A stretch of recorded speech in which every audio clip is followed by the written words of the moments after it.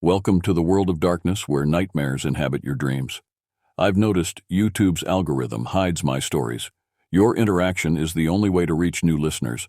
If these stories frighten you, please like, subscribe, and activate notifications.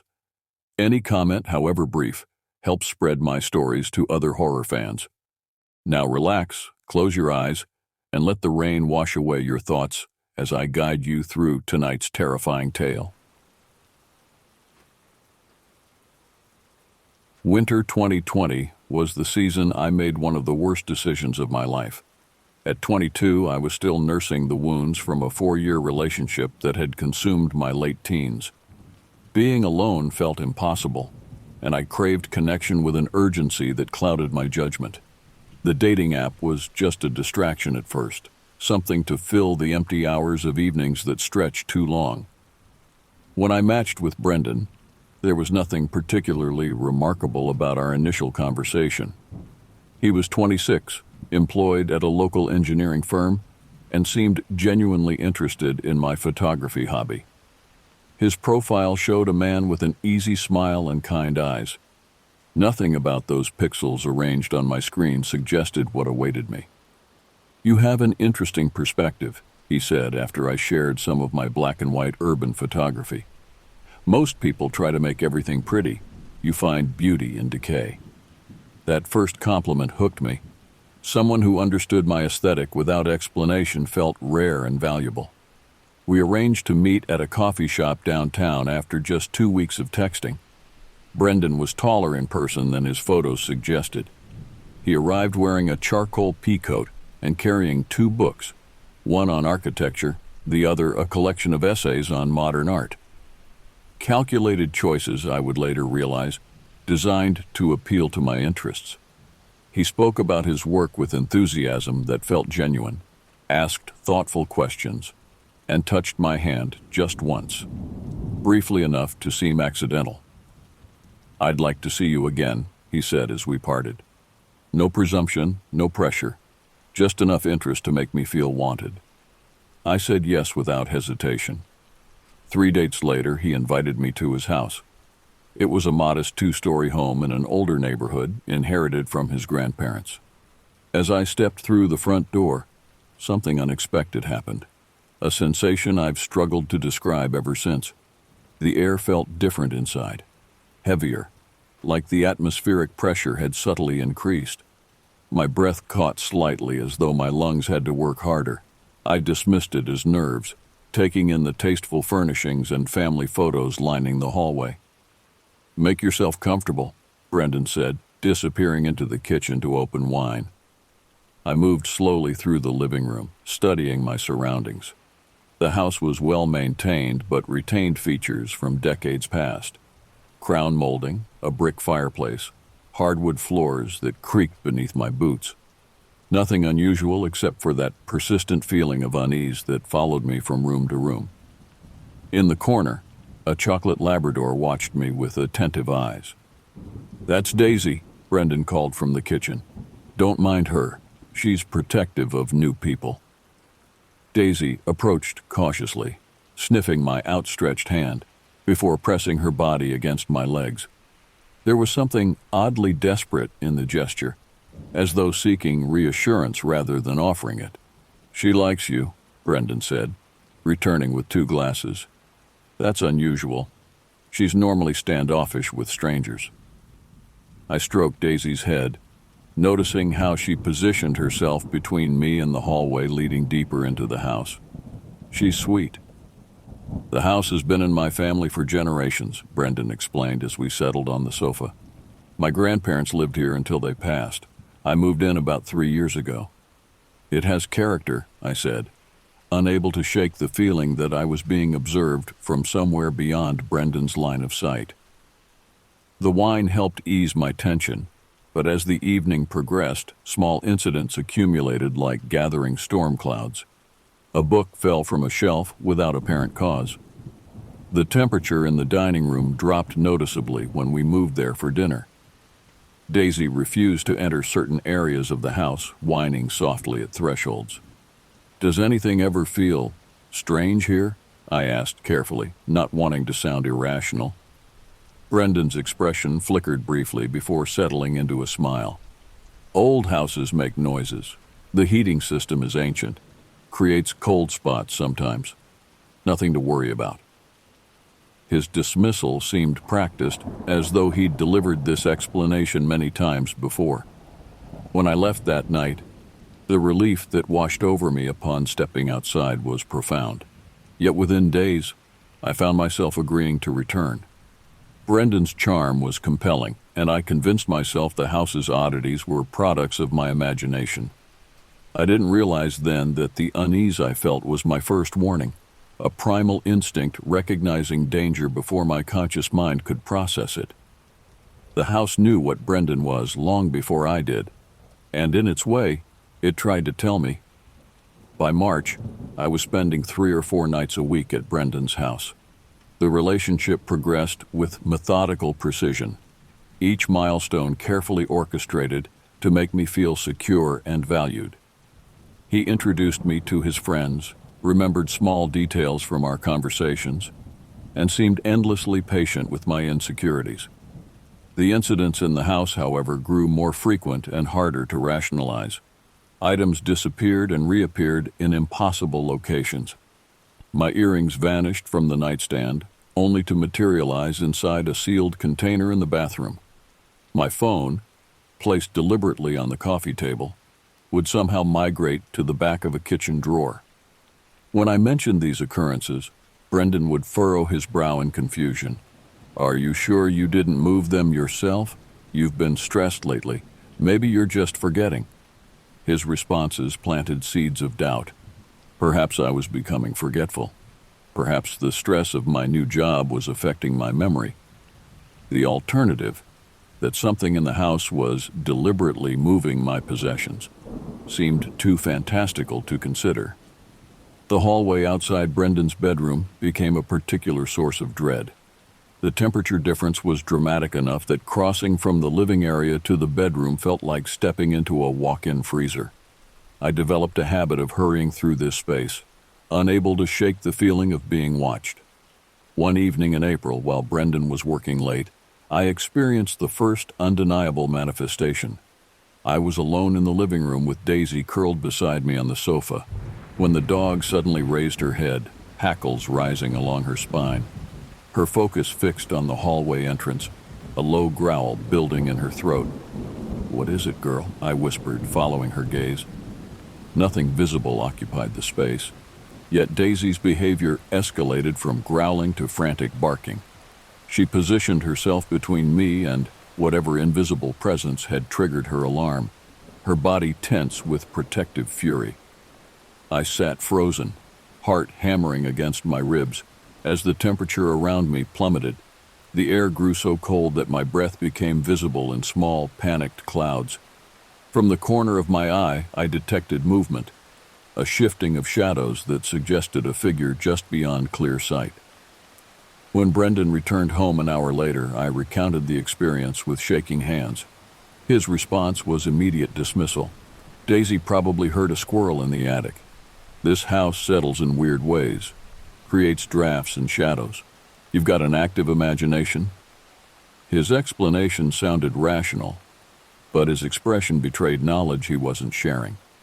Something passed behind his eyes, recognition, perhaps even satisfaction, before he pulled me into an embrace that felt more possessive than comforting.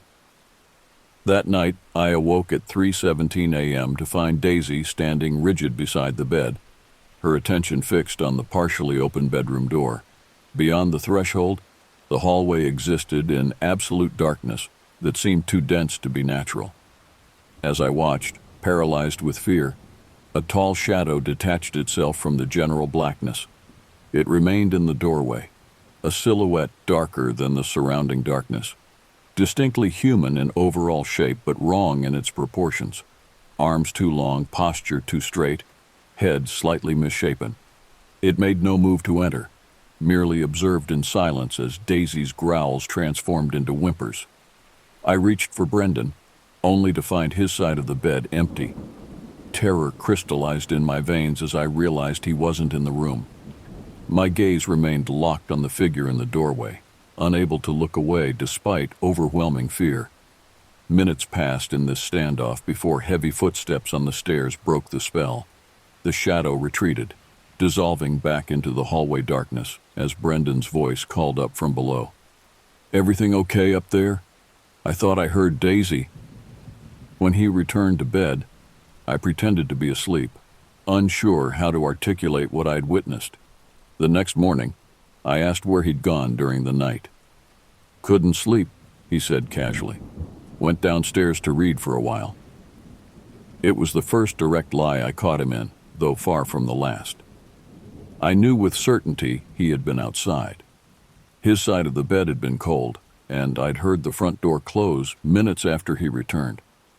But confronting him seemed impossible, as doubt crept in around the edges of my perception. Was I becoming paranoid? Was the stress of a new relationship affecting my mental health? I began to question my own experiences, a pattern that would become all too familiar in the months ahead. What I didn't understand then was that the house was trying to communicate, to warn me about the man whose family had occupied its spaces for generations. The manifestations weren't meant to frighten me away, but to make me aware of dangers I couldn't yet see. I should have listened sooner. By June, the relationship had transformed in subtle ways that became apparent only in retrospect. Brendan's charming attentiveness morphed into something more controlling. He questioned my whereabouts when we weren't together, expressed concern about certain friendships, and suggested I spend less time with my family, who he claimed didn't understand our connection. These changes occurred so gradually that I barely noticed the tightening constraints around my life. When I did push back, his reactions oscillated between wounded disappointment and cold withdrawal, emotional responses that made me feel guilty for asserting boundaries. Meanwhile, the activity in the house intensified, following a pattern I gradually discerned. Disturbances peaked during periods of tension between Brendan and me. After our first significant argument, a dispute over my declining a job opportunity he'd arranged without consulting me, the manifestations escalated dramatically. That night, every cabinet door in the kitchen opened simultaneously while we sat in strained silence at the dinner table. The television turned itself on at maximum volume at 2 a.m. The shower activated without human intervention, steam billowing from the bathroom.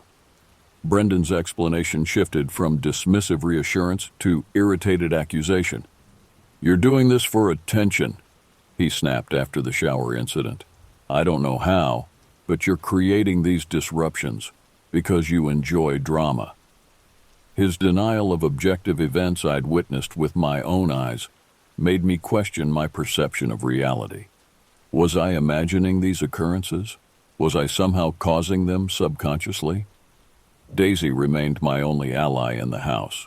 The dog never left my side, maintaining her protective stance whenever unusual phenomena occurred.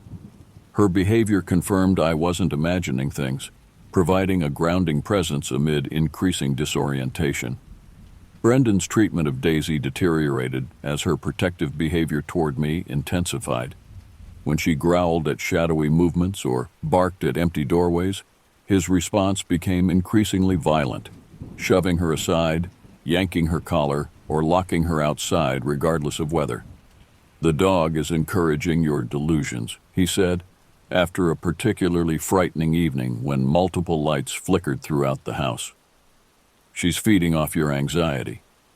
One July afternoon, while Brendan was at work, I decided to research the house's history. My search started online, where I discovered newspaper archives mentioning the property. The original structure had burned down in 1938 under suspicious circumstances, according to a brief article. The current house was built in 1940 by Brendan's great-grandparents. Further digging revealed a disturbing pattern. 3 women connected to the property had disappeared over the decades. A housekeeper in 1952, a tenant in 1977, and most recently, a girlfriend of Brendan's uncle in 1998. None of the cases were solved, though the investigations noted insufficient evidence to pursue criminal charges. This discovery sent ice through my veins. When I tried to casually mention the house's history to Brendan that evening, his reaction was immediate and severe. "Who have you been talking to?" he demanded, face flushing with anger. "Those are malicious rumors spread by jealous neighbors. My family has always been respected in this community." His disproportionate rage confirmed my suspicions that something significant lurked beneath the surface. That night, the house seemed to respond to my newfound knowledge. As I lay beside a sleeping Brendan, the bedroom door slowly opened without human assistance. Standing in the doorway was the now familiar tall figure, more distinct than previous appearances. In the dim light filtering through the curtains, I could make out the outline of formal attire, a suit and what appeared to be an old-fashioned hat. The proportions remained wrong, arms hanging unnaturally low, fingers elongated beyond human dimensions. For the first time, I felt the entity was trying to communicate rather than merely observe. It raised one long-fingered hand, pointing first at Brendan, then at the window. In what seemed like a clear directive, "Get away from him." I remained frozen, heart thundering in my chest, until Daisy's whimpering from her bed in the corner broke the spell. The figure retreated, dissolving into the hallway darkness as it had done before. The following morning, I found 3 deep scratch marks on the inside of the bedroom door, marks that hadn't been there the previous day. When I showed them to Brendan, his expression flickered with something that might have been fear before settling into dismissive irritation. "Daisy must have done that. I'm getting tired of your constant focus on these imaginary problems." But Daisy's claws couldn't possibly have made those marks. They were too high, too deliberate, and too deeply gouged into the solid wood. They appeared to spell something, though the letters were crude and difficult to decipher. Looking at them from different angles, I eventually made out what seemed to be a roughly carved run. That evening, I secretly contacted Brendan's mother under the pretense of planning a surprise for him. Our conversation started casually, but I gradually steered it toward the house. "I've been experiencing some strange things there," I admitted. "Unexplainable occurrences." Her response chilled me. "The house has always had a presence," she said after a long pause. "My parents believed it was my grandparents watching over the family. I felt it too growing up. It never seemed malevolent, more protective, especially toward women in the house." "Did anything unusual ever happen to people who lived there?" I asked carefully. The extended silence told me more than her eventual response. "You should discuss this with Brendan. Every old house has its stories." Her evasion confirmed my growing suspicion. The entity in the house wasn't the threat. It was trying to warn me about Brendan himself. July faded into August, and with the changing season came an escalation in both the supernatural occurrences and Brendan's controlling behavior. He began monitoring my phone, questioning text messages from friends, and suggesting I cut ties with people he deemed negative influences, which increasingly included anyone who showed concern about our relationship. The isolation happened so gradually, I barely recognized it happening. Weekend visits with my parents became monthly, then ceased entirely after Brendan manufactured scheduling conflicts or sudden illnesses. Friends stopped reaching out after repeatedly declined invitations. My world contracted until it contained only Brendan, his approved acquaintances, and the increasingly active house. I started keeping a journal hidden in my car, documenting both the paranormal incidents and Brendan's behavior patterns. The act of recording these experiences helped maintain my grasp on reality as he continued to gaslight me about events we both witnessed. One evening in late August, I returned from work to find Brendan in a rage. Daisy had apparently destroyed one of his prized books, a rare first edition his grandfather had collected. The dog cowered in a corner, and Brendan's knuckles were raw in a way that suggested he'd already exacted punishment. "That dog is becoming a problem," he said, voice dangerously calm after his initial outburst. "I've been patient because you're attached to her, but my generosity has limits."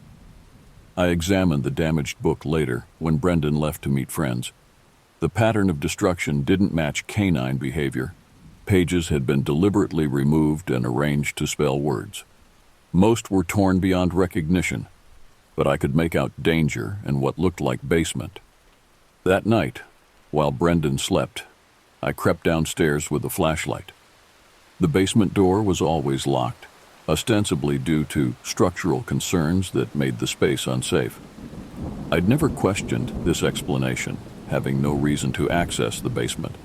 Now, curiosity and dread compelling me forward, I tried the handle and found it secure.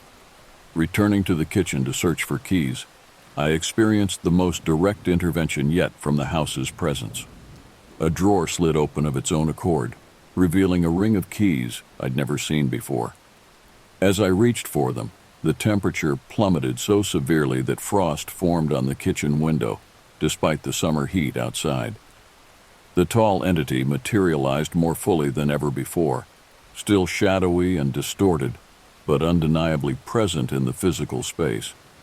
It stood between me and the basement door, not threatening but warning. One elongated hand extended toward me, then gestured upward toward the front door, toward escape. Understanding dawned with terrible clarity.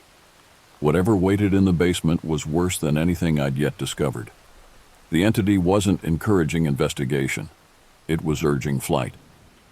I replaced the keys and retreated upstairs, newly alert to the danger I'd sensed but denied for months.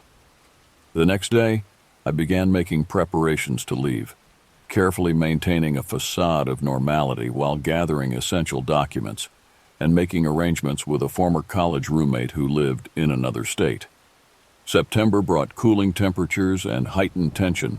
Brendan's mood swings intensified, veering between excessive affection and cold detachment with alarming unpredictability.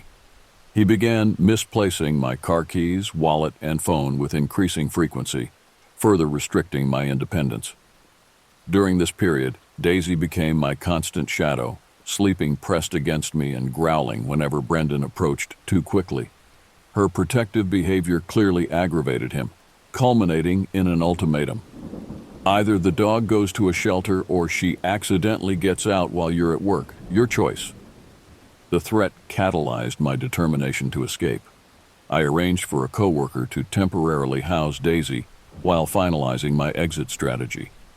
The night before my planned departure, with Daisy safely away from the house and my essential belongings surreptitiously packed in my car trunk, I experienced the most terrifying manifestation yet. September 17th began like any other day.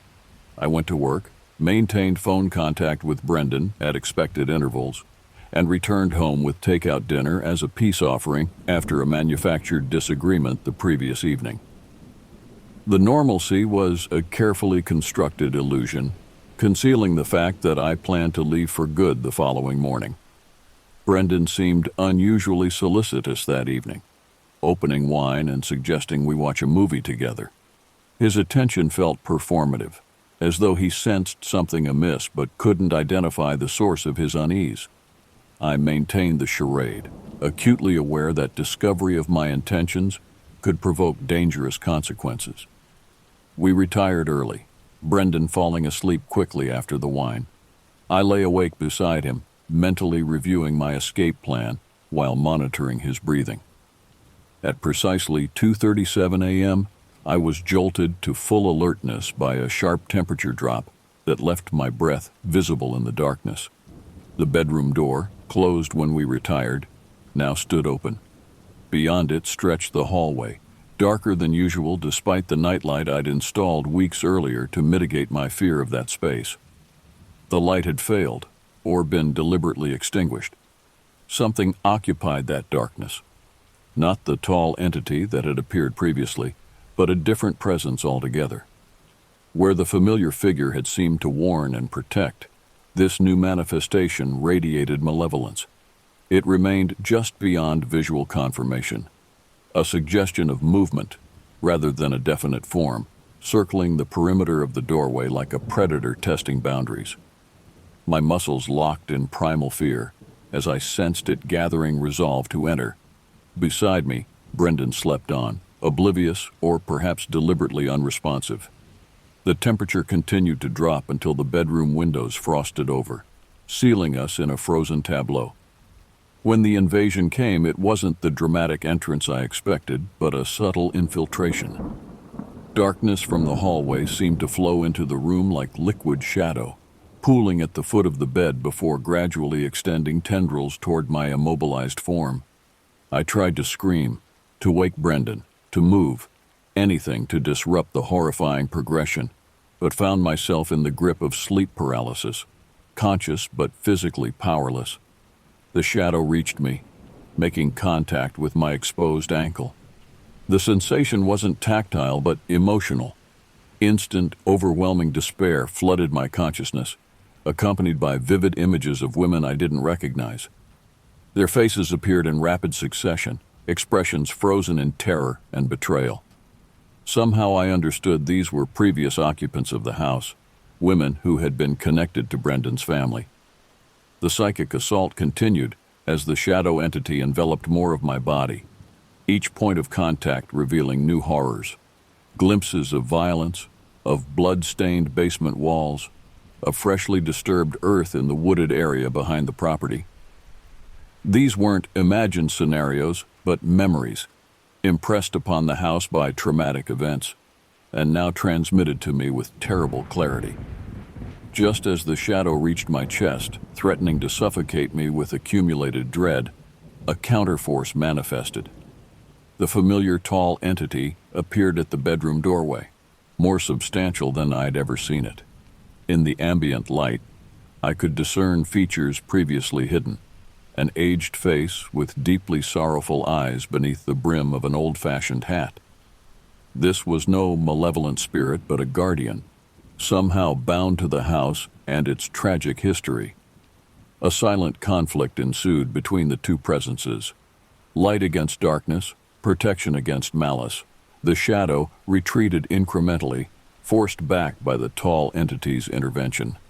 As it withdrew, my paralysis gradually lifted, allowing me to draw a desperate breath and finally move my limbs. Beside me, Brendan remained motionless, but I now recognized his stillness as deliberate rather than the natural posture of sleep. His breathing pattern betrayed consciousness. He was awake, aware of the supernatural confrontation, and choosing to feign sleep rather than acknowledge it. The tall entity gestured urgently toward the door once the shadow had been banished to the hallway. The message was unmistakable. This was my opportunity to escape. I slid from the bed carefully, heart hammering with the certainty that Brendan was monitoring my movements despite his closed eyes. I grabbed the pre-packed overnight bag from beneath the bed, backing toward the door while maintaining visual contact with Brendan's sleeping form. The tall entity stood aside, creating a path through the doorway that avoided the lingering patches of shadow still occupying portions of the hallway. Just as I reached the threshold, Brendan's eyes snapped open. The pretense abandoned, he fixed me with a gaze of such calculated malice that I momentarily froze in shock. This wasn't the man I thought I knew. The mask had dropped completely, revealing something predatory and inhuman. "Where do you think you're going?" he asked, voice unnaturally calm, despite the fury evident in his expression. "I forgot something in my car," I lied, clutching my bag tighter. "I'll be right back." "At 3 a.m, with a packed bag?" He rose slowly, deliberately like a cobra preparing to strike. "I don't think so." What happened next occurred with such speed that details blurred in my memory. Brendan lunged toward me just as the tall entity interposed itself between us. A blast of frigid air filled the room, powerful enough to momentarily blind Brendan and push him backward. Every light in the house activated simultaneously, bulbs burning with unnatural brightness before exploding in quick succession. In the chaos, I bolted down the stairs and toward the front door. Behind me, Brendan's enraged shouts competed with sounds no human throat could produce, unearthly wailing that seemed to emanate from the house itself. The front door, always difficult to open, swung wide before I reached it, offering a path to freedom I didn't hesitate to take. I ran to my car, fumbling with keys as Brendan appeared in the doorway. His face, illuminated by exterior security lights, displayed a rage beyond rational human emotion. He started toward me just as my engine roared to life. As I accelerated away, the last image in my rearview mirror was of Brendan standing in the street, the tall, shadowy guardian visible behind him in the doorway. Even at a distance, I could see Brendan's expression shift from rage to fear as he sensed the presence at his back. I drove through the night to my co-worker's house, collected Daisy, and continued to the state line before stopping at a motel. Only then, with hundreds of miles between us and multiple text messages from Brendan alternating between threats and pleas, did I allow myself to process what had occurred. The weeks following my escape were a blur of protective measures and gradual recovery. I relocated to a different state, staying with my former roommate while establishing a new identity and securing employment. Legal protection proved challenging. Restraining orders require a current address, which I couldn't provide without compromising my safety. Brendan's initial reaction followed predictable patterns of abusive behavior, alternating between rage, manipulation, and apparent remorse in messages sent to every contact method available. When these received no response, he evolved to more concerning tactics, contacting my family with fabricated emergencies, creating false social media accounts to track my movements, and eventually enlisting mutual acquaintances to check on my well-being. Throughout this period, I experienced no further supernatural manifestations. Whatever entities inhabited Brendan's house remained bound to that location, their ability to warn or threaten limited to the property itself. Yet their impact lingered in my psyche, prompting nightmares and episodes of hypervigilance that a therapist later diagnosed as PTSD. 3 months after my departure, curiosity and a need for closure drove me to research Brendan's family history more thoroughly. Working from public libraries using anonymous browsing sessions, I pieced together a disturbing generational pattern. The property had passed through male heirs for 4 generations, each inheriting not just the house, but apparent immunity from legal consequences.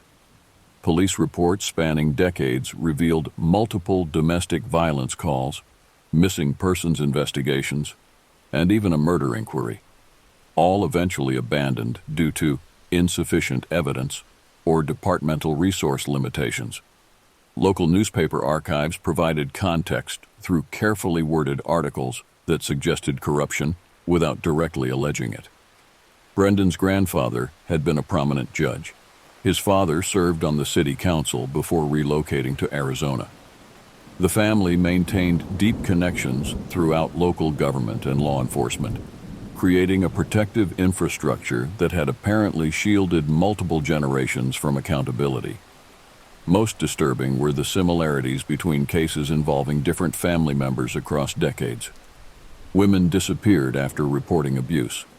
Evidence mysteriously vanished from police custody. Witnesses recanted statements or relocated without explanation. The pattern was clear to anyone examining the full historical record, yet no single authority had apparently connected these dots. 6 months after my escape, I received an unexpected email from Brendan's mother, sent to an account I rarely used and had forgotten to deactivate. The message was brief but revelatory. "I hope you're safe wherever you are.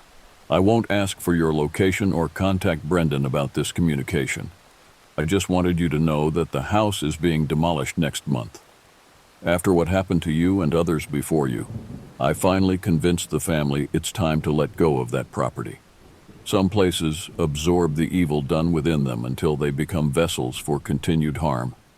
Be well, and please don't respond to this message." The validation provided by her acknowledgement, however oblique, of others before you, helped solidify my understanding of what I'd experienced. The house hadn't been haunted by malevolent spirits. It had absorbed and manifested the psychic trauma inflicted within its walls by generations of abuse. The tall entity, which I'd come to believe was the residual energy of a previous victim rather than a conventional ghost, had used whatever limited agency it possessed to warn me away from Brendan's predatory behavior. The shadow presence that attacked during my final night represented the accumulated malice of Brendan's patrilineage, a darkness that had potentially influenced or amplified his inherent tendencies. Through therapy and distance, I gradually reconstructed my sense of reality. The gaslighting I'd endured, both from Brendan's deliberate manipulation and from genuine supernatural occurrences that defied rational explanation, had damaged my ability to trust my own perceptions. Rebuilding this foundation proved more challenging than establishing physical safety. In December, I received another unexpected communication, this time from local police in Brendan's hometown. A detective requested an interview regarding historical cases connected to the property. With my therapist's support, I agreed to a phone conversation conducted through anonymous channels. The detective, a woman recently transferred from another jurisdiction, had initiated a review of cold cases connected to the address after the demolition permit raised flags in their system. Free from the influence networks that had previously protected the family, she had identified 7 potential victims over 3 generations. "We don't expect to solve all these cases," she explained with professional candor. "But we're building a pattern of behavior profile that might help protect others in the future." Brendan has relocated to join his father in Arizona, but these types rarely change their fundamental nature. I provided a detailed statement about my experiences, excluding supernatural elements that might undermine my credibility. The detective listened without judgment, occasionally asking clarifying questions that suggested she'd heard similar accounts from others. "You're not the first to mention unusual occurrences in that house," she said near the conclusion of our conversation. "I'm a facts and evidence investigator, but I've learned not to dismiss consistent testimonies about perceived phenomena. Sometimes our subconscious recognizes danger before our conscious mind can articulate it." Her pragmatic approach provided additional validation without requiring supernatural beliefs. Whether the manifestations had been objectively real or psychological responses to subtly perceived threats became less important than the underlying truth they conveyed. I had been in genuine danger, and something, whether entity, intuition, or pattern recognition, had warned me accordingly. The 1-year anniversary of my escape arrived with unexpected emotional impact. Despite continued therapy and the security of geographical distance, I found myself hyper-alert throughout the day, startling at shadows and experiencing flashbacks to that final night in Brendan's house. Daisy, who had remained my faithful companion through relocation and recovery, sensed my distress. She stayed close, offering the same protective presence that had once alerted me to unseen dangers. Her intuitive response to threats had proven more reliable than my human reasoning, which had been clouded by emotional manipulation and societal expectations. My therapist suggested an anniversary ritual might help process the complex emotions surrounding this milestone. After consideration, I decided to write 2 letters, one to my past self, offering the understanding and compassion I'd needed during that frightening period, and another addressed to the protective presence that had facilitated my escape. The second letter might never reach its intended recipient, but articulating my gratitude for intervention that defied conventional explanation provided unexpected catharsis. Whatever entity had manifested in that house, whether objectively real or a projection of collective trauma, had acted with apparent purpose to prevent me from becoming another statistic in the property's dark history. 2 weeks after this anniversary, I received a final communication regarding the case. The detective who had interviewed me sent a brief, official-looking email. The property at address has been completely demolished. During excavation of the foundation, human remains were discovered in an area that appears to have been a sealed portion of the basement, not included in property blueprints. Forensic analysis indicates multiple individuals. This investigation has been elevated to federal jurisdiction due to potential serial nature. Your continued cooperation may be requested in the future. The clinical language contained validation more powerful than any supernatural confirmation could provide. Concrete evidence that previous women had indeed disappeared into that house, never to emerge. The basement I'd been warned away from had contained exactly the horror the entity had tried to prevent me from discovering. I shared this information with my therapist, who helped me process the complex emotions it triggered. Vindication mingled with grief for unknown victims, relief at narrowly avoiding their fate, and lingering questions about how many might have been saved if authorities had investigated more thoroughly years earlier. You survived not just physical danger, but a systematic attempt to distort your perception of reality, she observed during one particularly intense session. Whether the manifestations you experienced were supernatural or psychological responses to danger doesn't change the fact that your intuition recognized a threat your conscious mind wanted to deny. Learning to trust that intuition again is part of your recovery process. This perspective helped integrate my experiences into a coherent narrative that acknowledged both rational and potentially supernatural elements, without requiring absolute conclusions about either. The house had contained evil, both human and perhaps something more, but determining precise boundaries between these categories became less important than recognizing the warning signs I'd initially ignored. 18 months after my escape, I received word through mutual connections that Brendan had been arrested in Arizona for domestic violence against a new girlfriend. The pattern had continued, just as the detective predicted, but this time without generational protection to shield him from consequences. The news brought complicated emotions: relief that his behavior had finally resulted in official intervention, concern for his victim, and lingering grief for the person I'd believed him to be. My recovery continued in gradual, non-linear progression. Certain triggers, particular quality of silence, specific temperature variations, shadows glimpsed peripherally, could still transport me momentarily back to that house. But these episodes diminished in both frequency and intensity as I established new patterns and connections in a life rebuilt from foundations of authentic safety rather than illusion. 2 years after leaving Brendan's house, I experienced what I consider the final communication from whatever had occupied that space. In a dream of unusual clarity, I stood outside the demolished property, now an empty lot awaiting new construction.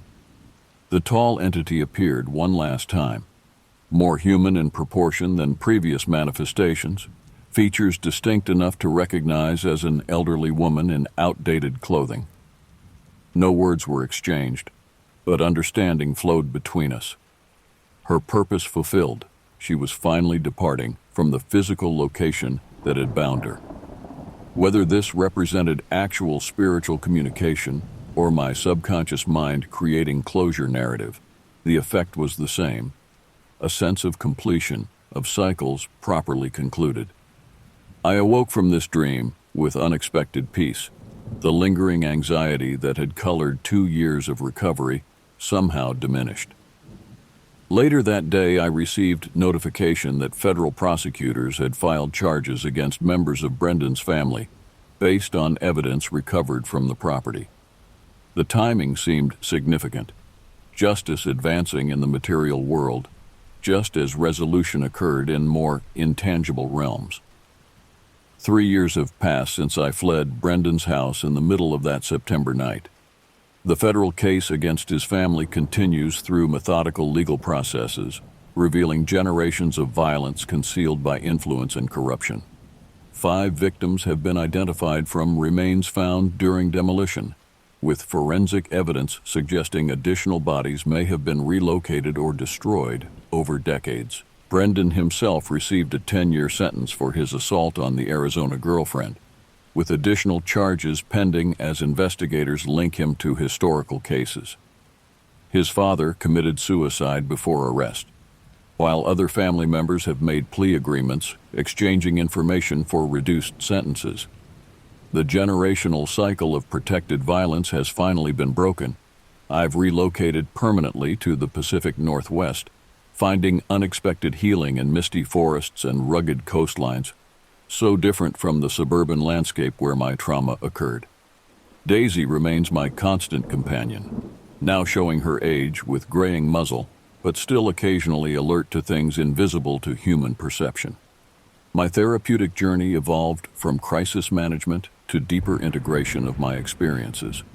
The question that once consumed me, were the manifestations objectively real or psychological responses to danger, eventually lost its urgency. The distinction matters less than what they represented. Warnings I initially ignored, but eventually heeded in time to save myself. I've connected with 2 other survivors of Brendan's family, women who escaped earlier generations, with similar stories of unexplainable occurrences in that house. Our shared experiences, spanning decades but containing striking similarities, have helped each of us validate memories that others might dismiss as delusion or exaggeration. One woman, now in her 70s, had briefly dated Brendan's grandfather in the 1960s. Her description of a protective presence that seemed to move objects and create cold spots matches my experiences with remarkable precision. I always believed it was his first wife, she told me during our first conversation, the one they claimed moved to Florida, but no one ever heard from again. These connections have helped transform my trauma into something meaningful, not merely survived, but understood within a larger context of intergenerational harm and resistance. Whatever entity occupied that house, whether actual spirit or manifested psychic energy, represented a refusal to let violence remain hidden, a determination that future victims should be warned. I still have nightmares occasionally. In the worst of them, I never leave that house. I become one of the women under the basement floor, forgotten except as energy imprinted on the structure itself. I wake from these dreams with racing heart, but also profound gratitude for the intervention that prevented this outcome. My professional life has taken unexpected direction into victim advocacy, working specifically with survivors of domestic violence who encounter skepticism when reporting early warning signs. I've become adept at helping others recognize patterns of isolation and reality distortion before they escalate to physical danger, without sharing supernatural elements that might undermine credibility. I teach others to trust the intuitive unease that signals danger before conscious mind can articulate it. The demolished property remains vacant. Development proposals repeatedly abandoned after initial enthusiasm. Local rumors suggest construction crews experience equipment failures, unexplained accidents, and overwhelming dread that forces project termination. The town council recently approved conversion to a memorial garden dedicated to missing women, an outcome I find appropriately respectful of what transpired there. I've visited this garden once, standing at its perimeter rather than entering the grounds themselves. Nothing supernatural manifested during this pilgrimage. No temperature drops, no shadowy figures, no meaningful coincidences. The evil that saturated that location appears to have dissipated with the structure's destruction and the advancing justice process. What remains instead is ordinary grief for lives lost, potential unrealized, futures stolen by predatory men protected by systems designed to shield them. This grief feels clean compared to the toxic fear that once characterized my relationship with that space, a natural human response rather than supernatural warning. I don't know if I'll ever fully understand what happened in Brendan's house. Perhaps some combination of actual paranormal activity and heightened intuitive awareness created the experiences I've described.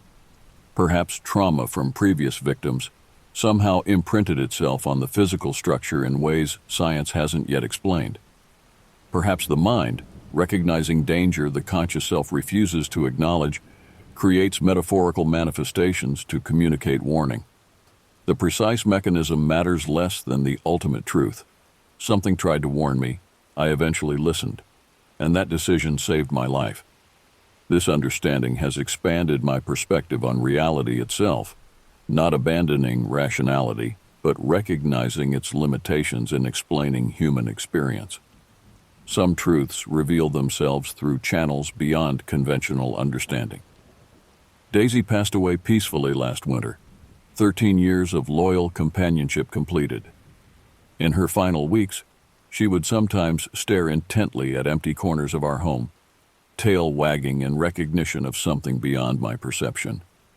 I choose to believe she saw the protective presence that followed us from Brendan's house, not to haunt, but to ensure our continued safety. The night after her passing, I awoke to the distinct sensation of weight settling at the foot of my bed, the exact pressure and position where she had slept for years. It remained briefly before gradually fading. Science would explain this as grief manifesting through tactile hallucination. Perhaps that's all it was. But my experiences have taught me that reality contains more possibilities than conventional wisdom acknowledges.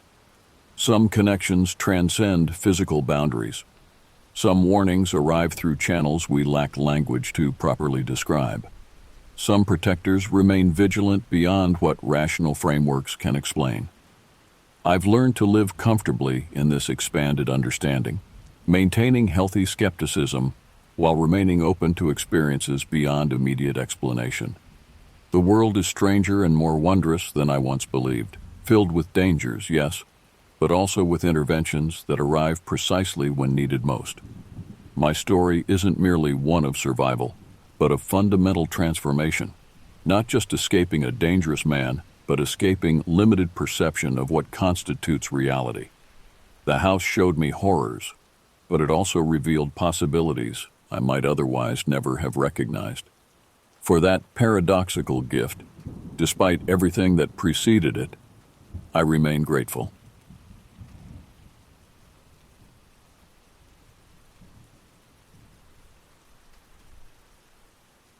My name is Ethan Reeves. I'm 32 years old and grew up in the suburbs of Detroit, Michigan. I've always loved the outdoors, camping, hiking, fishing, you name it. There's something peaceful about being immersed in nature, surrounded by towering pines and the chatter of wildlife. After graduating college with an environmental science degree and a mound of student debt, I struggled to find steady work. Months of job applications yielded nothing but rejections. Money was tight, and I was feeling desperate. That's when I stumbled across a job listing for a park ranger position in the remote wilderness of Oregon's Umpqua National Forest. The pay was modest, but it included housing. And most importantly, it was a chance to do what I loved. I submitted my application, not expecting much. But to my surprise, I got a call 2 weeks later from the park superintendent, an older gentleman named Walter Briggs. He had a kind but weathered voice, the sound of someone who had spent a lifetime in the woods. "Your credentials are impressive, son," Walter said. "We'd be lucky to have you join our team out here. When can you start?" I accepted on the spot, elated at the opportunity. I packed my meager belongings into my old Subaru and made the long drive from Michigan to Oregon, eager to begin this new chapter. The Umpqua National Forest was even more stunning than I had imagined. Miles of pristine rivers and streams carved through old-growth Douglas firs and western hemlocks. Steep ridges and lush valleys extended as far as the eye could see. It felt like a paradise untouched by man. I met Walter at the ranger station, a rustic wooden building nestled at the edge of the forest. He was a stout man in his 60s, with kind eyes and a scruffy gray beard. He greeted me with a firm handshake. "Welcome to the Umpqua, Ethan," he said with a smile. Let me show you to your cabin. I think you're really going to like it out here." He led me down a winding dirt path, deeper into the woods, until we reached a small log cabin. It was quaint, but well maintained, with a covered porch and stone chimney. "It's perfect," I said appreciatively. "I can't thank you enough for this opportunity, Walter." "We're happy to have you, son. Get yourself settled, and we'll talk more in the morning about your ranger duties. There's a lot of ground to cover out here." Walter bid me good night, and I carried my bags inside the cozy cabin. As I unpacked, a profound sense of peace washed over me. After months of worry and uncertainty, things were finally looking up. I had a purpose, a direction. Little did I know it would be the start of the most terrifying experience of my life. My first few weeks as a park ranger flew by in a flurry of training and orientation. Walter showed me the ropes, how to navigate the dense wilderness, basic first aid and survival skills, operating the park radios, and interacting with visitors. I shadowed him and the other experienced rangers, trying to learn as much as I could. The job was demanding but incredibly fulfilling. Each morning I'd rise with the sun, make a thermos of strong coffee, and head out into the misty forest for my patrol. I'd hike the winding trails, ensuring they were clear of debris and well marked for hikers. I monitored the campsites, checked permits, and kept an eye out for any signs of trouble. Occasionally I'd stop and chat with backpackers, offering recommendations on the best fishing spots or vista points. But my favorite part of the day was the late afternoon, when the crowds thinned and a hushed stillness fell over the woods. I'd climb to one of the high ridges and watch the golden sun dip below the sea of evergreens, listening to the faint bird song and the whisper of the wind. In those perfect, tranquil moments, I felt a deep sense of belonging, like I was exactly where I was meant to be. As I settled into my new routine, I got to know my fellow rangers better. There was Mike Walters, a burly ex-Marine in his 40s who'd worked in the Umpqua for over a decade. He had a dry sense of humor and an endless supply of wild backcountry stories. And Jen Carver, a spunky ranger in her late 20s who'd grown up in the area and knew the forest like the back of her hand. We formed a close-knit team, looking out for each other in the isolated wilderness. One evening, after a long day of trail maintenance, Mike and I were sitting on the porch of my cabin, sipping beers and swapping tales. The sun had set, and the forest was alive with the chatter of crickets and frogs. Mike took a long pull of his beer and glanced out at the shadowy tree line. "You know, Ethan," he said, his voice taking on a more serious tone, "Walter's a good man and he runs a tight ship around here. But there are some things about this forest that he doesn't like to talk about." I looked at him quizzically intrigued. "What do you mean?" Mike hesitated, as if carefully considering his next words. "This is an old forest with a long history. The local tribes have stories, legends about dark things in these woods, things that predate man walking this earth." A chill crept up my spine despite the warm evening air. "What kind of things?" "It's hard to explain. Strange creatures, dark forces, spirits of the forest. Most of it's just talk, campfire tales. But over the years there have been some disappearances, some incidents that don't quite add up." He must have seen the unease on my face because he quickly added, "I wouldn't worry about it too much though.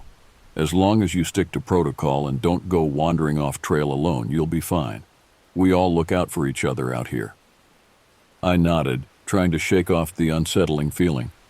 Mike was right. They were probably just old legends, scary stories to tell around the campfire. Still, as I laid in my bunk that night listening to the eerie rustling of the wind in the trees, I couldn't help but wonder what other secrets this ancient forest held. As summer faded into fall, the flow of visitors to the Umpqua began to slow. The vibrant wildflowers withered, and the lush ferns grew brittle in the crisp autumn air. I watched the forest transform into a sea of amber and gold almost overnight. With fewer campers and hikers to tend to, Our ranger duties shifted to focus on prepping the park for the winter season. We cleared fallen trees, repaired damaged structures, and battened down the hatches before the heavy rains and snows arrived. I had grown to love this wild and rugged landscape, but as the days grew shorter, I couldn't shake an inexplicable sense of unease. The towering firs creaked and groaned in the biting wind, their ancient branches reaching out like gnarled fingers. The mournful cries of a raven reverberated through the desolate hollows. The forest itself seemed to be bracing for something, holding its breath. One chilly October morning, I headed out at first light to survey a remote section at the northern edge of the forest. A heavy mist clung to the moss-covered floor and swirled around the massive trunks. An ethereal stillness hung in the air, the usual chatter of birds and insects conspicuously absent. The only sound was the soft crunch of my boots on the rocky trail. I had been hiking for about an hour when I came across a small meadow, a break in the dense tree line. In the center was an ancient hemlock, its trunk thick and gnarled with age. As I approached, I noticed markings etched into the weathered bark, intricate symbols and pictograms unlike anything I had ever seen. They seemed to pulsate with an otherworldly energy, making my skin crawl. Suddenly, a twig snapped behind me. I whirled around to see the silhouette of a massive creature lumbering into the misty shadows of the forest. It moved with a strange gait, too fluid to be a bear, too large to be a coyote. A wave of primal dread washed over me. Every instinct screamed for me to run, but I was frozen in place, heart pounding in my ears. And then, just as quickly as it appeared, the creature vanished back into the enveloping mists. The forest fell still once more, leaving me questioning if I had actually seen something, or if it had merely been a figment of my overactive imagination. I looked back to the ancient hemlock, but the strange symbols were gone, the bark unblemished. With a mounting sense of trepidation, I hurried back to the ranger station. I burst through the doors, causing Jen to jump in alarm. She took one look at my ashen face and furrowed her brow with concern. "Ethan, what's wrong? You look like you've seen a ghost." I shook my head, trying to collect my thoughts. I'm not sure. Something strange happened out there. I think I saw something." I recounted my unsettling encounter to Jen, watching her eyes grow wide. When I mentioned the symbols on the tree, she frowned. "Those sound like native markings, probably old Umpqua tribe drawings," she said. "As for the creature, it was probably just a bear or an elk. The mist can play tricks on your eyes out there." I nodded half-heartedly, wanting to believe her rational explanation, but unable to shake the visceral dread I had felt in that meadow. What I had seen was no bear. It was something else, something that didn't belong in this world. As I tried to focus on my work the rest of the day, my mind kept drifting back to Mike's ominous warning about the forest's dark history and the ancient native legends. For the first time since arriving in the Umpqua, I felt a deep chill of fear taking root in my heart. Something told me this was only the beginning, a harbinger of horrors to come. In the days following my unsettling encounter in the North Woods, I tried to throw myself into my ranger duties with renewed focus. I convinced myself that the creature had been nothing more than a product of an overactive imagination and too many campfire ghost stories. The strange symbols on the ancient tree were surely just old tribal markings, their meaning lost to time. But as much as I tried to rationalize it away, a gnawing unease continued to grow inside me like a spreading fungus. I became jumpier, more on edge. The once comforting whisper of the wind in the firs now sounded more like ominous murmurs. Shadows seemed to flicker in my peripheral vision, but when I turned to look, nothing was there. I wasn't the only one who noticed the change in atmosphere. Mike, usually jovial and unflappable, grew more taciturn, his brow perpetually furrowed. Even Jen seemed affected, her normally bright smile diminished.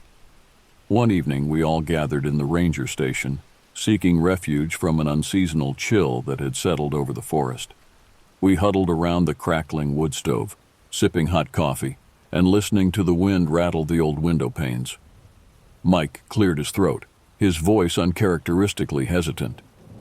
"I've been hearing some strange reports from hikers lately, people saying they've seen things out in the woods, things that shouldn't be there." Jen and I exchanged a glance. "What kind of things?" she asked. "Shadow figures darting between the trees, eerie lights in the night sky, inhuman screeches echoing through the canyons." Mike's face was grim. "And the disappearances have started again." A heavy silence fell over the room. We were all aware of the Umpqua's dark history of unexplained disappearances, but we seldom spoke of it. "What disappearances?" I asked, a knot forming in my gut.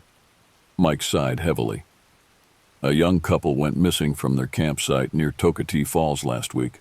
Just vanished, leaving all their gear behind. The search parties found no trace of them, and they're not the first this season." Jen shook her head. "Those falls have always been a hotspot for accidents. They probably just got swept downriver." But there was uncertainty in her voice. We all knew the truth. People didn't just vanish without a trace, not like this. I thought back to the markings I had seen on the ancient tree and the hulking creature in the mist. A shiver ran through me that had nothing to do with the biting cold outside. "There's something out there," I said quietly.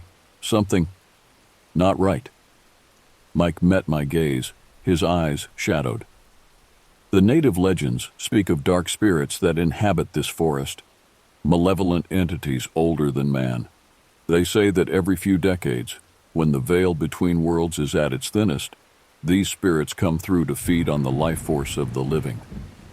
A heavy pall fell over the room as we each grappled with the unnatural implications. The wind continued to howl mournfully outside, the forest creaking and groaning as if in agonized agreement. That night in my cabin, I tossed and turned fitfully, my sleep plagued by nightmares.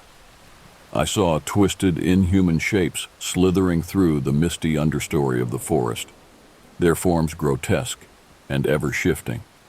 I heard agonized screams and smelled the cloying scent of damp loam and rotting flesh. And through it all, a constant, droning chant in some long-forgotten language that filled my skull and made my sanity feel like a thin, fragile veneer. When I awoke just before dawn in a cold sweat, I knew the truth with a grim certainty that settled in my marrow. We were no longer just rangers tasked with protecting the forest and its visitors. We were standing at the precipice of an ancient, malevolent horror, and it was rising to devour us all. The next morning, I woke feeling anything but rested. The nightmares clung to me like a second skin, leaving me unsettled and anxious. I forced down a quick breakfast and headed out into the misty pre-dawn to start my patrol, hoping the crisp autumn air would clear my head. As I hiked along one of the lesser-used trails near the western edge of the forest, I couldn't shake the feeling of being watched. The hairs on the back of my neck stood up and a cold sweat gathered between my shoulder blades despite the chill. Every rustle of leaves or snap of a twig made me flinch, my hand instinctively going for the reassuring weight of the bear spray on my belt. I was about to radio back to the station and request a check-in. A sudden piercing scream ripped through the still morning air. It was a sound of pure primal terror that made my blood run cold. It seemed to be coming from up ahead on the trail. Heart hammering, I broke into a run, crashing through the underbrush towards the source of the scream. I burst into a small clearing and stopped dead at the scene before me. A woman lay crumpled at the base of a towering spruce, her hiking pack cast to the side. She was unnaturally still and pale, her eyes staring blankly at the gray sky above. Standing over her was a dark, hulking figure, easily 8 feet tall. Its form seemed to shift and undulate, never quite taking on a solid shape. Oily tendrils of shadow whipped around it like a living aura. As I watched in horror, the creature reached down with a gnarled, talon-like hand and pressed it against the woman's chest. A sickly green glow emanated from the point of contact, pulsing like a heartbeat. The woman's body began to wither before my eyes, her skin growing ashen and brittle, her cheeks sinking in until she was little more than a desiccated husk. The creature lifted its head, regarding me with glowing, malevolent eyes that held an ancient hunger. I felt that gaze pierce me to my core, filleting my soul. An icy dread unlike anything I had ever known filled me, locking my muscles in place. Suddenly, a shout shattered the trance. "Ethan, get down!" I dropped to the ground instinctively as a shot rang out. The creature jerked, a high-pitched shriek rending the air. I looked up to see Mike standing at the edge of the clearing, rifle raised. He fired again, and the creature stumbled back, shadow flesh sizzling where the bullets tore through. With an unearthly roar, the entity rose up to its full height, shadows lashing out like whips. Mike darted back into the tree line just as a bolt of sizzling darkness crackled through the space where his head had been a second before. I scrambled to my feet and sprinted towards Mike, the creature's furious howls dogging my heels. We crashed through the woods, hearts pounding, not daring to look back. Finally, we burst out onto one of the main trails, gasping for breath. The forest behind us was deathly silent once more, no trace of the nightmare we had just witnessed. Mike and I looked at each other, the horror of what we had seen reflected in each other's eyes.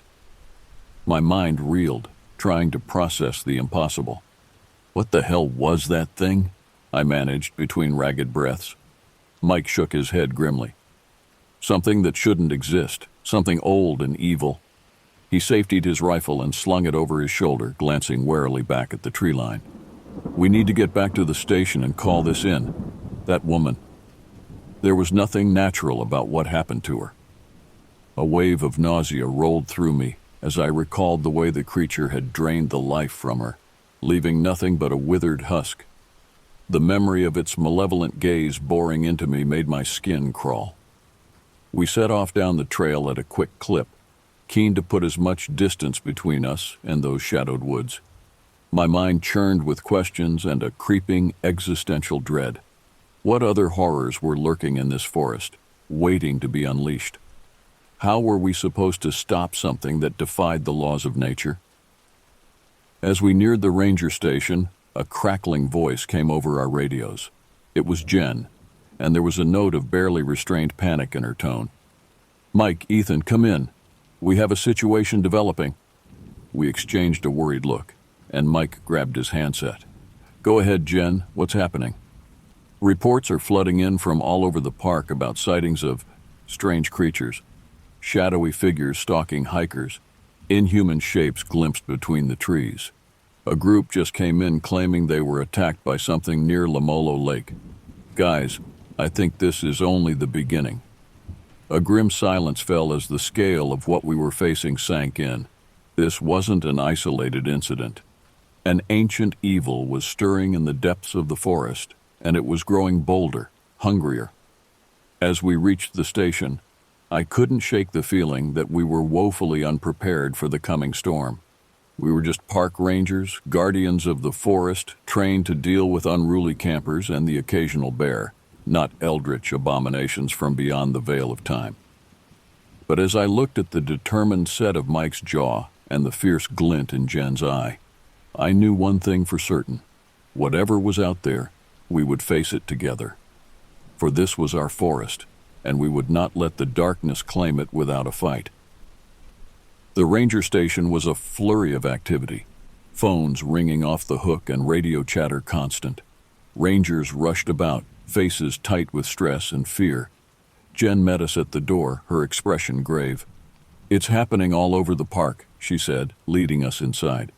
"Whatever these things are, they're not staying hidden anymore. We've got multiple missing persons reports and dozens of sightings." She handed us a map of the forest, marked with red pins denoting the locations of strange encounters. The pins were concentrated around the most remote, rarely traveled sections of the park. Walter emerged from his office, looking haggard and older than I had ever seen him. He gathered us around the map, his voice heavy with worry. I've been on the line with the Forest Service and local law enforcement. They're sending backup and resources, but it's going to take time to mobilize a response on this scale. Until then, it's on us to hold the line and protect the civilians." He looked at each of us in turn, his gaze resolute despite the fear lurking in his eyes. "I won't lie to you. This is unlike anything we've ever faced before. But you are some of the finest Rangers I've had the privilege to serve with. If anyone can get our people through this, it's you." A somber silence fell over the room as the enormity of our task sank in. We were the first and last line of defense against an unholy threat we barely understood. Mike spoke up, his voice steady. "What's our play, Chief? How do we even begin to combat these things?" Walter tapped the map, indicating the areas of highest activity. "We establish a perimeter around these hotspots, pull back as many hikers and campers as we can, consolidate them in the designated emergency shelters, and secure the areas." He looked to Jen. "Coordinate with the campground hosts. Make sure they have an accurate head count of everyone in their sites. Any unaccounted for, we assume are still out there and in danger." Jen nodded sharply and headed off, already pulling out her radio to relay instructions. Walter turned to Mike and me. "You two are our best trackers and woodsmen. I need you to head back out there. Search these hotspots for any signs of the missing or injured. But your top priority is to stay safe and avoid direct confrontation with these entities if at all possible. We still don't know what we're dealing with or how to effectively fight them." I met Mike's eyes, seeing my own trepidation reflected back. But beneath it was a steely determination, a resolve to face whatever horrors lay ahead. We geared up quickly, supplementing our usual kit with additional first aid supplies, flares, and more powerful weapons from the ranger station's emergency cache. As I slipped additional rounds into my rifle's magazine, I couldn't help but feel a grim irony. All my life I had sought solace in the untamed beauty of the wilderness, and now that very wilderness had become a hunting ground for nightmares made flesh. Before we departed, Walter pulled us aside. In his weathered face I saw the weight of his years, the burden of responsibility for the lives in his care. "I've walked these woods for over 3 decades, he said solemnly. "Seen things I can't rightly explain. There's an old power in this forest, something ancient and not entirely of this world. I always hoped I'd never see it wake up angry." He clasped our shoulders, his grip fierce with urgency. "But mark my words, this is our land, our forest, and we will not abandon it to the dark without a reckoning.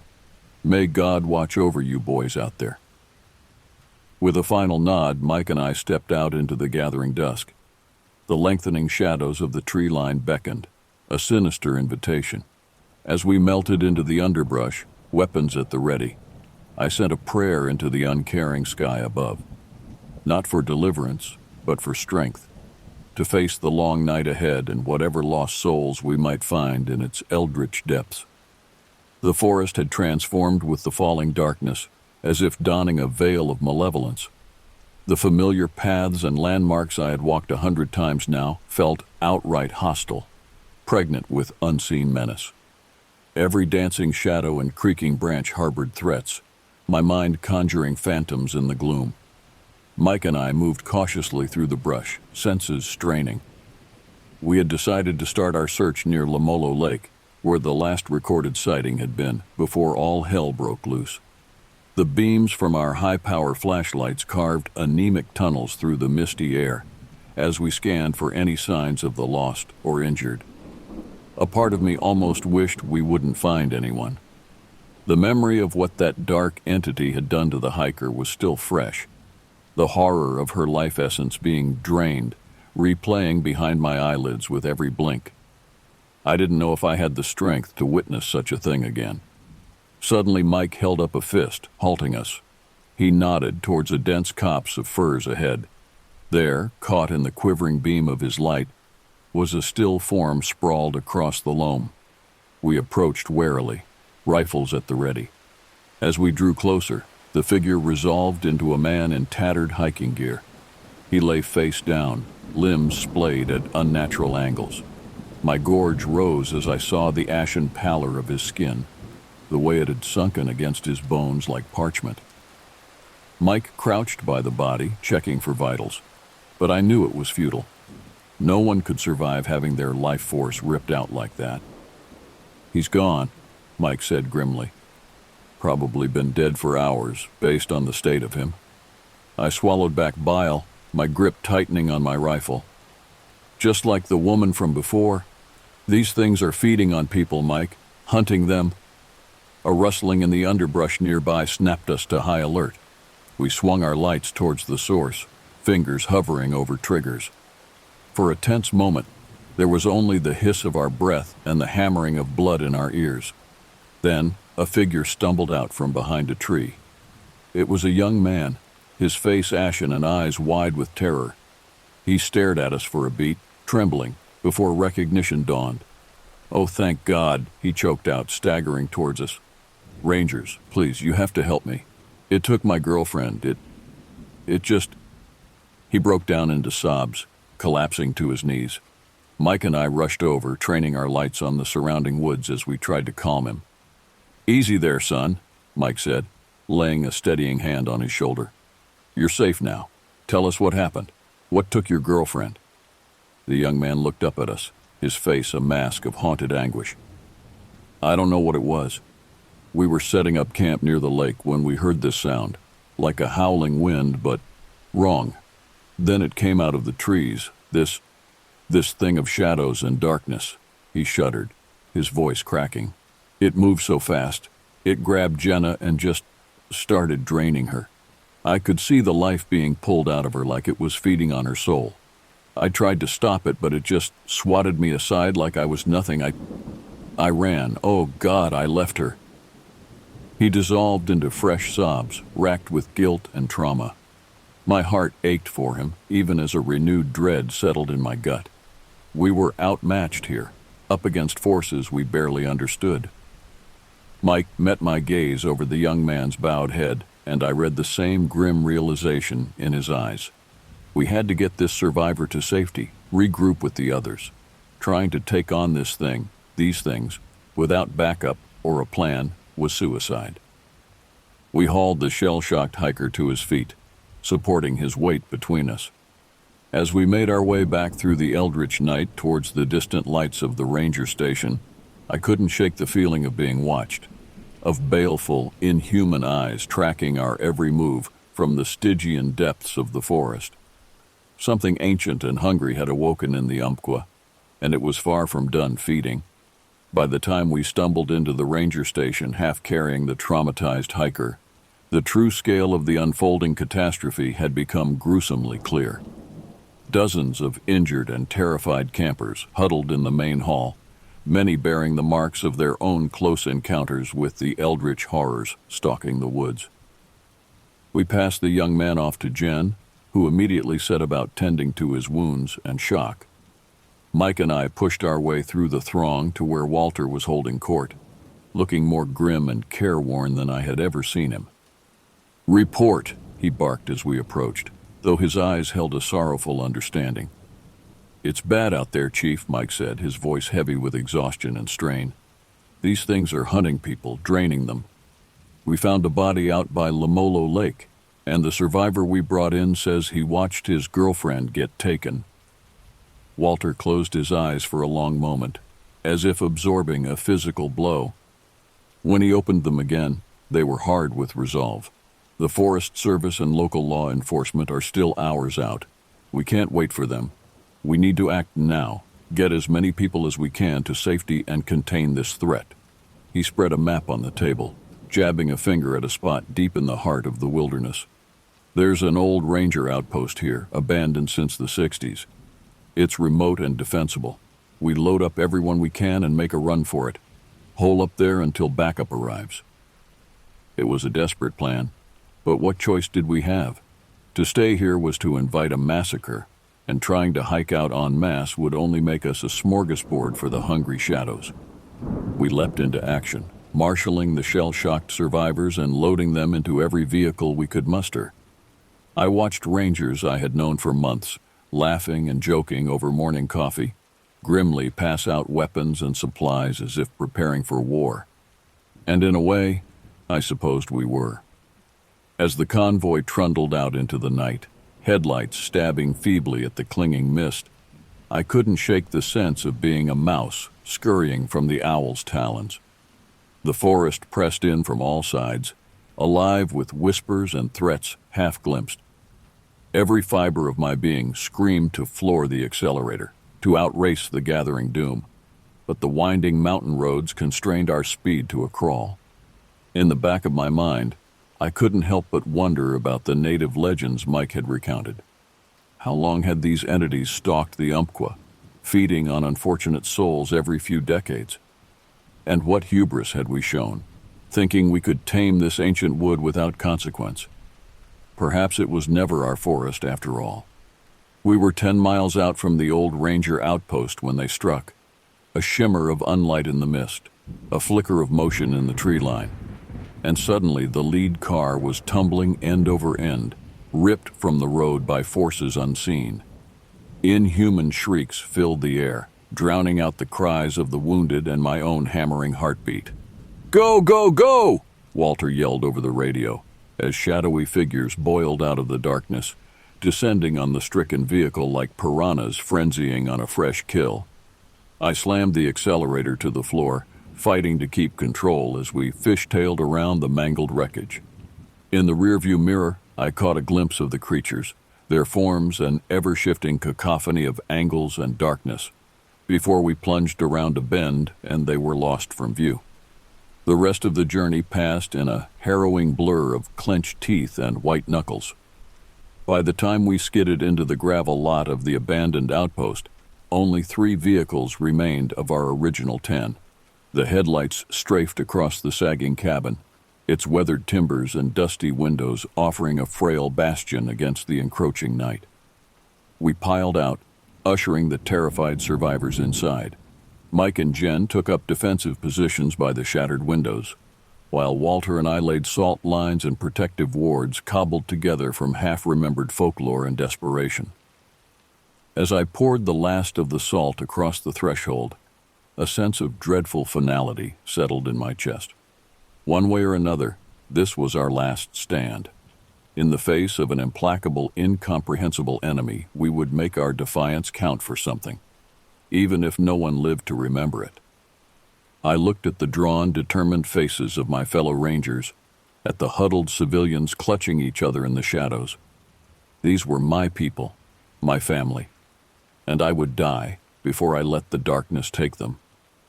Outside, the mist churned and roiled as if alive, the shrieks and howls of the hunting horrors drawing ever closer. The long, long night stretched before us, heavy with promise and dread. The Umpqua had awoken hungry, and there in that lonely cabin, with shadows cloaking the land and eldritch evil beating at the door, we prepared to feed it our fury and our fire, one last time.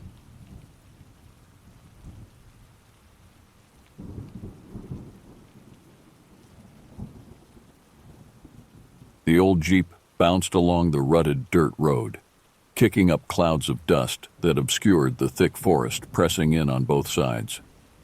I gripped the steering wheel tightly, my knuckles whitening as I navigated the uneven terrain.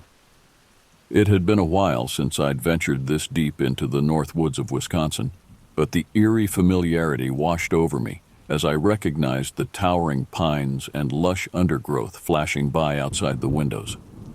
I'd grown up not far from here, exploring the vast wilderness throughout my childhood. Those carefree days of adventure felt like a lifetime ago now. Financial hardship had been my constant companion in recent years. Laid off from my job as a park ranger, my meager savings quickly dwindled as I struggled to find steady work in my rural hometown. Desperation finally drove me to respond to a vague job posting seeking highly motivated individuals for wilderness fieldwork. That's how I found myself recruited into this secretive government agency. The details were hazy, but the pay was substantial. and they weren't picky about work history. It sounded like a dream opportunity, spending time in remote natural areas while earning enough to get back on my feet. I jumped at the chance without asking too many questions. Maybe I should have been more inquisitive. Now, bouncing down this isolated forest road to an undisclosed rendezvous point, uneasiness twisted in my gut. The brief training had raised more questions than answers. Cryptic lectures about special projects and dealing with anomalies. Ominous warnings about the psychological stress of the job. I shook my head, trying to dislodge the doubts. I fixed my eyes on the road ahead, following the coordinates to the meeting place.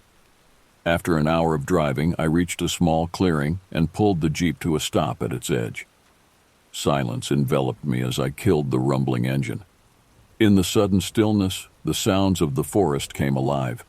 The twitter of unseen birds, the buzz of insects, the creak of swaying branches, and something else, an indefinable sense of watchfulness. The hairs on my arm stood on end. Movement in the trees caught my eye and I tensed, hand straying toward the pistol holstered at my hip. 3 figures emerged from the foliage, dressed in mottled greens and grays. They moved with ease and purpose, clearly at home in this environment. I recognized one as my new boss, Agent Donovan, from our brief interactions during onboarding. The others were unfamiliar. We exchanged guarded nods by way of greeting. "Good, you made it," Donovan said brusquely. "Gear up and fall in. We're headed to base camp. You'll be briefed there." He thrust a heavy backpack at me before I could respond. I hurriedly transferred essential supplies from my Jeep to the pack. Extra ammo, rations, first aid kit, my trusty wilderness survival knife.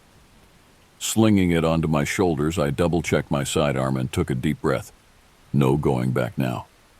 With a final glance at the dusty Jeep, I turned and followed the agents into the dense forest. As we pushed deeper into the shadowy woods, that uncanny feeling of being watched only intensified, sending shivers down my spine despite the warm summer air. I had the unshakable sense that I was walking into something beyond my understanding. And if there's one thing I've learned, it's to trust my instincts in the wilderness. I could only hope they wouldn't lead me astray this time. Sweat plastered my shirt to my back as we hiked through the humidity beneath the pine boughs. The heavy pack dug into my shoulders, but I focused on keeping pace with the agents ahead. Their movements were sparse and efficient, unlike my clumsy tromping. They chatted quietly amongst themselves, an easy camaraderie clear in their banter, further highlighting my outsider status. I strained to catch snippets of conversation, hungry for any scrap of information about what lay ahead. "Been too quiet lately. You think maybe they've moved on?" one of them murmured. "Nah, they're still out there. Probably watching us right now," another replied under his breath. My ears perked up at that, but before I could get any clarification, Donovan stopped short and held up a closed fist, the universal signal to halt and be silent. We dropped into a crouch, scanning the forest. Donovan plucked a thermal imager from his pack and panned it deliberately through the trees. "I thought I heard."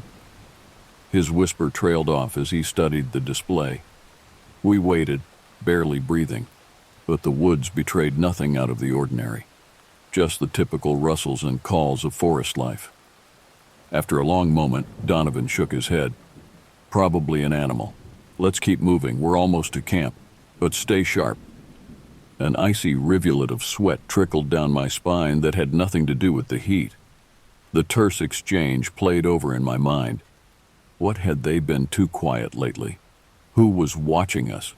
Each step closer to our destination ratcheted up my apprehension. To distract myself, I focused on my surroundings, calling upon my old ranger training. The dense canopy of white pines, hemlocks, and birches broke occasionally to reveal glimpses of the bright blue sky. Cardinals and chickadees flitted through shafts of moted sunlight.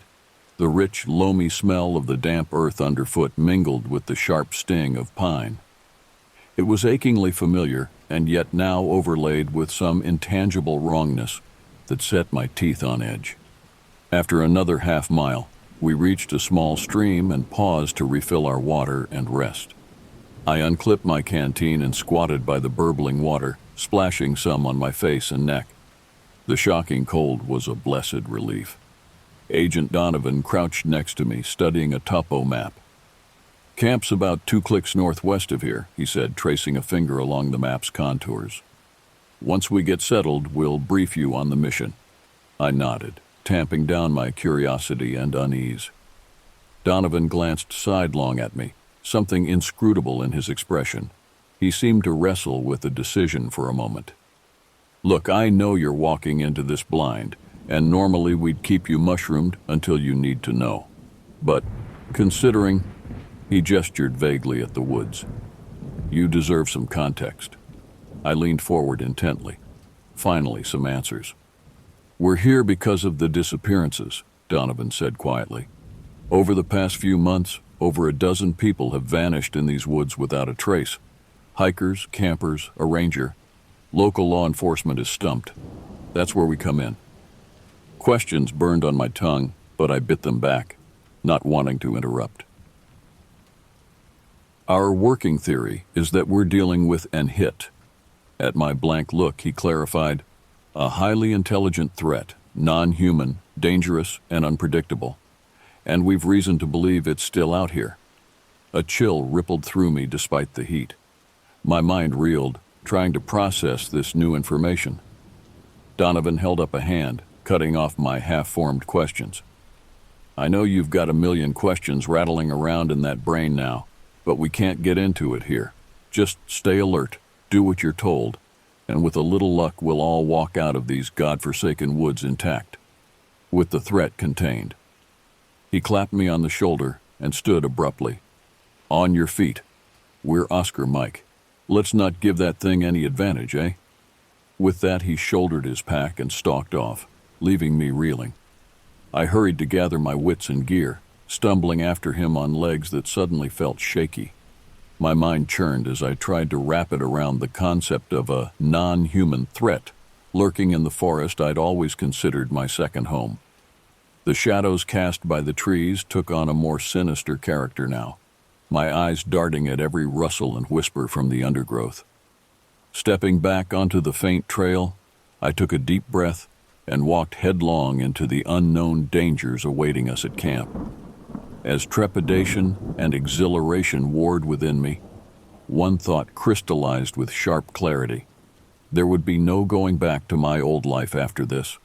The line between the rational world I knew and the impossible things hiding at its edges had been irrevocably crossed, and I could only forge ahead into the dark wilderness of this new reality. The camp turned out to be a rustic cabin, tucked into a small glen, and surrounded by a mix of sentinels, pines, and underbrush. Moss grew thick on the weathered logs of the walls, and the roof sagged slightly, but it looked solid enough.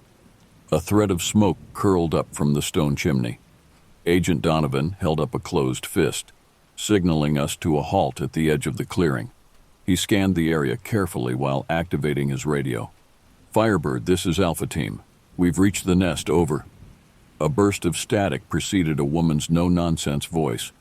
"Copy, Alpha. Any sign of Songbird?" "Negative. Nest appears clear. Proceeding to security check, over." "Roger that, Alpha. Firebird standing by." With a gesture, Donovan dispersed our team to secure the perimeter. I moved off to the left, eyes straining for any irregularity. The quiet of the clearing felt almost oppressive after the natural ambience of the hike.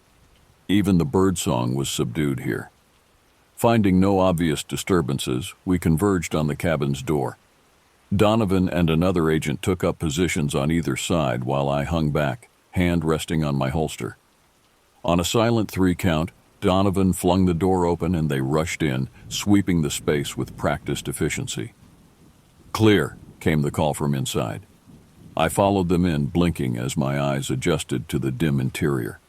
The cabin was Spartan, but well-equipped. A rack of weapons lined one wall. Rifles, shotguns, even a wicked-looking crossbow. Crates of gear and supplies were stacked in a corner. A large table dominated the center of the room, strewn with maps and documents anchored by a lantern. Donovan holstered his weapon and turned to us, something grave in his expression. "Looks like Bravo team bugged out in a hurry," he said, indicating the disarray. "No sign of a struggle, though. Let's hope they're just running behind schedule." "What's the plan now?" I asked, unease prickling up my spine. "We proceed with the mission. You and I will take first watch while Ramirez and Stenson catch some rack time. We'll rotate every 4 hours." He looked at each of us in turn, assessing. "I want everyone sharp out there. No telling what we're walking into." As if on cue, a shrill, inhuman shriek split the air outside, raising every hair on my body. We scrambled for the doors and windows, weapons at the ready. "What the hell was that?" Ramirez muttered, eyes wide. "Our target making itself known," Donovan said grimly. "And it sounds like one pissed-off bird." He grabbed a shotgun off the rack and tossed it to me. I caught it reflexively, feeling the solid weight of the weapon. The familiar shape calmed my racing heart a notch. Donovan saw my reaction and nodded approvingly. "I read your file, saw you tagged a few nuisance bears as a ranger, figured you'd be handy with a Remington." "I can hold my own," I agreed, a feral grin tugging at my mouth. Amazing how the promise of danger could shove fear aside in favor of sharp, bright adrenaline. "Glad to hear it." Donovan mirrored my wild smile for a second before sobering. "But this thing, it's like no bear you've ever tangled with. Fast, vicious, scary, smart. And if our theories are correct, it's not something that can be stopped by ordinary means." Another shriek sounded, closer this time, followed by an odd, meaty thunk. Donovan turned to the door, shoulders set with grim purpose. "Godspeed, gentlemen. Keep your wits about you and watch each other's six. I'll take point." With that, he stepped out into the unknown, and after a deep breath to center myself, I followed. The gloom beneath the pines felt thicker now, pregnant with dreadful potential. But I was committed to this path, wherever it led. Into the dark maw of the forest we went, toward the screams and the shadows and the impossible things Donovan had alluded to. My finger curled around the trigger of the shotgun, every sense straining for danger. Overhead, ravens mocked us with their raucous cries, black wings slicing through the canopy. It felt like we were walking into a dream, or maybe a very old, very twisted fairy tale. The kind that doesn't end with happily ever after. More like they were never seen again. I could only hope that whatever we found out there, we'd be enough to face it. Because one thing was clear. In these dark woods, far from the safe daylight world, we were now prey as much as hunters. I sent up a silent prayer that it would be enough. The forest pressed in around us as we moved forward, following the unsettling shrieks. Ramirez took point, shotgun at the ready, while Donovan and I fanned out slightly behind him. Stenson brought up the rear, eyes constantly roving. Every snapped twig or rustling leaf set my nerves jangling, my finger twitching on the trigger guard. But it was the silences between the creature's cries that were the worst. Each one ratcheted the tension a little tighter, until it felt like a physical pressure squeezing the breath from my lungs. What was this thing? The lack of information gnawed at me. Donovan had called it an hit, but that told me nothing about what we were actually facing. Was it an animal? A person? Something in between? The uncertainty chewed at the edges of my focus. We'd been walking for about 20 minutes when Ramirez held up a closed fist, the sign to freeze. He gestured for Donovan to move up and pointed at something on the forest floor ahead. I strained to see what had caught his attention.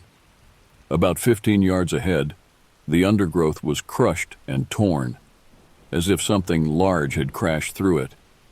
Shreds of bark littered the ground from gouged trees, and in the middle of the small clearing, a dark, glistening pool stood out starkly against the browns and greens of the forest floor. Blood, a lot of it. Donovan studied the area through a small monocular, lips pressed into a thin line. After a moment, he stowed the lens and unclipped his handset, murmuring into it. "Firebird, this is Alpha. We've got signs of violence at our 20. Substantial blood spatter, but no bodies. Doesn't look more than an hour old. Please advise, over." The radio crackled with the dispatcher's voice, even more clipped than before. "Roger, Alpha. Collect samples for analysis and proceed with caution. Reinforcements are on standby if things get hairy. Firebird out." "Shit," Ramirez breathed, voicing all our thoughts. Donovan just gave a tight nod and motioned us forward. We approached the gory scene cautiously, scanning for any movement. The coppery tang of blood cut through the loamy scents of leaves and earth, making my gorge rise. Flies had already begun to gather, their gleaming carapaces vivid against the dark puddle.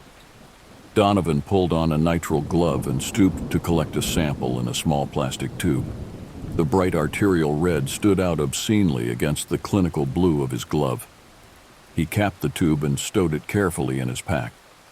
My eyes caught on a disturbance in the undergrowth a few yards past the blood. Ropey strands of some clear, viscous fluid stretched between broken branches, quivering slightly in the breeze. It looked like saliva. Some primal instinct raised the hairs on my nape at the sight. "Guys," I called softly, not wanting to alarm whatever left that glistening trail. The others gathered round, faces grim as we studied the unsettling spoor. The strands were as thick as my pinky, and they seemed to be dissolving the leaves and twigs they clung to. The sizzling was audible in the hushed clearing. "What the hell?" Stenson muttered, voicing our collective unease. Donovan's jaw clenched as he collected a sample of the fluid, very carefully avoiding any contact with his skin. "Let's keep moving," was all he said. As if on cue, another shriek rang out, so close it made us all flinch. It sounded like it was coming from. We moved as quickly and quietly as we could through the thick underbrush in the direction of that chilling shriek, senses straining for any sign of the creature. I felt like a coiled spring, ready to snap at the slightest provocation. Adrenaline made everything seem overbright and razor-edged. The trail of viscous saliva continued through the undergrowth, seemingly unaffected by gravity, as it clung to branches overhead and stretched between trunks on either side of us. The forest had gone preternaturally still, not even a bird daring to break the tense silence. It was as if the entire wood was holding its breath along with us. After about 10 minutes of nerve-wracking progress, we emerged into a small glade and pulled up short at the sight that greeted us. The clearing was a scene of utter devastation. Shattered trunks and mangled foliage littered the ground, splashes of crimson painting some of the jagged wooden shards. In the center of the glade lay a body, or rather what was left of one. The torso was torn into ribbons of ragged flesh, white ribs gleaming through the ruin. One arm was missing entirely, the other flung out at an impossible angle, with shreds of combat fatigues clinging to it. The legs ended abruptly just above the knees, the bones splintered like a snapped wishbone. But the face was untouched, staring sightlessly up at the canopy with an expression of pure terror frozen on the slack features. It was a man I'd never seen before, but clearly military or paramilitary, based on his build and dress. "Johnson," Donovan breathed, horror and grief chasing each other across his face. "Bravo Team's commander." The world seemed to tilt crazily on its axis for a moment as I struggled to process the grisly tableau. This wasn't an animal kill. No predator would take such pains to neatly sever limbs or strip flesh with surgical precision. But what kind of person would, or even could, inflict this kind of savagery?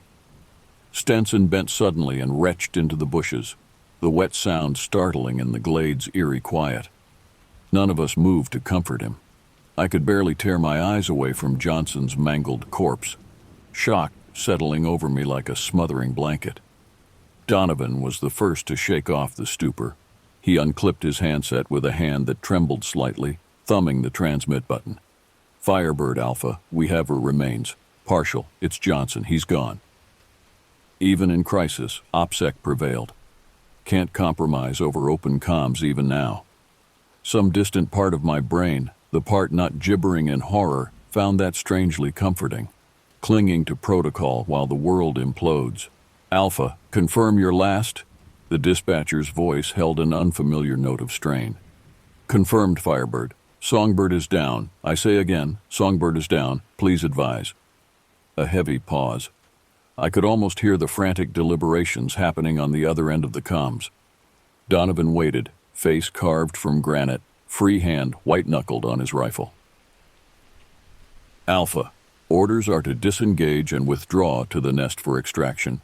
Repeat, disengage and... A piercing scream ripped across the clearing before Firebird could finish, freezing us all in our tracks. It came from somewhere above, and my eyes darted upward reflexively. I immediately wished I hadn't. There, perched on a massive branch halfway up an enormous white pine at the glade's edge, crouched the thing of nightmares. It was vaguely man-shaped, but grotesquely elongated and emaciated. Mottled gray skin stretched tight over jutting bones, and coils of ropey muscle that shifted and slithered beneath the surface as it moved. Hands tipped with gleaming, scythe-like claws flexed, gouging deep furrows into the bark. But it was the face. Dear God, the face. Little more than a grinning skull with slick, rotten flesh clinging to it in oozing tatters. Empty sockets stared down at us with a malevolent alien intelligence that sent ice water trickling down my spine. Its jaws yawned open, revealing jagged fangs and a lashing, whip-like tongue. Viscous ropes of saliva swung from that nightmare maw as it loosed another ululating shriek that seemed to stab straight into my lizard brain. Contact, Ramirez yelled, shouldering his shotgun and racking a shell. The creature shrieked again and unfurled itself from the branch, leaping toward us with hideous grace. Time seemed to slow to a crawl. I saw Donovan raising his rifle as if through molasses, saw Stenson still crouched and heaving in the periphery. But in the endless instant before Ramirez could fully depress the trigger, before the creature fully launched itself into its pounce, everything stopped. A blinding flash of searing white light erupted in the center of the glade, filling my vision and wiping out all other sensation. Distantly, I felt myself flung backward by some tremendous force, felt the dull thud as my body impacted something solid. Then the light swallowed everything, and I knew only oblivion. I swam up slowly through layers of darkness, like a diver rising from the crushing depths of some lightless abyss. First came an awareness of self, the weight of my body and the sluggish flow of thoughts through my brain. Then other sensations started to filter in. A throbbing ache in my temples, the taste of copper on my tongue, the gritty rasp of pine needles against my cheek, and voices, distant and distorted as if passing through water, but gradually gaining clarity as consciousness reasserted itself. And flashbang, I can't see shot, Ramir, where, I don't what hap fall ba ether, goddammit, fall back. That last bark of command pierced the fog in my skull, dragging me the final few inches to full awareness. Donovan, that was Donovan shouting. Training and instinct had me struggling to hands and knees before I'd even fully registered my surroundings. I blinked rapidly, trying to clear the dazzling after-images from my vision. The glade swam into hazy focus around me. Agents Ramirez and Stenson were crouched in combat stances, facing the tree line with weapons raised. Donovan stood behind them, one hand pressed to his ear. Firebird, this is Alpha. We are engaged. I say again we are engaged. We need immediate evac at our PO. Over. His shout was laced with raw urgency. The creature was nowhere to be seen. The shattered ruin of Johnson's remains still lay where it had fallen, a grotesque centerpiece to the forest tableau. But the unearthly silence had been shattered by harsh, ragged breathing and the panicked radio chatter. Where is it? I croaked, gaining my feet unsteadily. What the hell was that flash? Unknown. Some kind of countermeasure? Not ours, Donovan bit out, not taking his eyes off the trees. Ramirez, anything. Negative, no movement. My head pounded like a jackhammer, every shouted syllable spiking fresh agony through my skull. I fumbled my shotgun up into a ready position, scanning the woods with eyes that still streamed reflexive tears. An interminable 30 seconds ticked by with no further sign of our assailant. The creature had utterly vanished. An eerie calm descended once more, the quiet after the storm. Slowly, cautiously, we started to untense, the rigid lines of our postures easing as the immediate danger seemed to pass. "What the ever-loving fuck was that thing?" Stenson panted, voicing the question burning in all our minds. "Nothing good," Donovan grunted. "Firebird, confirm status on that evac?" The handset crackled with the reply. Stand by Alpha. Did you say engaged? We're, not seeing anything on the feeds. Please clarify." The dispatcher sounded more puzzled than panicked. Donovan pinched the bridge of his nose, a vein pulsing in his temple. When he thumbed the mic again, his voice was forcibly level. "Firebird, we just had a close encounter with the hit. Songbird is confirmed KIA, partial remains recovered. We need immediate dust-off before this thing comes back to finish the job. Over." A long, heavy pause. "Alpha, I think you'd better get back to the nest. We need to debrief." My stomach turned a slow, greasy flip-flop. There was something in that carefully neutral tone, some unspoken undercurrent that set all my mental alarm bells jangling. Donovan clearly caught it too. His jaw muscles jumped as he clenched his teeth, the tick of a man forcibly reining in a surge of emotion. When he replied, it was in the clipped tones of a commander used to being obeyed without question. "Firebird, maybe you misheard. We need immediate evac. Johnson is dead. The creature is still out there. This mission is blown. Acknowledge?" This time the pause was so long I thought the connection had dropped. Then the dispatcher's voice returned, and there was no mistaking the steel beneath the veneer of calm. "Negative, Alpha. Your mission is still a go. Return to the nest for debrief and to reconsolidate. You can hand off Johnson's remains to the med team for analysis. But you are not, I say again not, cleared for evac at this time. Acknowledge?" The bottom dropped out of my stomach. They couldn't be serious. We'd just had our asses handed to us by an honest-to-God monster, lost a man, and they wanted us to what? Walk it off and get back out there? What the hell kind of operation was this? I darted a glance at Donovan and immediately wished I hadn't. The look on his face could have flash-frozen hell itself. When he thumbed the mic again, I was amazed the plastic didn't crack beneath the force of his grip. "Firebird, please confirm orders," he gritted out through a clenched jaw. "Orders confirmed, Alpha. You are to RTB and await further instructions. Do you copy?" For a long, long moment, no one moved. No one even breathed. We just stood there, statues in the tomb-like stillness of the forest, staring at the small black box in Donovan's white-knuckled grip as if it were a live grenade. Finally, moving like a man in a dream, Donovan raised the handset to his lips. "Copy, Firebird. We're Oscar Mike. Alpha out." The words fell like a death knell in the hushed clearing. Donovan stared at the radio for a beat longer, then slowly, deliberately clipped it back on his belt. When he raised his eyes to meet ours, they were opaque and unreadable. "You heard him. We're RTB." His voice was colorless, flattened affect, doing little to disguise the banked fury roiling behind it. "But, Cap, what about—" Ramirez began haltingly. "We have our orders," Donovan overrode him, each word bitten off and precise, inarguable. He jerked his head toward Johnson's body. "Stenson, Ramirez, prep the remains for transport back to the nest." For a moment I thought Ramirez would argue further. His throat worked as he swallowed hard, Adam's apple bobbing with the force of it. But in the end, training and discipline won out. He exchanged a single speaking glance with Stenson, then moved wordlessly to follow the order, jaw muscles jumping. As they busied themselves with the grim task, I sidled closer to Donovan. "Cap, what the hell is going on?" I murmured, low enough not to carry. For a long moment I didn't think he'd respond. He just stood there, staring 1,000 yards at the tree line, face unreadable. Then, Nothing good, kid. Nothing good.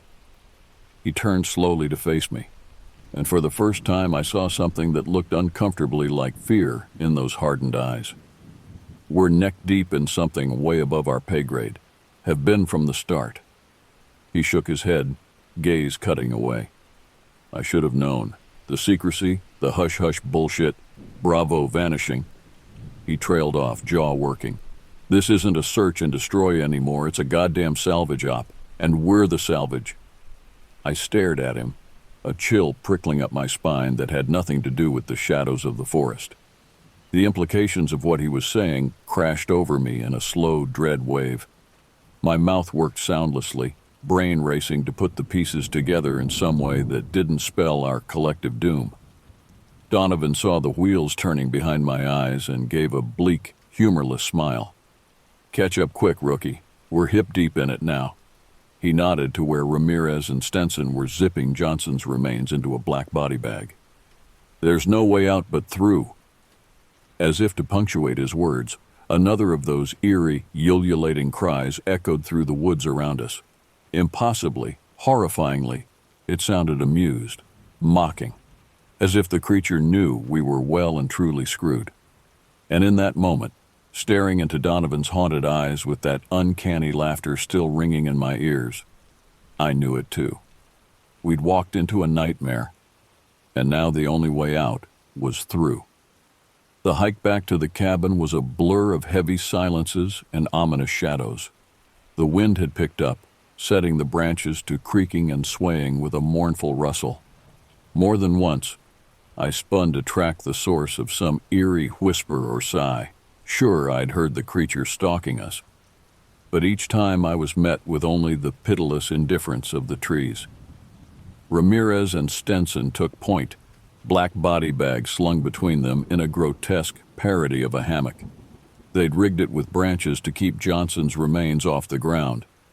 Not out of any sense of reverence, I suspected, but because no one wanted viscera dripping a macabre trail for us, or the creature, to follow. Donovan and I brought up the rear, eyes ceaselessly sweeping the shadows in a futile attempt to cover our six. My shoulders ached from the tension of holding my shotgun at the ready, but I wouldn't have lowered it for love or money. The memory of the creature's flesh-tattered grin had seared itself into my brain, rising up to leer at me every time I blinked. What the hell was that thing? Donovan had called it an hit, whatever that meant. Highly intelligent threat, he'd said, but that skeletal nightmare had looked like a straight-up extremely hostile thing. Intelligence be damned. That was an apex predator, pure and simple. And we were stuck in its hunting grounds with our thumbs up our asses. Something's not right here, Cap, I muttered as we slogged up a particularly steep stretch of trail. The words felt painfully obvious even as they left my mouth, but I couldn't seem to stop them tumbling out. HQ has to know how bad this is. How could they just leave us out to dry like that? Donovan grunted, not taking his eyes off the tree line. You're assuming HQ gives a damn about us at all? He ducked under a low-hanging branch, rifle never wavering. Wouldn't be the first time Uncle Sam hung his attack dogs out to dry for the sake of the mission. I shot him a sidelong glance, chilled by the bleak resignation in his voice. You're saying you think they want us to die out here? I'm saying we're expendable. Donovan's words were weary, weighted with grim certainty. Worst case, we're bait. At my appalled look, he shrugged. Lure the creature in, see what it can do. What we can do against it. Hell, maybe that flashbang was one of ours after all, part of the test. I swallowed hard, sour gorge rising at the impossible callousness of it. Using us as chum? For what? To satisfy some brass hat's morbid fucking curiosity? Donovan caught my nauseated expression and snorted. Welcome to Black Ops, kid. Ain't no such thing as fair out here. His eyes cut away, scanning ceaselessly. Best get that idealism out of your head quick, before some nightmare rips it out for you. The words hung between us like a death knell as we slogged onward through the unwell. My blood ran cold at Donovan's bleak assessment. The idea that our own command would callously sacrifice us as pawns in some twisted experiment was almost too horrific to contemplate. But the evidence was mounting that we'd been deceived and betrayed from the start. As we trudged the final quarter mile to the cabin, my mind raced over every scrap of intel we'd been given, looking for the gaps, the inconsistencies. Highly intelligent threat, Donovan had said. But what did that even mean?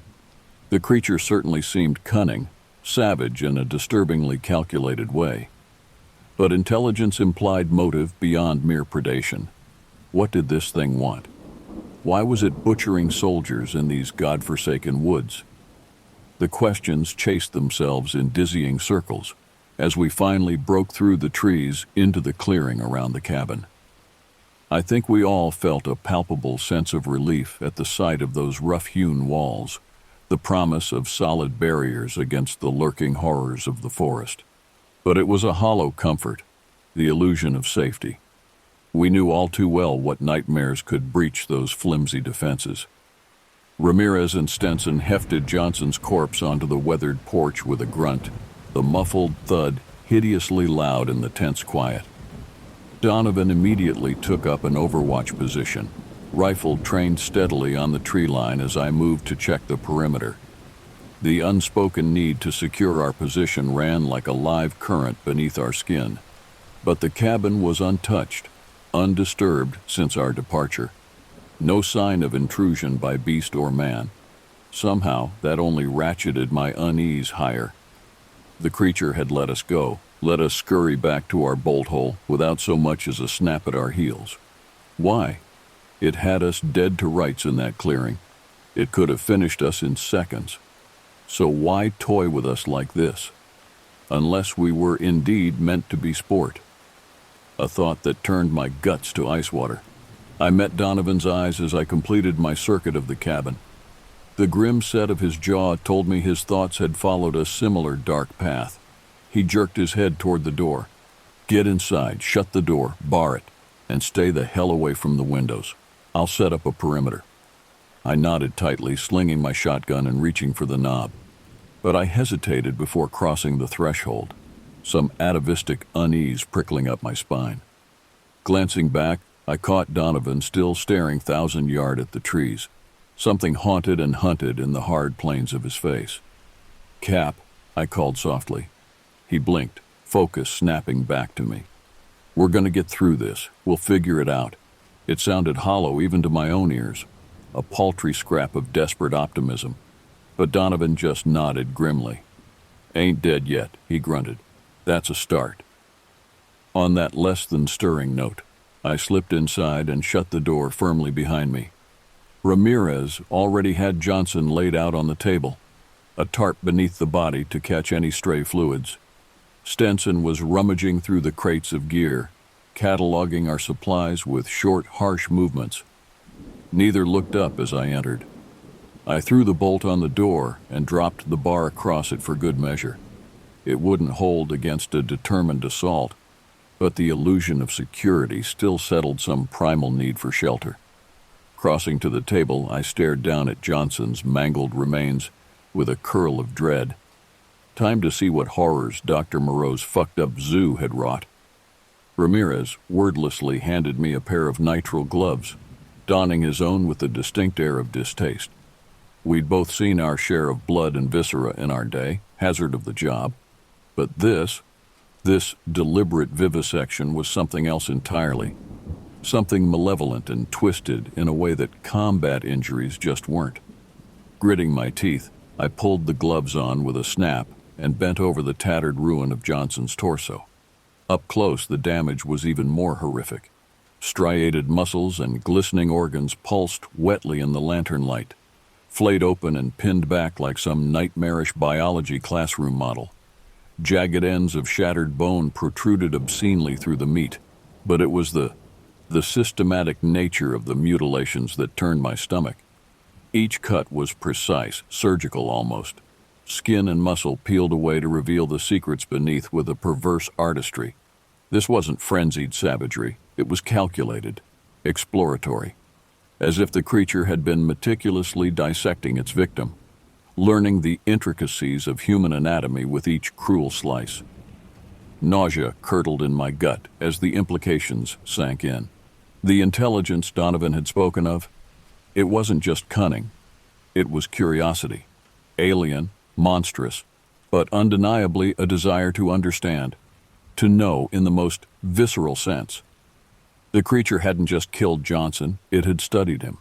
An involuntary moan slipped past my lips.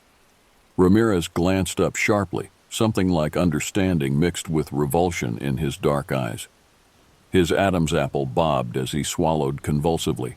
"Fuck, man, what is this thing?" His voice was little more than a cracked whisper. I shook my head helplessly. "Nothing we were trained for, that's for damn sure."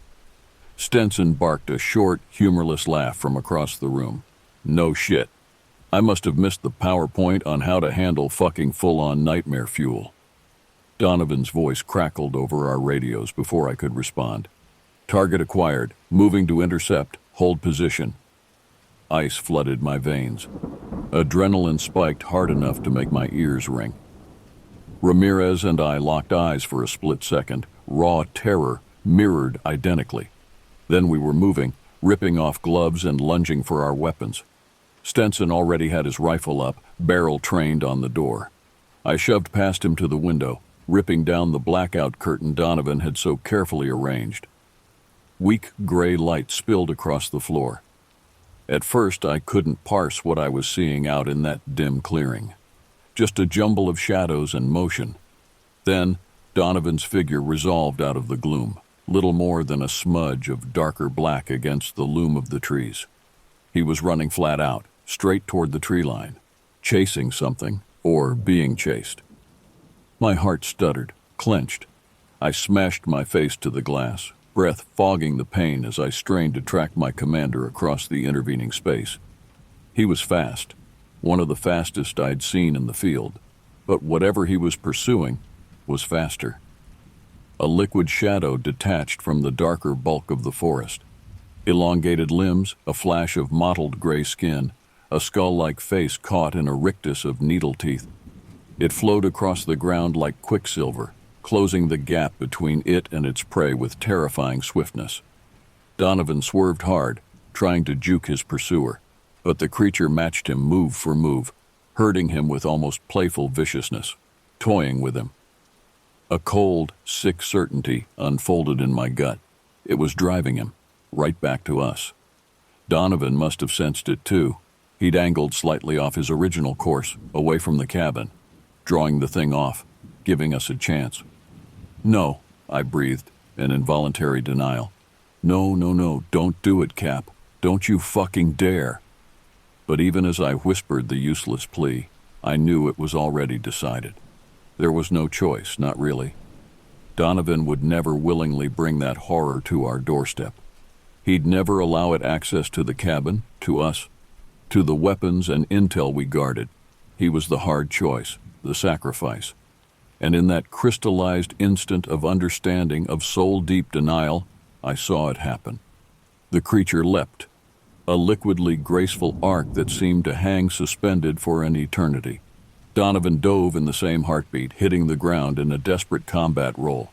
But he was a hair too slow, his reactions dulled by exhaustion and pain.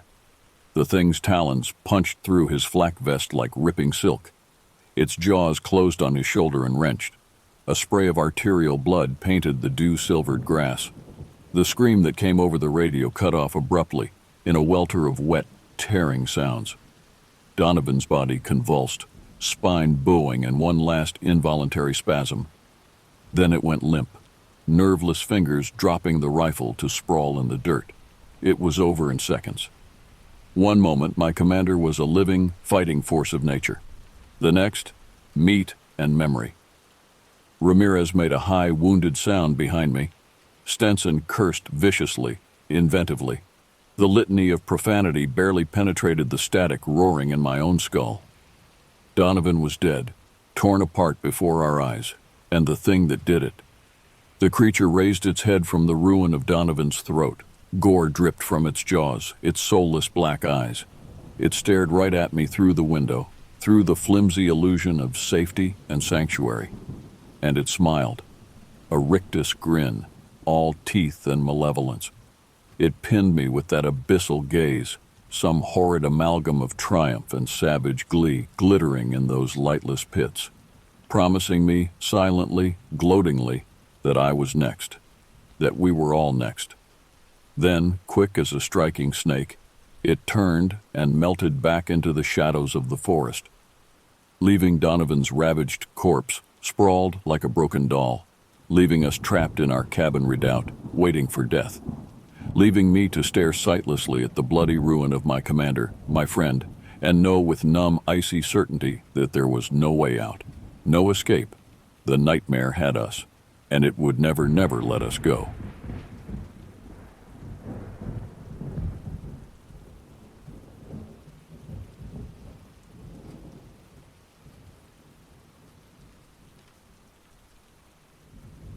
I first noticed something was wrong the day we moved into the house on Pinecrest Road. It was October 2020, and I had just turned 14. My mother, in the aftermath of a bitter divorce, had relocated us to what must have been the smallest town in Montana, a forgettable speck on the map consisting of 2 gas stations, a white-steepled church, a consolidated school building, several bars that seemed to outnumber the actual residents, and a scattering of houses that had seen better days. Our new house sat at the edge of town, where the pavement gave way to gravel roads that disappeared into thick pine forest. It was a 2-story affair with peeling white paint and sagging shutters, 3 bedrooms, 2 bathrooms, and an upstairs area that creaked with every step. Nothing exceptional, except for the eeriness that settled over me the moment I stepped through the front door. "This is home now," Mom said, setting down the last of our boxes in the living room. Her smile was stretched thin, the kind of forced optimism that didn't reach her eyes. She was trying so hard to make this work for us. My younger brother Quinn, we called him Q, bounded up the stairs, claiming the smaller bedroom that overlooked the backyard. I followed more slowly, dragging my feet with each step. Something felt off about this place, like the walls were holding their breath. My bedroom was at the end of the hallway. Previous tenants had painted it a pale blue that had faded to the color of a winter sky. It had a window that faced the street, a closet with a peeling door, and, oddly, a small crawlspace entrance built into the back wall of that closet, reminiscent of something from a children's fantasy book. "What do you think?" Mom asked from the doorway. "It's fine," I lied, dropping my backpack onto the bare mattress. It wasn't fine. Something about the room made my skin prickle. Later that night, as I was unpacking my clothes, I felt it for the first time. The unmistakable sensation of being watched. I turned quickly, expecting to see Q or my mother standing in the doorway, but there was no one there. Just the empty hallway and the sounds of Mom unpacking dishes downstairs. I shook it off. New house jitters, I told myself. But as I turned back to my suitcase, I caught a flicker of movement in my peripheral vision, a shadow where no shadow should be. I froze, heart hammering in my chest. "Hello?" I called out, feeling foolish. The shadow, if it had ever been there at all, was gone. Over the next few weeks, Mom's boyfriend Trevor moved in with his son Dylan, who was a year younger than me. We settled into a routine of sorts. School during the day, awkward family dinners at night, everyone pretending we were just a normal blended family in a normal house in a normal town. But I knew better, because every night when the house grew quiet and the only sound was the wind in the pines outside my window, I felt those eyes on me again, watching, waiting. For what? I didn't know. By November, the sensation of being watched had become my constant companion. It followed me through the house like an unwelcome shadow, in the kitchen as I poured my morning cereal, in the bathroom as I brushed my teeth, in the living room as I pretended to focus on homework. "You've been quiet lately," Mom noted one evening as she folded laundry. "Everything okay at school?" School was actually the only place I felt normal.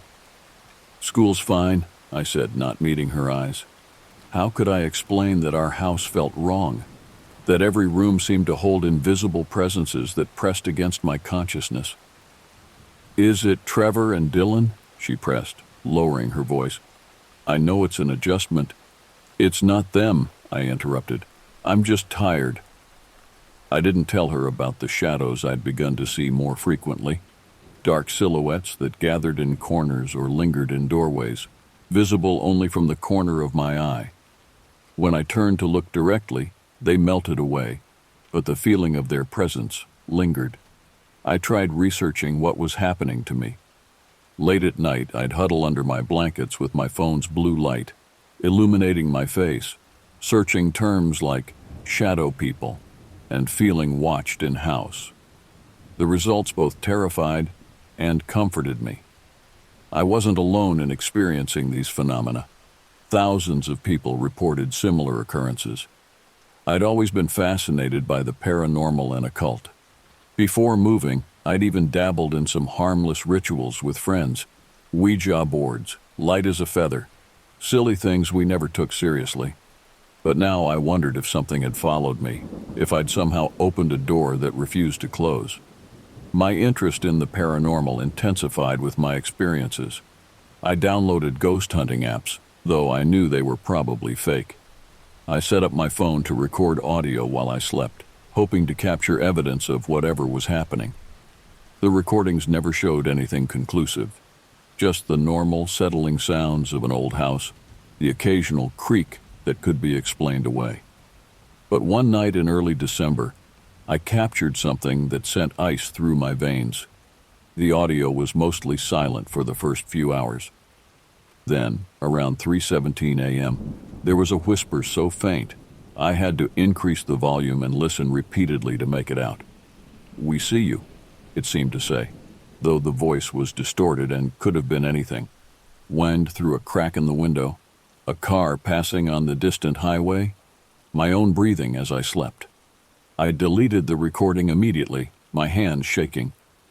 That night, I dreamed of dark figures standing around my bed, their faces featureless except for gleaming pale eyes that watched me with an intensity that felt physical, like fingers pressed against my skin. I woke gasping for air, my sheets damp with sweat. The room was empty, but the feeling of being observed remained, heavier than ever. By January, winter had transformed our little Montana town into a frozen landscape of white snow and black trees. The days were short, darkness falling by mid-afternoon and not lifting until late morning. This expansion of night seemed to strengthen whatever presence lurked in our house. The shadow people, as I'd come to think of them, grew bolder. No longer content to remain in my peripheral vision, they now manifested directly in my line of sight. Tall, humanoid figures of absolute darkness that stood motionless, watching. The first time I saw one clearly, I was brushing my teeth before bed. I glanced up into the bathroom mirror and froze. Standing in the doorway behind me was a figure so black it seemed to absorb the dim light of the bathroom. It had no features I could discern, just a human-shaped void in reality. I couldn't move, couldn't breathe, couldn't scream. My toothbrush clattered into the sink as my hand went numb. When I finally managed to whirl around, the doorway was empty. "Did you see that?" I demanded when I burst into Q's room moments later. He looked up from his tablet, annoyed at the interruption. "See what?" "In the hallway. A shadow. Person." Q stared at me for a long moment before returning to his game. "You're being weird again." But a week later, Q came to me, his face pale. "I saw something," he admitted, his voice barely above a whisper. "In my room, standing by the closet." A chill ran through me. What did it look like? Like nothing, just darkness shaped like a person. His small hands twisted in his shirt. It was watching me. That same night, Dylan knocked on my bedroom door well past midnight. When I opened it, his face was drawn with fear. "There's someone in my room," he said flatly, as if admitting something shameful. "I've been seeing them for weeks. I thought I was going crazy." We huddled in my room that night, all three of us, backs against the wall, lights on, taking turns to stay awake. None of us mentioned what we'd seen to our parents. What would we say? How could we explain the shadow people without sounding delusional? The shadow figures didn't touch us, didn't approach us, didn't speak. They simply watched, their presence growing more frequent and more palpable with each passing day. Sometimes I'd see them standing at the foot of my bed when I woke in the middle of the night. Other times they'd be in the corner of the living room while we watched TV, or in the kitchen during dinner, invisible to the adults but clearly visible to me. I began to recognize individual shadows. One tall and thin that preferred the hallway, another broader that lingered near windows, and a third, smaller one that only appeared in my bedroom. I gave them names in my head but never spoke them aloud, fearing that acknowledgement might somehow strengthen them.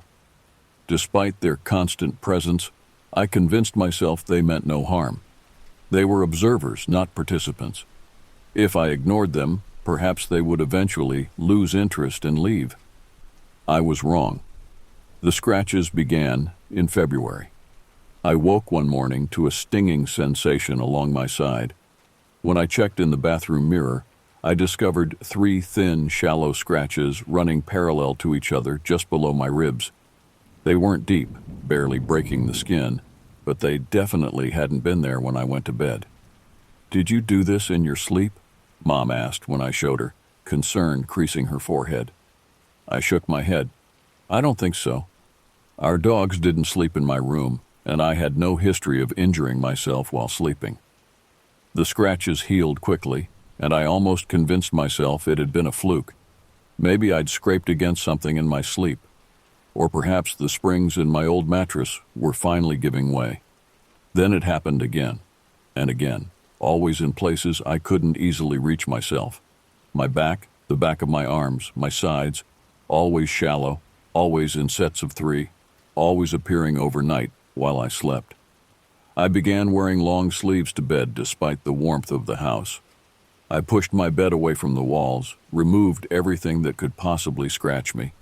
I even set up my phone to record video all night, propped on my dresser with a clear view of my bed. The recording showed nothing unusual, just me sleeping, occasionally turning or mumbling. No shadowy hands reaching out to mark my skin, no explanation for the scratches that continued to appear. But the videos did capture something else. The shadow figures, now clearly visible to the camera. They appeared as dark smudges against the deeper darkness of my room, moving with an unnatural smoothness around my bed. 3 of them, always, circling like silent predators. I showed the footage to Q and Dylan, who confirmed what I'd been seeing. What we'd all been seeing. "We need to tell them," Dylan insisted, referring to our parents. "And say what?" I countered. "That we're being haunted by shadow people who scratch me in my sleep. They'll think we're making it up, or worse, that I'm hurting myself again." My history of self-harm had been brief but intense the previous year, following the divorce. Mom had removed anything sharp from my possession and still checked my arms periodically, her eyes sad and worried. "Then what do we do?" Q asked, his voice small. I had no answer. We continued to endure in silence, watching the watchers, pretending everything was normal when our parents were around. But one morning in early March, I discovered something that shattered any remaining doubt about what was happening in our house. I opened my closet to get dressed for school and noticed something odd about the small door that led to the crawl space. Leaning closer, I realized the wood was marked with dozens of shallow carvings, symbols and letters that formed no words I recognized, arranged in patterns that made my head hurt to look at. I touched one of the carvings, feeling the rough indentation under my fingertip. These weren't scratches made by animals or normal wear and tear. They were deliberate, precise, created with a sharp instrument. And they weren't there the day before, I was certain of it. I had no knives, no tools, nothing sharp enough to make these marks.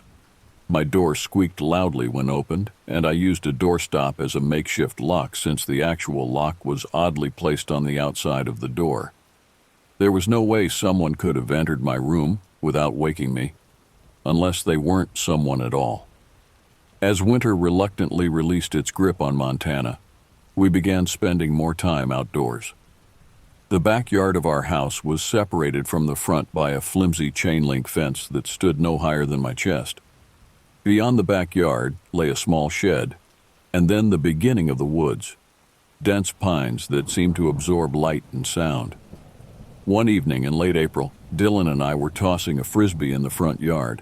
The sun was setting, casting long shadows across the patchy grass. Mom was inside preparing dinner, while Q and Trevor had gone to bed early with matching colds. I was laughing at Dylan's failed attempt to catch the frisbee when I felt it. That familiar sensation of being watched, but stronger than ever before, like physical pressure against my back. I turned slowly toward the house, my breath catching in my throat.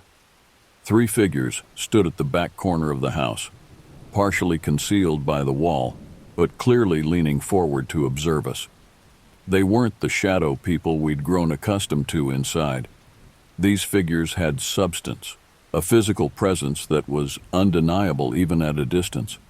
They were tall, adult-sized, with the basic shape of men but completely black, as if carved from the night itself. Most terrifying were their eyes, large, round orbs of yellowish white that glowed with an internal light, fixed unblinkingly on us. I froze, the frisbee forgotten at my feet. "Dylan," I whispered, not taking my eyes off the figures. "Do you see that too?" I heard his sharp intake of breath. "By the fence? Yeah. What the hell are those?" The figures didn't move, didn't approach, just watched us with those terrible glowing eyes.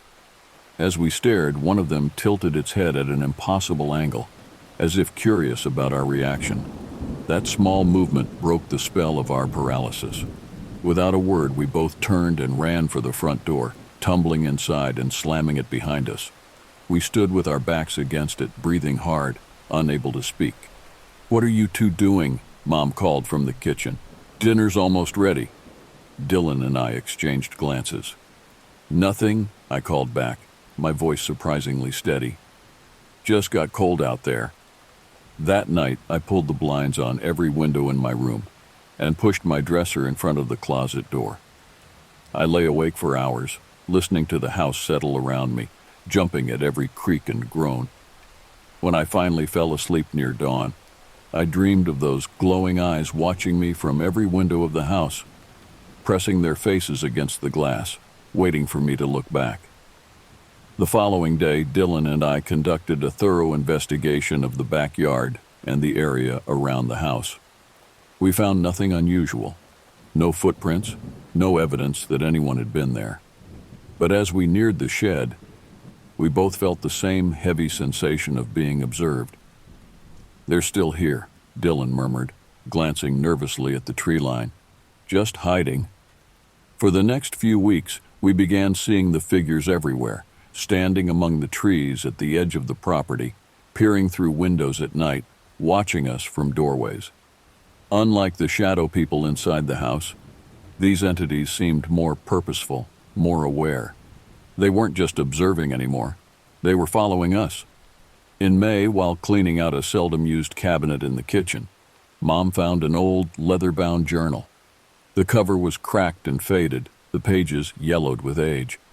"Look at this," she said, showing it to me. "Must have belonged to a previous tenant." I took the journal, feeling an inexplicable dread as my fingers touched the worn leather. "Can I read it?" Mom shrugged. "Sure, probably just boring household accounts or something." But it wasn't. The journal belonged to someone named Thomas Wilder, who had lived in our house from 1967 to 1968. The entries started normally enough. Complaints about the plumbing, notes about plantings in the garden, observations about neighbors long since gone. Then about midway through, the tone changed. June 17th, 1967. "I've been feeling strange lately, like I'm never alone in this house. Margaret says I'm being ridiculous, but sometimes I turn around expecting to see someone behind me. There's never anyone there. July 3rd, 1967. The feeling is getting worse. Today I saw something in the upstairs hallway, a shape darker than the shadows, moving when it shouldn't. Margaret didn't see it. Says I'm working too hard. August 12th, 1967. They're watching me. I know how that sounds, but I'm not crazy. They stand in corners by windows at the foot of our bed, black figures with eyes like dim lanterns. Margaret still sees nothing, but Josephine said she saw a shadow man in her closet last night. She's only 6. How would she know to describe them that way if she hadn't seen them? The entries continued, becoming more frantic, more detailed in their descriptions of the shadow people. Thomas wrote about scratches appearing on his body overnight, about symbols carved into the walls of the crawl space that he couldn't explain, about the watchers becoming bolder, moving from inside the house to the property boundaries. The final entry was dated October 31st, 1968. They're coming closer every night, standing at the windows now, watching us sleep. Margaret finally saw one yesterday. She wants to leave, but where would we go? They'll follow us, I know it. They've attached themselves to me somehow, to us. Last night I woke to find one standing over Josephine's bed, just watching. I don't know what they want. I don't know what they are. If anyone finds this journal, stay away from this house. They're hungry for something I can't name. The journal ended there. No explanation of what happened to Thomas and his family. No resolution to their haunting. I searched online for any record of the Wilders, but found nothing. No news stories, no obituaries, no indication of where they went after leaving our house. But I knew now that what we were experiencing wasn't new, wasn't unique to us. This house had a history, and we were just the latest chapter in its dark story. I showed the journal to Dylan and Q, but we agreed not to tell our parents. What good would it do?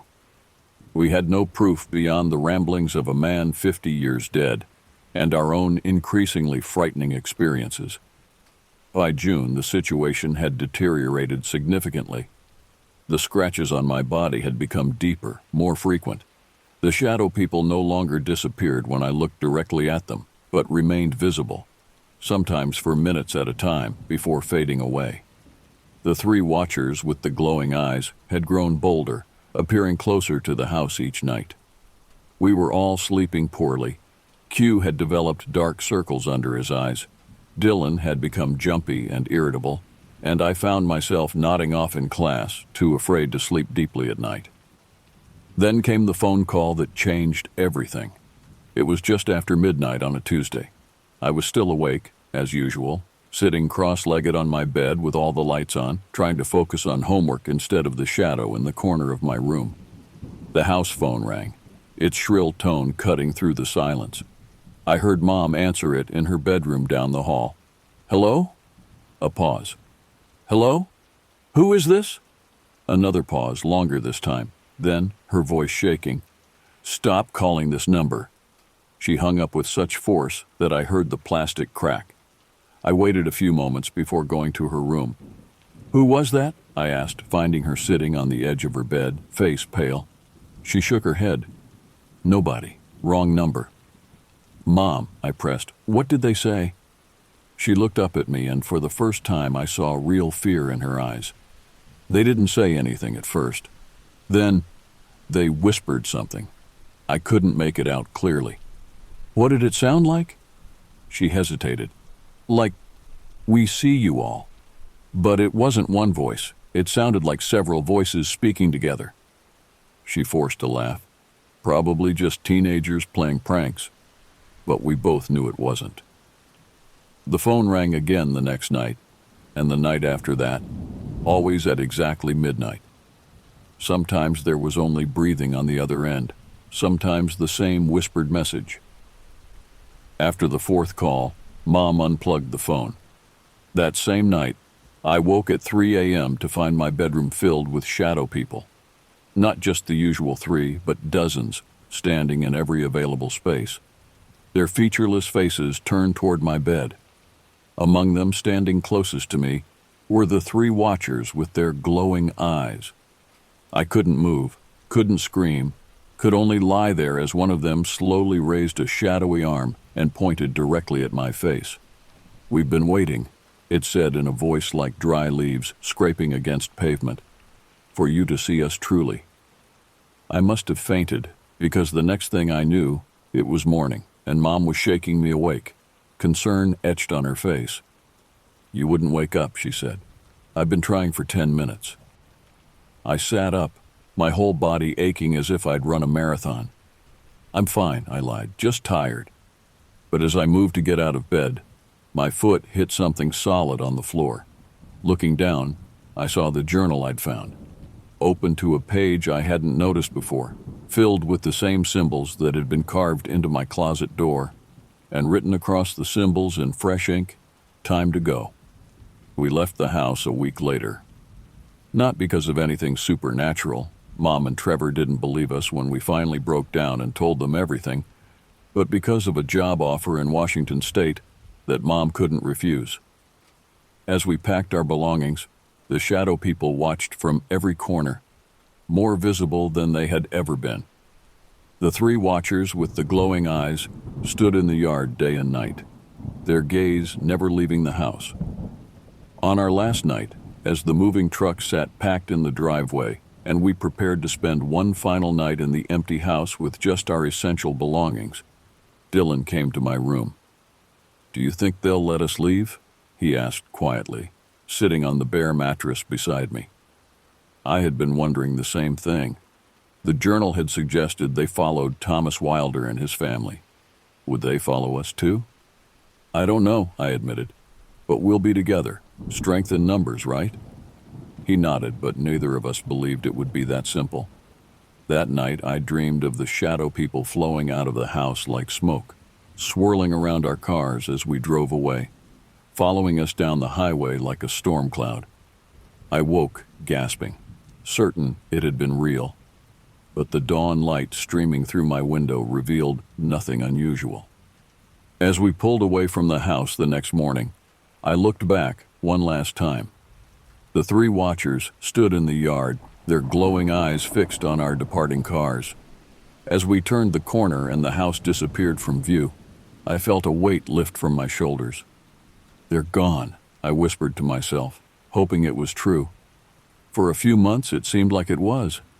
Our new home in Washington was bright and modern, with no crawl spaces, no unexplained shadows, no scratches in the night. I began to sleep again, to laugh, to forget. But then, on a rainy October evening, almost exactly a year after we'd moved into the Montana house, I glanced out my bedroom window and froze. Standing at the edge of our new property, barely visible through the downpour, were three tall, dark figures with glowing yellowish-white eyes.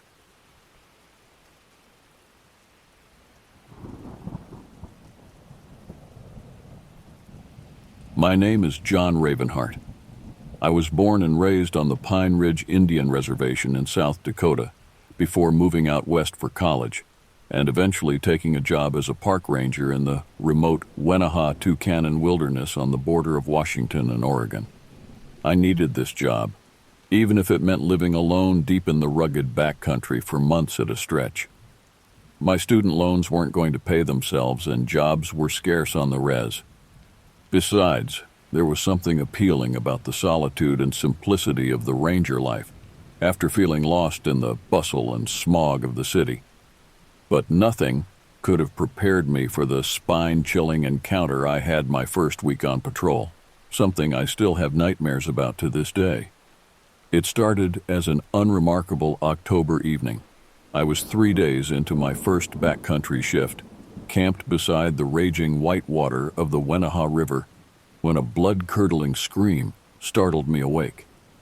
At first, in my drowsiness, I thought it may have just been a fox or cougar. Their cries can sound eerily human-like. But then I heard it again, louder, closer, an agonized howling wail that echoed through the river valley, bouncing off the rock walls of the gorge. The hairs on the back of my neck stood straight up. That was no cougar.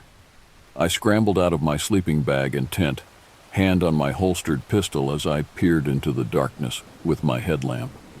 The towering fir and spruce stood like silent sentinels in the night, the undergrowth a tangle of shadows. The rushing of the river filled my ears. Then I saw it. 2 glowing yellow eyes staring back at me from the brush about 50 yards downstream. The eyes were forward-facing like a human's rather than on the sides of the head like a deer. And they were set wide apart and high up, maybe 8 feet off the ground. No human was that tall. My heart felt like it would punch through my rib cage as I drew my gun with a shaking hand. "Hello," I called out, trying to sound authoritative even as my voice wavered. "This is Ranger Ravenheart with the Forest Service. Are you hurt? Do you need help?" Only silence greeted me, other than the babbling river. I crept a few steps closer, sweeping my light across the brush where I'd seen the eyes. But now there was nothing. Just an empty thicket beside the churning river. Swallowing hard, I ventured downstream, following the muddy bank. Rounding a bend, my light fell upon a horrific sight that made my blood turn to ice in my veins. A tent lay shredded, the nylon torn to ribbons and strewn about the small clearing. Gear was scattered everywhere. And blood, so much blood smeared across the rocks and leaves. But no body. Whoever had been camping here was gone without a trace. I stood paralyzed, not wanting to imagine what could have done this, remembering those glowing eyes watching me from the darkness. Then the howl came again, so loud this time it felt like the creature was right behind me. I whirled around, gun drawn, but saw nothing in the shadows of the forest. The leaves rustled and twigs snapped under a heavy tread, footsteps far bigger than any man's. Something was out there in the night, something huge, and it had already claimed one victim. A primal terror swept through me and I bolted back upstream towards my camp, crashing through the undergrowth in a frenzied attempt to escape an unseen pursuer. By the time I reached my tent, my lungs were bursting and sweat poured down my face despite the chill of the autumn night. I threw my gear into my pack with shaking hands as that unearthly wailing echoed through the valley once more. Gun clutched tightly and headlamp stabbing into the night. I abandoned my camp and took off at a run along the trail, fleeing through the shadowed forest as a primeval terror, as ancient as these woods, nipped at my heels. I didn't know what manner of creature I had just encountered on my first week as a ranger. But already I knew one thing with grim certainty. Out here in the untamed wilderness, far from the city streets I once called home, there were things that defied explanation. Dark things, hungry things, and I had just become their prey. I barely slept a wink that night, jumping at every sound in the woods around me as I huddled in a makeshift camp I'd made 5 miles downstream. Part of me wanted to keep running all the way back to civilization, but I was a ranger now, and a ranger doesn't abandon his post, not to mention a potentially injured person out there who needed help. Whatever had destroyed that camp and made those god-awful screams, I knew I couldn't just turn my back. The next morning, still shaken but determined to do my job, I radioed back to the ranger station to report what I'd found. Within a few hours, 2 other rangers, Mike and Allison, arrived with backup and search dogs. We returned to the shredded campsite as a group. "Jesus," muttered Mike as he surveyed the scene, scratching his beard. "Never seen anything like this. What could have done it? A bear? Cougar?" "I'm not so sure," I replied uneasily, images of those glowing eyes still haunting me. "I saw something out there last night, something big." "Well, the dogs will sniff it out, whatever it was," Allison said, but I noticed an uncertain hitch in her voice. We fanned out in a search grid, combing the dense forest for any sign of the missing camper or the creature that had taken them. The dogs seemed unusually spooked, whining and staying close to their handlers, rather than roaming far afield as they usually would. It was as if they sensed something unnatural lurking in the shadows. By late afternoon, we still hadn't turned up any clues. No tracks, torn clothing, or blood trails to follow. It was like the camper had simply vanished into thin air. As the daylight began to fade, a sense of unease spread through the search party. We all felt it, that prickle on the back of the neck, as unseen eyes watched from the undergrowth. I kept my rifle close and found my gaze drawn again and again to the deepening gloom between the towering trees. "Let's make camp for the night," Mike finally declared. "Pick up the search again at first light. I want a big fire and eyes on the perimeter at all times. No one goes off alone." We set up a central camp in a small meadow, big enough for us to see anything approaching. The rangers seemed relieved to stop for the night, but I was dreading the coming darkness. I couldn't shake the feeling that something was out there, watching, waiting. The same sort of sensation I'd get sometimes back on the reservation when the elders spoke of dark spirits haunting the hills and gullies. Hungry, malevolent things older than time. As the last shreds of dusk faded into night, we sat in a circle around the snapping campfire, cradling our rifles and peering into the blackness pressing in from all sides. The dogs lay close to the fire, heads on their paws, hackles raised. No one spoke much, the unspoken fear hanging thick in the air, despite our reassurances to one another that there was nothing to worry about. But I knew better. And I had a terrible feeling the others would soon find out for themselves. We split into shifts to keep watch, 2 awake while the other slept. I volunteered for first watch, knowing there would be no rest for me tonight anyway. Mike joined me, his lined face flickering in the firelight as he scanned the tree line, thumbing the safety of his rifle. "I've been a ranger for 15 years, he said in a low voice after a while. "Seen some strange stuff out here. Grizzly bears that could appear and disappear like ghosts. Lights in the sky at night. Weird sounds no animal should make. But this," he shook his head, "something's not right this time. I can feel it in my bones."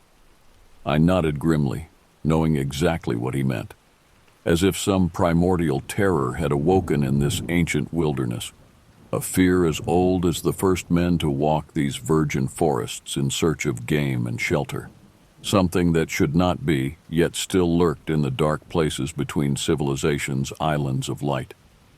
We sat in silence then, watching the night, straining to hear past the crackle of the fire. An owl hooted in the distance. Wind sighed through the treetops. All seemed still, but I couldn't shake the uncanny feeling of being watched by unseen eyes, of something huge and hungry out there in the darkness, circling, considering, picking its moment to strike. And then, just as I thought the night couldn't get any more eerie, a scream ripped through the forest. The scream sliced through the night like a knife, shattering the hush that had fallen over the forest. It sounded like Allison. Mike and I leapt to our feet, rifles snapping up to aim into the darkness. The dogs erupted into frantic barking. "Allison!" Mike shouted, his voice edged with dread. No response came from the silent woods.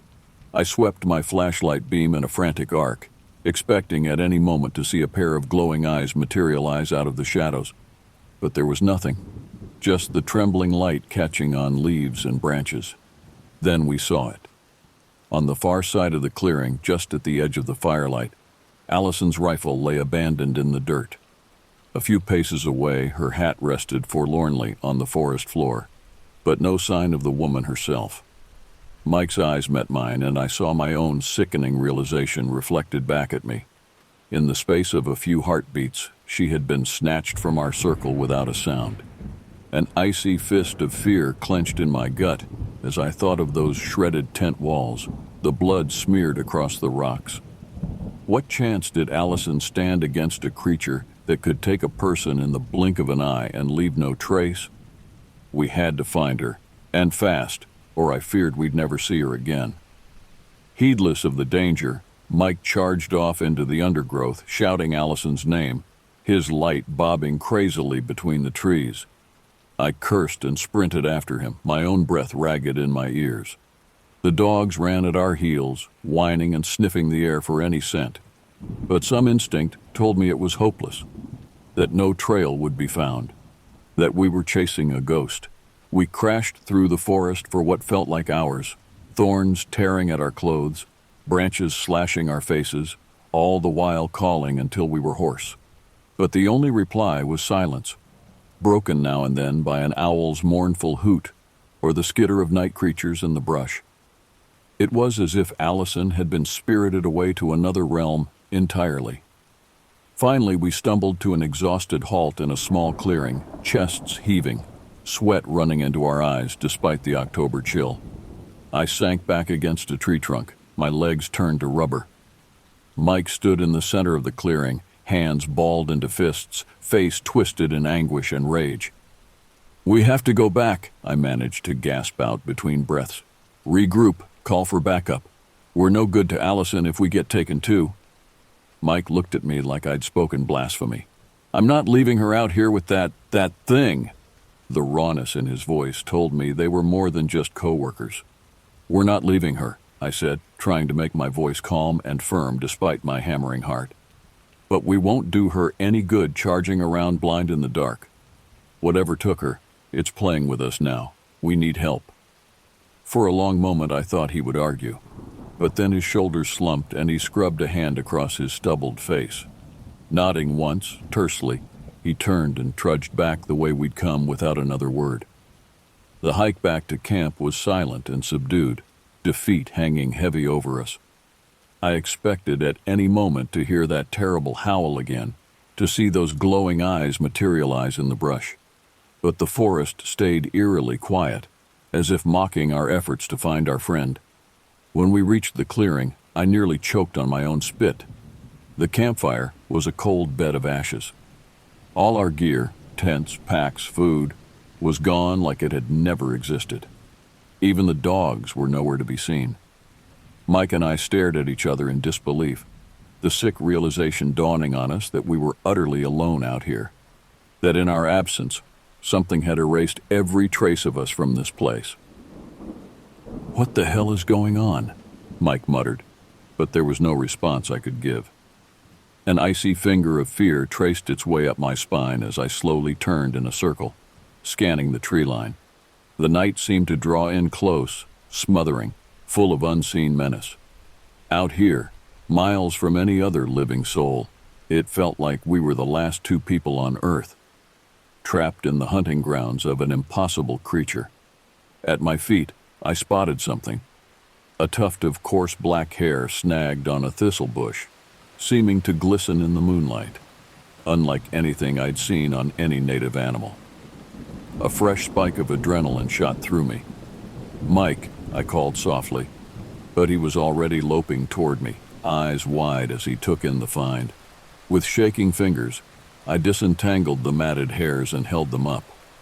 In that moment, I knew the truth with grim certainty. The old tales the elders used to tell around the fire at night, legends I'd dismissed as myth and fancy, were real. And now we were going to experience them firsthand, like generations of my people before me. We were in Bigfoot's territory now, and the hunt was on. Mike and I huddled together in the darkness, back to back, guns pointed out at the smothering night. My heart jackhammered against my ribs as my eyes strained to penetrate the inky shadows between the trees. But the night revealed nothing. "We have to get out of here," Mike said, his voice cracking. "Hike down to the trailhead. Bring in reinforcements." I shook my head, even though he couldn't see. "It's 10 miles to the trailhead. Through terrain like this, at night, with that thing out there, we'd be picked off one by one." "Then what?" A note of hysteria bled into Mike's voice. "We just sit here and wait to be next?" I swallowed, my mind racing. What did I know about the creature that could help us survive the night? Fragments of stories surfaced from memory, tales I'd overheard as a boy when I should have been asleep, the elders speaking in hushed tones around the fire. The old ones say it's a spirit creature, physical, but not entirely of our world, I said slowly. It can disappear and reappear at will. No use trying to outrun it.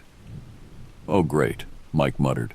"Should we try asking it nicely to leave us alone then?" An idea sparked in my brain. The legends also say it's tied to its territory, bound by spiritual borders it can't cross. You're saying there's some magic line in the woods it won't go past? That's crazy. Any crazier than what we've already seen tonight? I shot back. Mike fell silent, and I knew he took my point.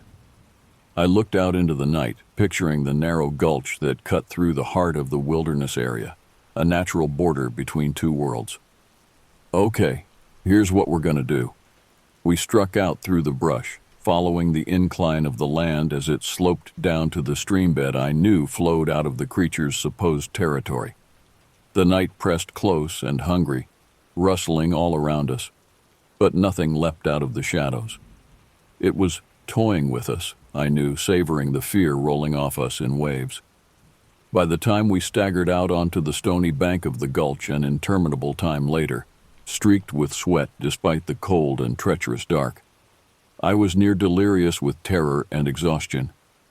Every snapped twig and shifted stone had sounded like the heavy tread of the creature. But as I slumped against the curved sandstone wall of the ravine, gasping for air, a strange sense of calmness washed over me. We had crossed the border, I realized, stepped out of its hunting grounds into a place it could not follow. For tonight at least, we were safe. But Allison was still out there, along with who knew how many other victims over the long years. Though, to my shame, part of me wanted nothing more than to flee this primordial nightmare. I knew I couldn't abandon them to that fate. The legends were real. Our world was bigger and more mysterious than I'd ever dared imagine. And now that I knew the truth, I had a duty to protect others from what stalked these ancient woods. I looked over at Mike, seeing my own resolve mirrored in his eyes, and I knew he'd reached the same conclusion. Silently, we shook hands, an unspoken pact. Come morning, we would bring the fight to the creature. Dawn found us still huddled in the meager shelter of the gulch, eyes gritty and muscles cramped from the cold ground. But we were alive. The creature's territory remained an eerie green stillness on the other side of that invisible line. We'd spent the long hours of the night piecing together a plan from the fragments of lore I could remember. It was a desperate gamble, but the only hope we had of saving Allison and putting an end to the creature's long reign of terror. As the pale light seeped into the ravine, we hauled ourselves up on aching joints and picked our way carefully back into the creature's domain. Despite the daylight, dread sat like a cold stone in my belly. We would have only one chance at this. The ancient tales were sparse on details of how to fight the creature. No one who had tried had ever lived to tell of it. But a common thread spoke of driving the spirit back to its lair, the dark heart of its power, and there binding it with rituals and talismans. A feat far easier said than done. But I remembered also a story of a brave who had once stolen a scrap of the creature's matted fur, and so bound a piece of its essence to an arrow. When shot with the enchanted arrow, the legend claimed, the creature had loosed an unearthly howl of pain. It could be hurt, I realized, bound to our world by the bits of itself it left behind. And so I clutched that glistening tuft of hair like a talisman as we crept through the towering forest, senses straining for any hint of the creature. We would hurt it, drive it before us like the beast it was, and lure it to its lair, where we would bind it or die trying.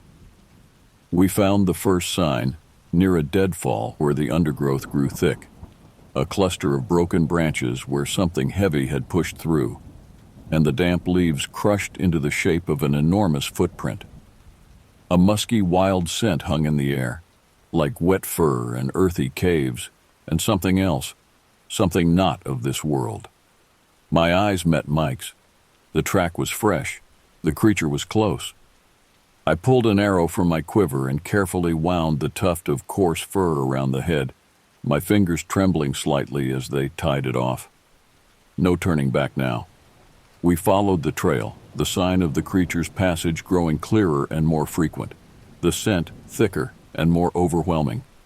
My nerves stretched, bowstring taut, jumping at every forest sigh and tick. Then a scream split the shadows, bouncing off the hills, close and terribly human. Allison! We charged toward the sound, caution forgotten, crashing through the brush in a headlong rush. The scream came again, weaker and more desperate, and we stumbled out into a clearing to find Allison crumpled on the carpet of leaves, clothes torn and muddied, her leg bent at a sickening angle. She stared at us in shock and disbelief, tears leaking from wide eyes. "How?" she croaked through a raw throat. But I was already spinning in a circle, arrow knocked to string, scanning the too quiet clearing. This was wrong, all wrong. Why had the creature left her here, in the open, instead of dragging her back to its lair? Unless we were meant to find her. Unless she was bait in a trap. "Mike," I barked, "it's a trick, we have to—" Then an unholy roar shook the forest, and the creature burst from the underbrush in an explosion of leaves and flying dirt. It moved in a horrible, loping gait, all shaggy fur and corded muscle, arms too long, head too misshapen to be human or animal. Time did that funny skipping thing it does in moments of ultimate terror, and I found myself staring into a pair of red, very intelligent eyes in a leathery face, eyes that held the promise of a cruel and easy death. Then the moment broke, and I was screaming at Mike to get down as I brought my bow up in one smooth motion, drew back until the fletching touched my cheek, and fired straight at the monster's heart. The arrow sank to its shaft in the matted fur of the creature's chest. It stumbled, loosed a shattering cry that was pain and rage and ancient malice in one voice, black blood gouting from the wound. But it didn't fall. With terrible swiftness, it ripped the arrow free, snapped the shaft, and fixed me with a murderous glare as it stalked forward. The binding had only made it angrier. I was out of tricks, out of options. We couldn't fight this thing, couldn't outrun it. As it lunged for me, a clawed hand swiping for my head, a strange calm settled over me. At least I would meet my death on my feet, for something I believed in. I raised my bow like a staff, ready to strike at the monster's face in one final, futile act of defiance. When a rifle boomed across the clearing, the creature's head snapped back, a black hole appearing above one red eye. It staggered, a look of almost comical surprise on its inhuman face.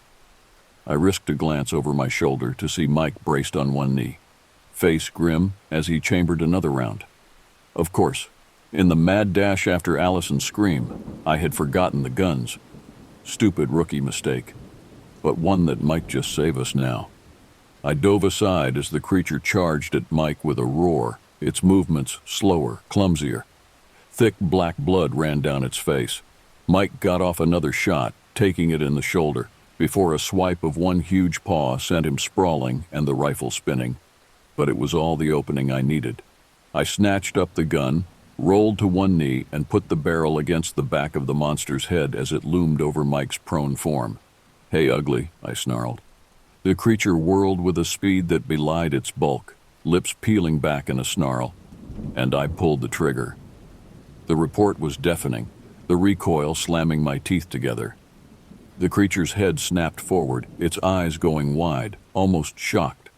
Then slowly, ponderously, it toppled backward and lay still. The red light faded from its eyes, leaving only a dull animal blankness.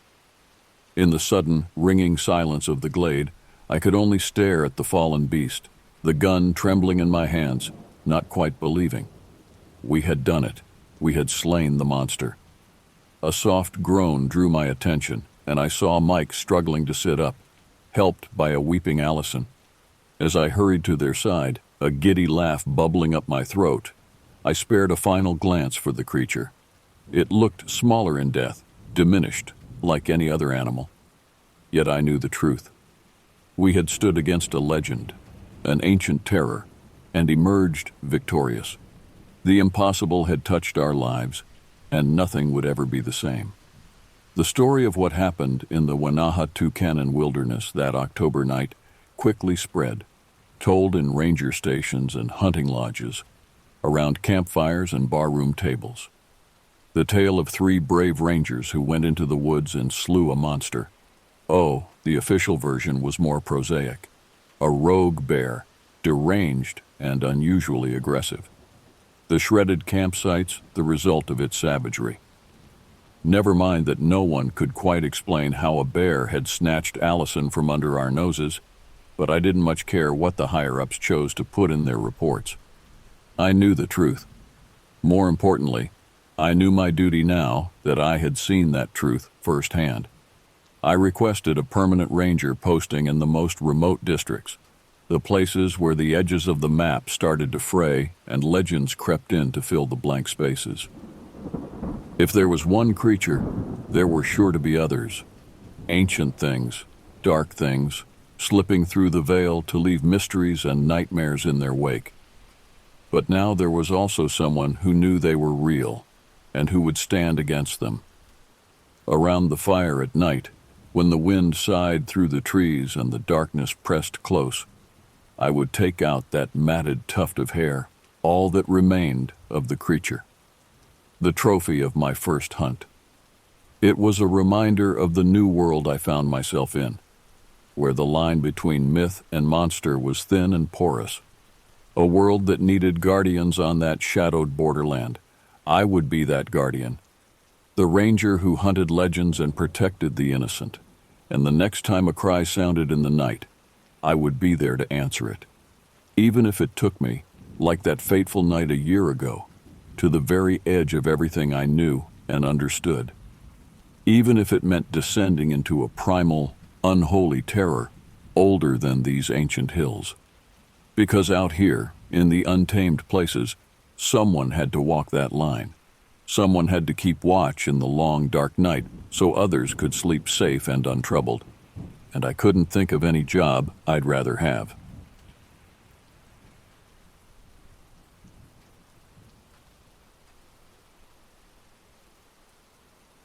I'm a 32-year-old woman living in a beach town in Southern California, where the ocean meets mountains and river bottoms carved through the landscape. My apartment sits in an unfortunate location, just behind the Seaside Motor Lodge, a dilapidated motel with a disturbing history. Back in the 1980s, a serial killer allegedly used one of the rooms as a temporary workshop, keeping dismembered remains in a bathtub before disposal. The police never confirmed these rumors publicly, but locals speak of it with grim certainty. Between our apartment complex and the motel lies an abandoned lot surrounded by rusted chain-link fencing. My roommate Tessa and I named it Murder Lot in a failed attempt at humor that somehow stuck. The vegetation has gone wild. Tangled bushes and scraggly trees create dense shadows even during daylight. You can't help but imagine what might be hiding there. Homeless individuals, wild animals, or something worse.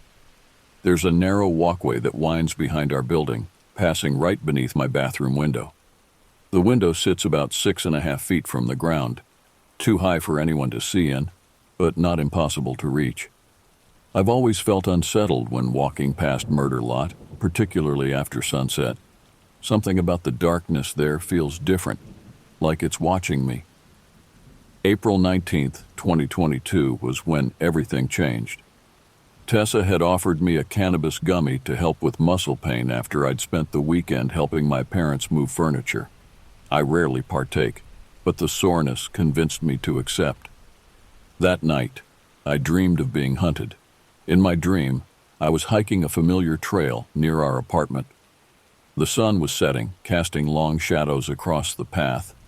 I kept glimpsing movement in my peripheral vision, something following me, matching my pace. Each time I turned to look, nothing was there. But I knew with absolute certainty I wasn't alone. The dream trail led me back toward my apartment, but as I neared home, the figure stepped into view. It walked like a person but moved wrong, joints bending in impossible directions, its silhouette constantly shifting. I tried to scream but couldn't make a sound. I woke gasping, heart hammering against my ribs. I dismissed it as a bad reaction to the cannabis, just my brain processing unfamiliar chemicals, nothing more. For 2 weeks, everything was normal. Then Tessa left for a business trip to San Diego, leaving me alone with her cat, Ash. The first night passed uneventfully, The second night, everything changed. I was sleeping deeply when a piercing electronic beep jolted me awake. Ash, who had been curled against my side, leapt up with his fur standing on end. The smoke detector was shrieking in 3-beat pulses. Beep, beep, beep. Then silence. Then another set. I sat up, disoriented and sweating. The room felt stifling. Fire, I thought, stumbling out of bed. I rushed toward the bedroom door, expecting to smell smoke or see an orange glow from the living room. Instead, as I stepped into the hallway, the beeping stopped abruptly. The apartment was dark and still. No smoke, no fire, nothing to explain the alarm. My heart continued pounding as I moved toward the living room windows, checking outside for any signs of danger. The night was quiet. The street lamps cast pools of yellow light on empty pavement. Nothing seemed amiss until my eyes settled on a figure sitting perfectly still in the shadows near Murder Lot's fence. It was a cat, entirely white, so bright it seemed to glow in the darkness. It sat facing the overgrown lot, completely motionless. Something about its stillness unnerved me. Cats don't sit that perfectly still for that long. I stood watching it, barely breathing. The white cat never moved, never blinked, just stared intently into the darkness of Murder Lot, as if witnessing something invisible to me. A soft pressure against my ankle broke my concentration, Ash rubbing against my leg, purring. I glanced down for just a second to acknowledge him. When I looked back up, the white cat had vanished. I pressed my face against the glass, scanning the area where it had been. Nothing, no movement, no white shape disappearing into the bushes. It was as if the cat had never existed. I checked the apartment thoroughly. No signs of smoke or fire, no malfunctioning detectors. Still, I couldn't shake the sensation that something was deeply wrong. When I finally returned to bed, I found myself shivering despite the warm night air. The sheets felt cold against my skin, as if all the heat had been drained from my body. I lay awake until dawn, listening to every creak and settling noise in the building, unable to dislodge the image of that white cat from my mind, its unblinking stare, its unnatural stillness, its impossible disappearance. The next morning, I convinced myself I'd imagined the white cat. Sleep deprivation combined with being startled awake could explain the hallucination. The smoke detector must have malfunctioned, a low battery perhaps. I made a mental note to check it later and tried to move on with my day. But as I left for work, something caught my eye. The chain-link fence surrounding Murder Lot had changed. A section near where I'd seen the white cat was bent inward, creating a gap between the fence and the ground, large enough for an animal to crawl through. Or perhaps a very slender person. I approached cautiously, examining the damaged section. The metal wasn't freshly bent. Rust had formed along the creases, suggesting it had been this way for some time. How had I never noticed it before? I'd walked past this fence hundreds of times. As I stood there, the hair on the back of my neck suddenly stood up. I had the overwhelming sensation of being watched from within the overgrown lot. My eyes scanned the dense vegetation, searching for movement, but saw nothing beyond tangled branches and shadows.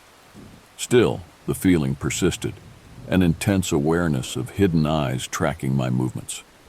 I backed away from the fence and hurried to my car, looking over my shoulder repeatedly until I was safely inside with the doors locked. Throughout my workday at the local library, I found myself distracted, replaying the previous night's events. The smoke alarm, the white cat, the damaged fence. Individually, each could be explained away. Together, they formed a pattern that made me deeply uneasy. That evening, I found myself researching local wildlife on my laptop. Could the white cat have been a feral cat? Perhaps an albino fox mistaken for a cat in the poor lighting? None of the explanations felt right. My research led me down increasingly strange paths. I found myself reading about folklore, stories of animals that weren't what they seemed, creatures that mimicked human behaviors to lure unsuspecting victims. I closed my browser, embarrassed by the direction my thoughts had taken. This wasn't some remote forest or ancient village. This was Southern California in 2022. When Tessa returned the following day, I considered telling her about the strange occurrences, but decided against it. The story sounded absurd even in my own head.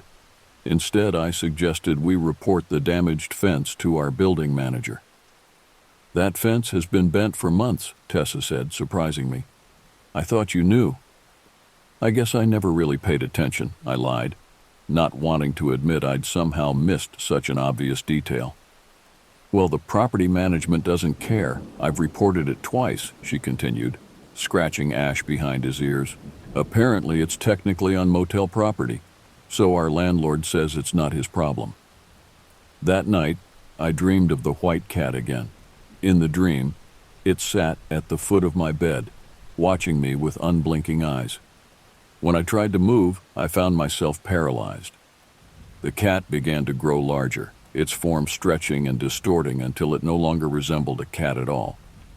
I woke up drenched in sweat, convinced for a terrifying moment that something was crouched at the end of my bed. The room was empty, of course, but sleep eluded me for the remainder of the night. The following weeks passed uneventfully. No more phantom alarms, no white cat sightings. I began to relax, convincing myself I'd experienced nothing more than an unusual combination of coincidences and an overactive imagination. Then came the night in May, when everything escalated.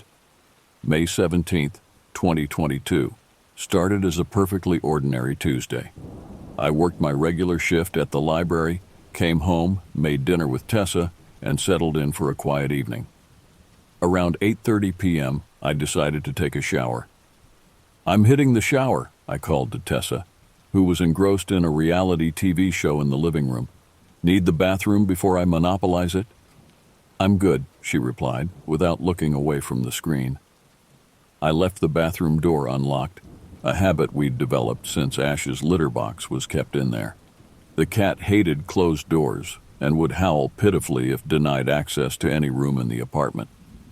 The shower felt wonderful after a long day. I lost myself in the steam and warmth, shampooing my hair with my eyes closed. That's when I heard it, 3 distinct knocks on what I assumed was the bathroom door. I pulled back the shower curtain slightly. "Yeah?" I called out, expecting Tessa to respond.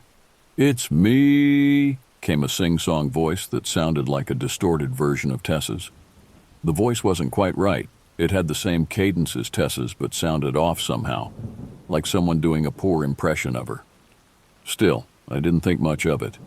We often used silly voices when talking to each other around the apartment. "Come in," I said, assuming Ash needed the litter box. I heard the door open. Keeping the shower curtain pulled to cover myself, I peeked out, expecting to see Tessa, or at least Ash, entering. Instead, I saw the empty bathroom, the door now standing open to the dark hallway beyond. No one was there. My body went rigid.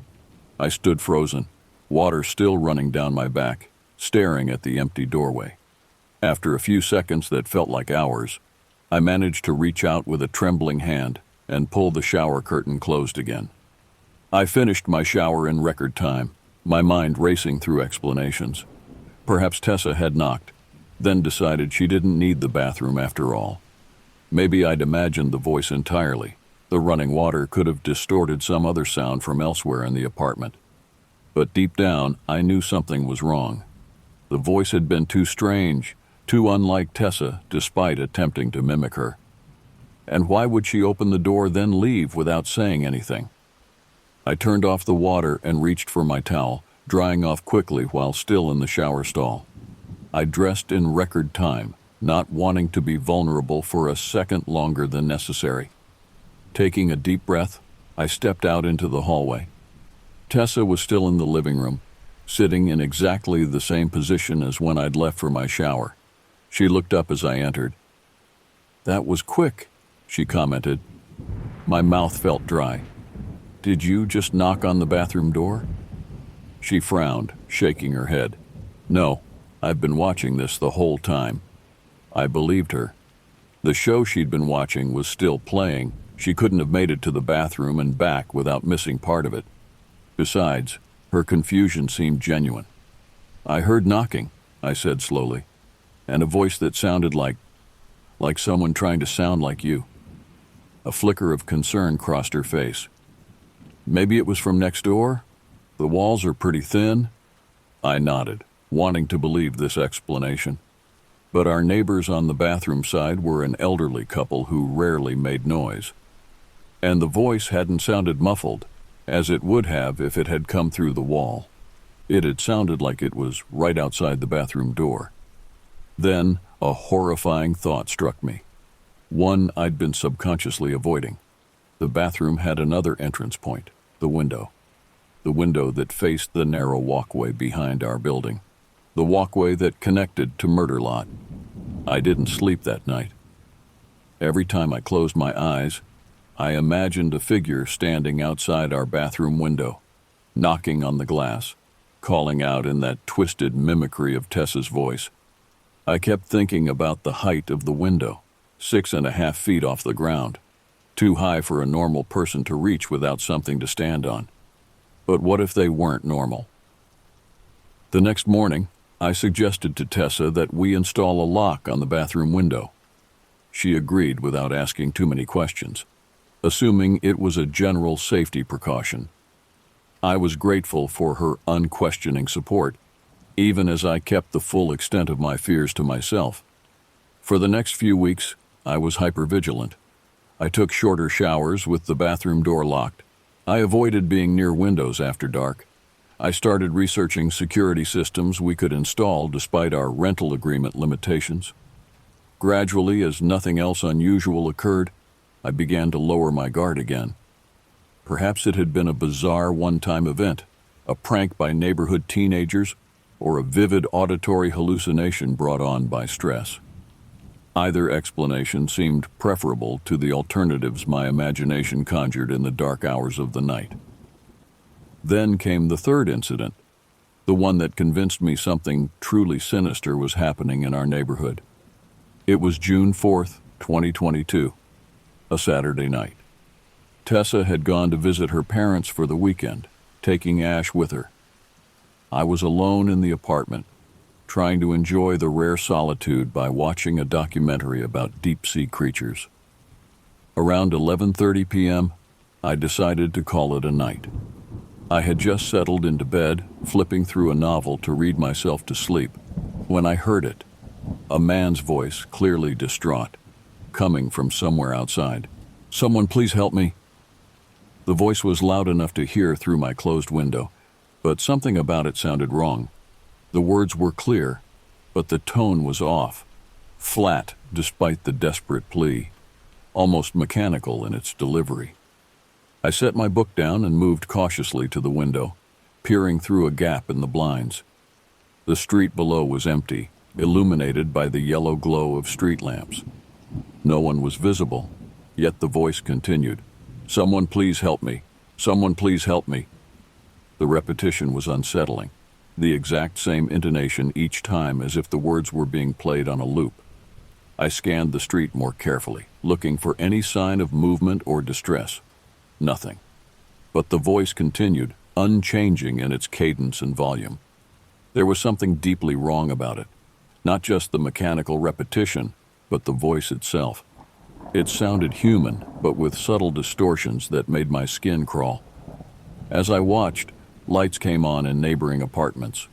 Front doors opened as other residents stepped outside, looking around in confusion.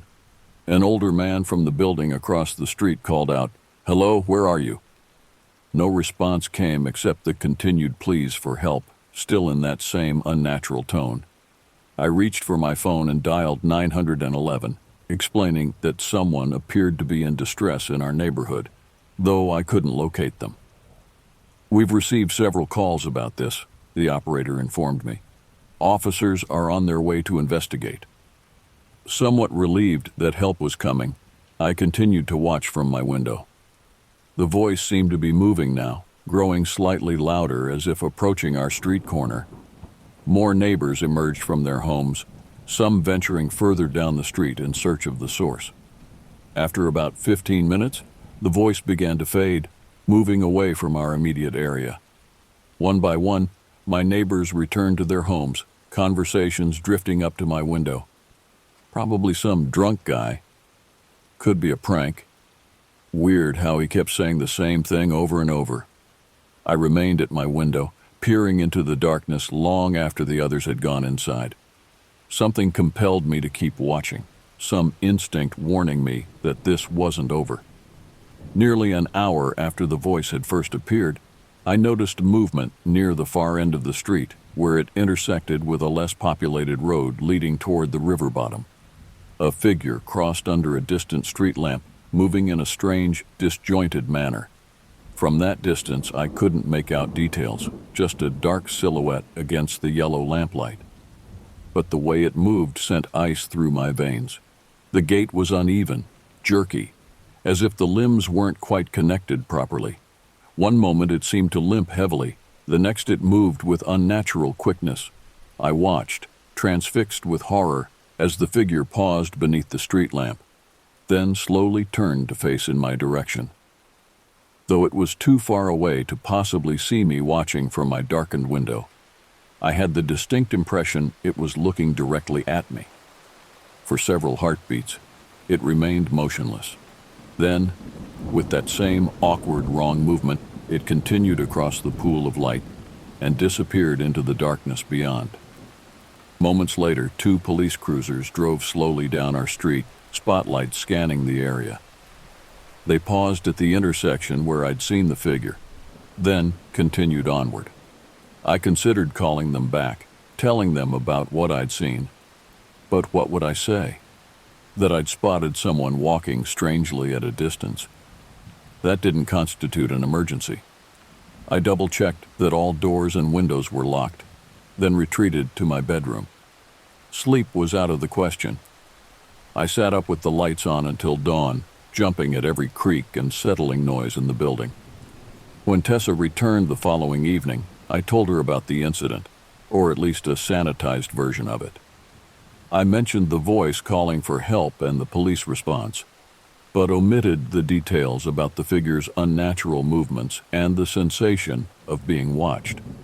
Even to myself, those elements sounded like the product of an overactive imagination, fueled by lack of sleep and the eerie repetition of the disembodied voice.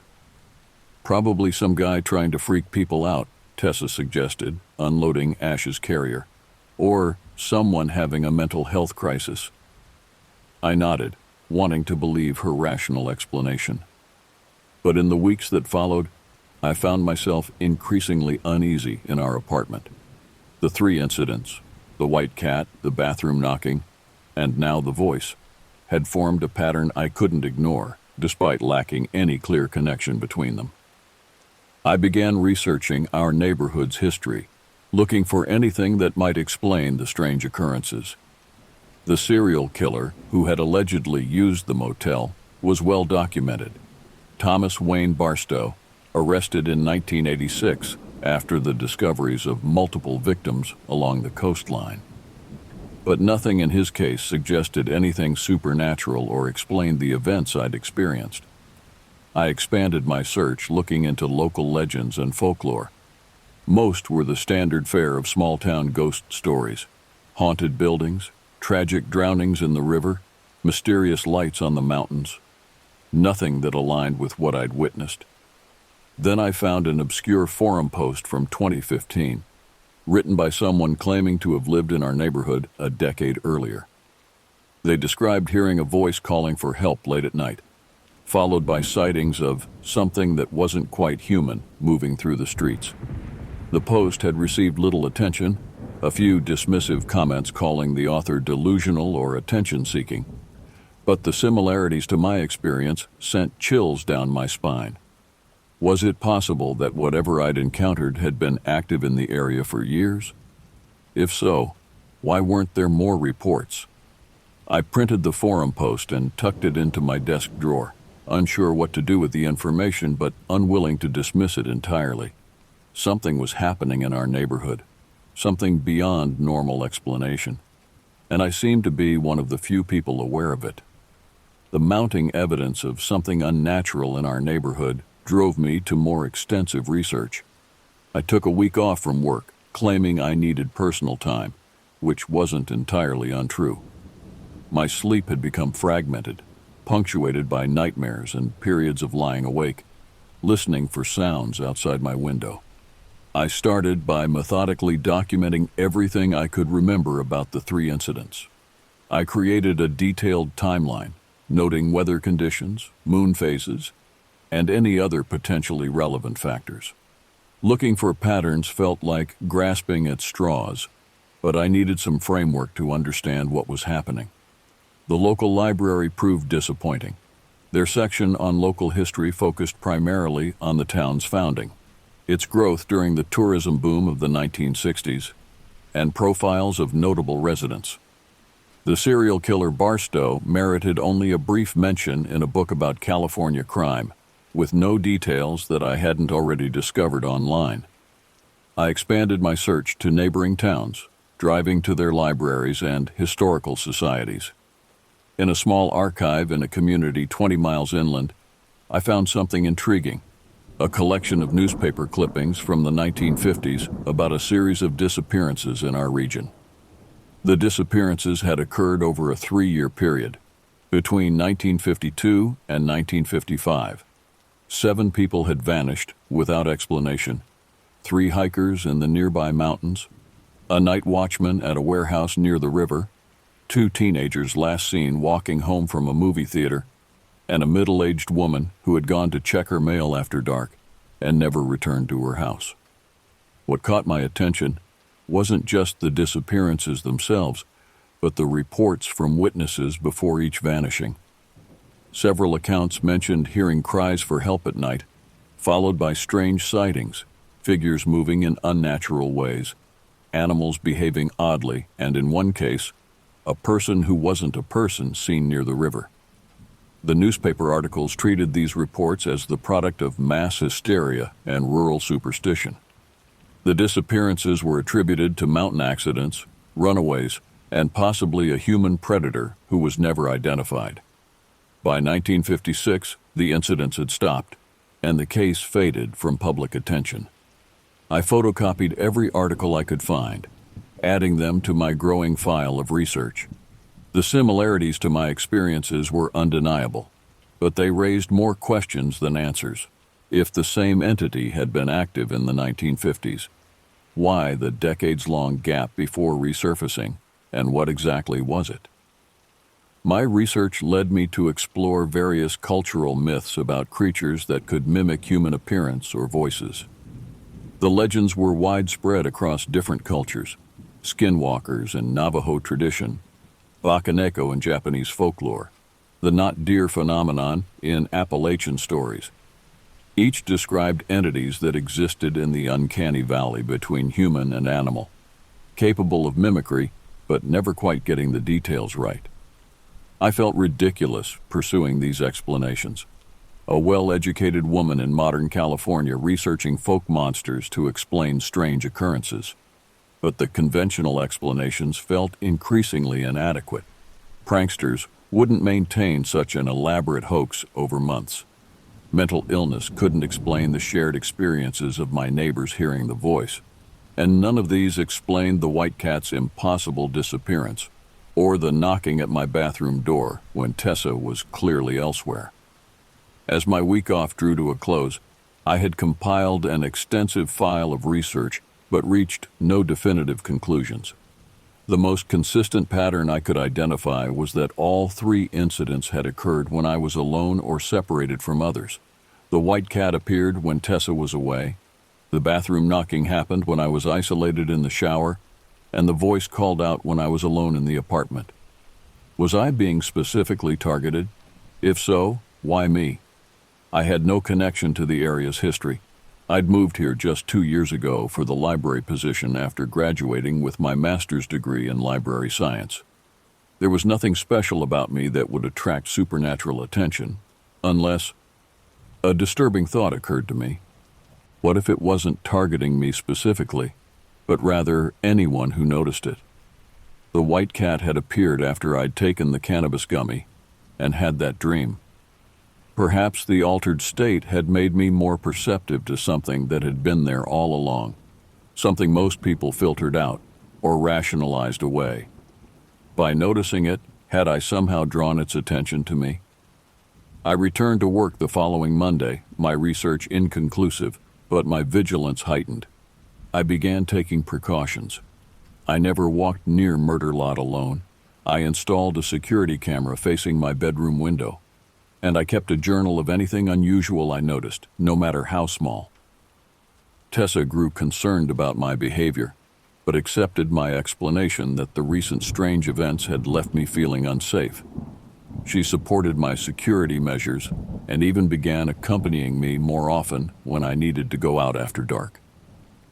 For several weeks, nothing unusual occurred. No white cats, no knocking, no voices calling for help. I began to hope that whatever had been happening had stopped. Perhaps it had moved on to another area, or my increased vigilance had somehow deterred it. Then came the night that shattered this fragile hope and convinced me that the entity wasn't gone. It was merely watching, waiting for the right moment to reveal itself again. July 8th, 2022, marked exactly 1 month since the incident with the voice calling for help. The date's significance didn't register with me until later. I was simply grateful for the stretch of normalcy that had followed my research week. That evening, Tessa had plans to meet friends for dinner, leaving me alone in the apartment. "I'll probably be back around midnight," she told me as she gathered her purse. "Don't wait up." "Have fun," I replied, settling on the couch with my laptop. I had plans to catch up on emails and maybe watch a movie, a quiet Friday night at home. After Tessa left, I heated up leftover pasta for dinner and opened a bottle of wine. The apartment felt peaceful rather than threatening for the first time in weeks.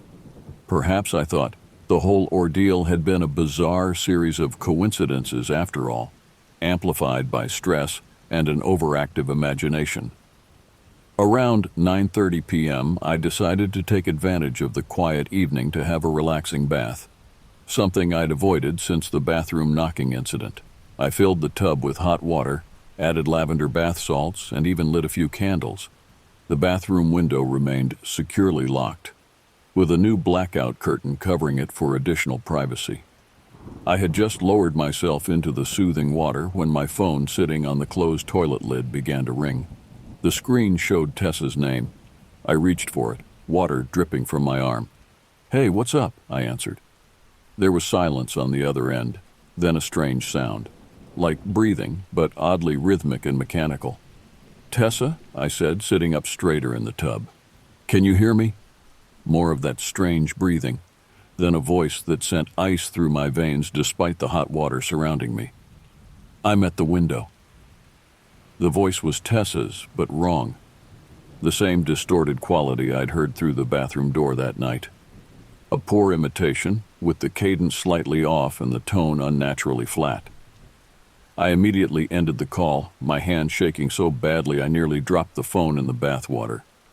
I stood up quickly, water sloshing over the side of the tub, and grabbed a towel. As I hurriedly dried myself, I called Tessa's actual number. She answered on the third ring. "Hey, what's up? I'm at dinner." The background noise confirmed her location, the chatter of other diners, clinking glasses, ambient music. "Did you just call me?" I asked, my voice tight with fear.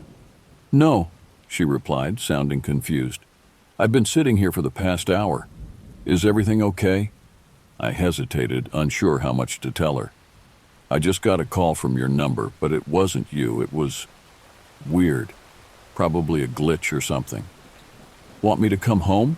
she offered, concern evident in her voice. No, I said quickly, not wanting to ruin her evening. "I'm fine. Probably just a crossed line or something. Enjoy your dinner."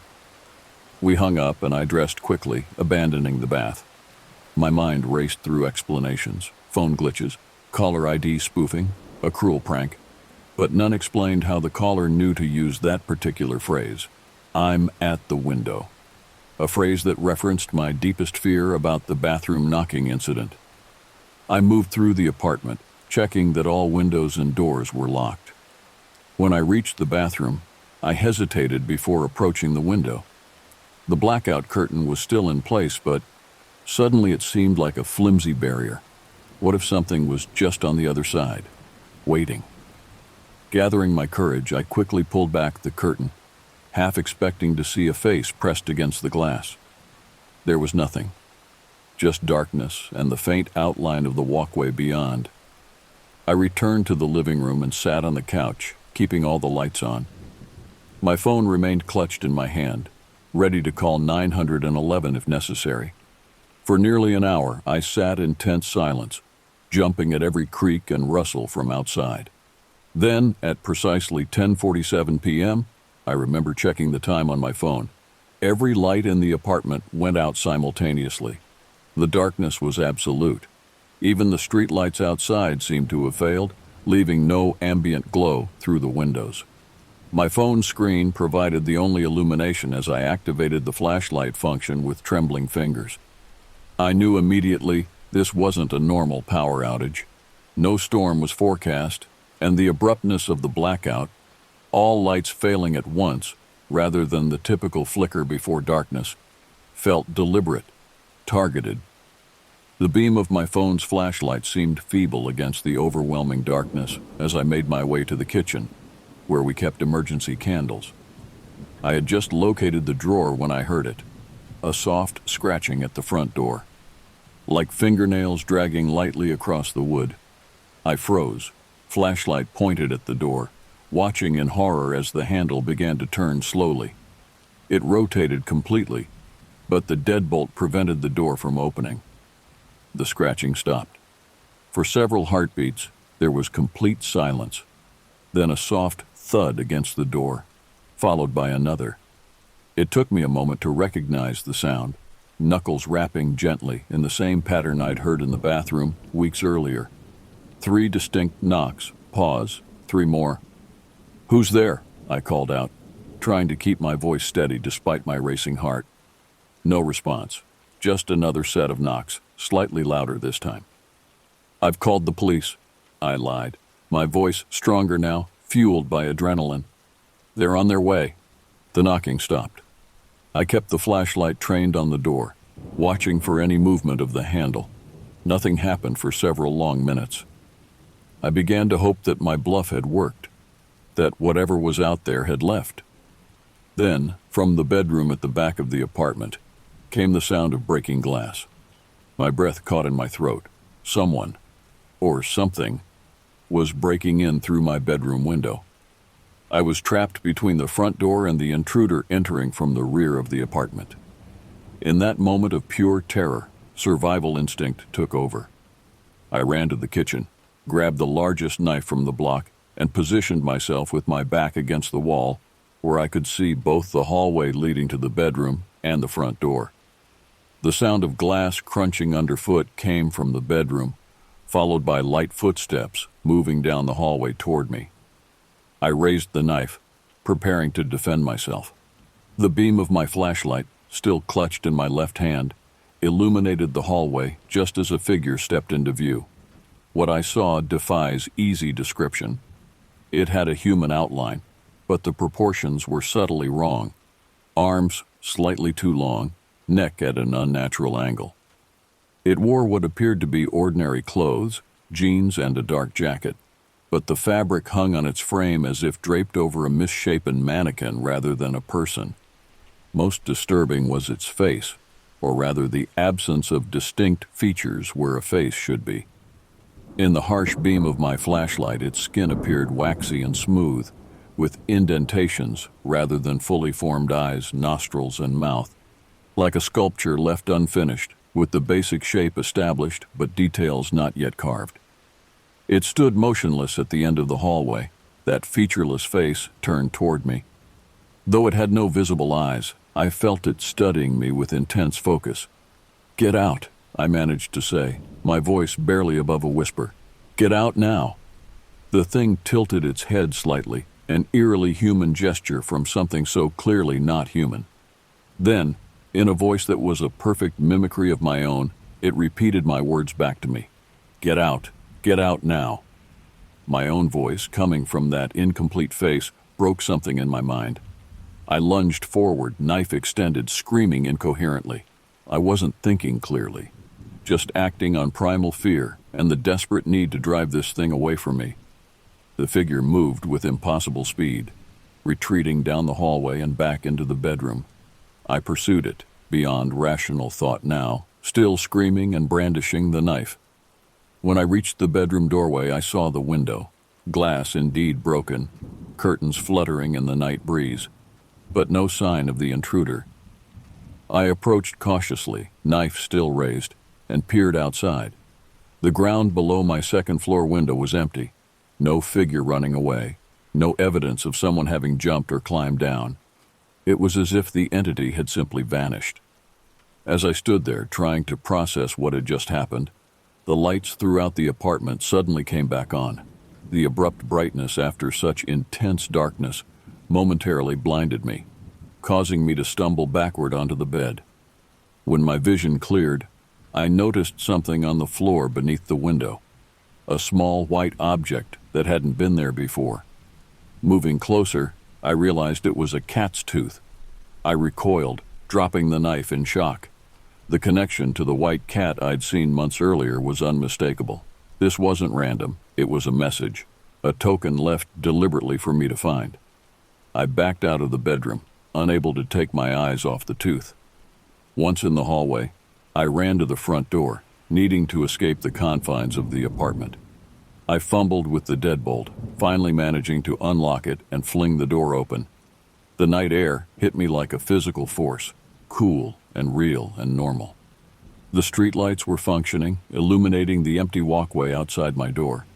No sign of any intruder, human or otherwise. I stood in the doorway, breathing deeply, trying to calm my racing heart. Had I imagined it all? A hallucination brought on by weeks of stress and paranoia? But the broken window was real.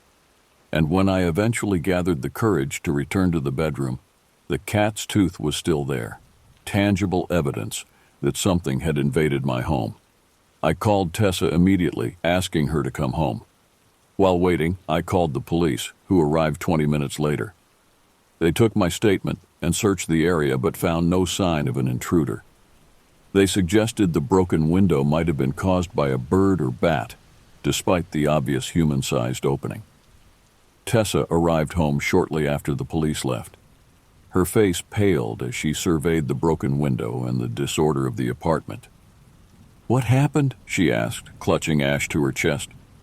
The cat seemed agitated, hissing at the bedroom window. I told her everything, not just tonight's events, but all of it. The white cat, the bathroom knocking, the voice calling for help. My research into the disappearances in the 1950s. I showed her the cat's tooth, still lying where I'd found it beneath the window. To my surprise, Tessa didn't dismiss my story as paranoia or imagination. Instead, she sat down heavily on the couch. "I've seen it too," she said quietly. "I just didn't want to scare you." She explained that shortly after we'd moved in 2 years ago, she'd had her own encounters.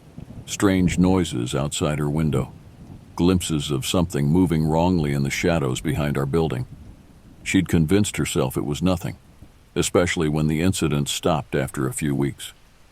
"I think it watches people," she said, "studies them, then tries to, I don't know, become them somehow, mimic them." Her admission both validated and terrified me.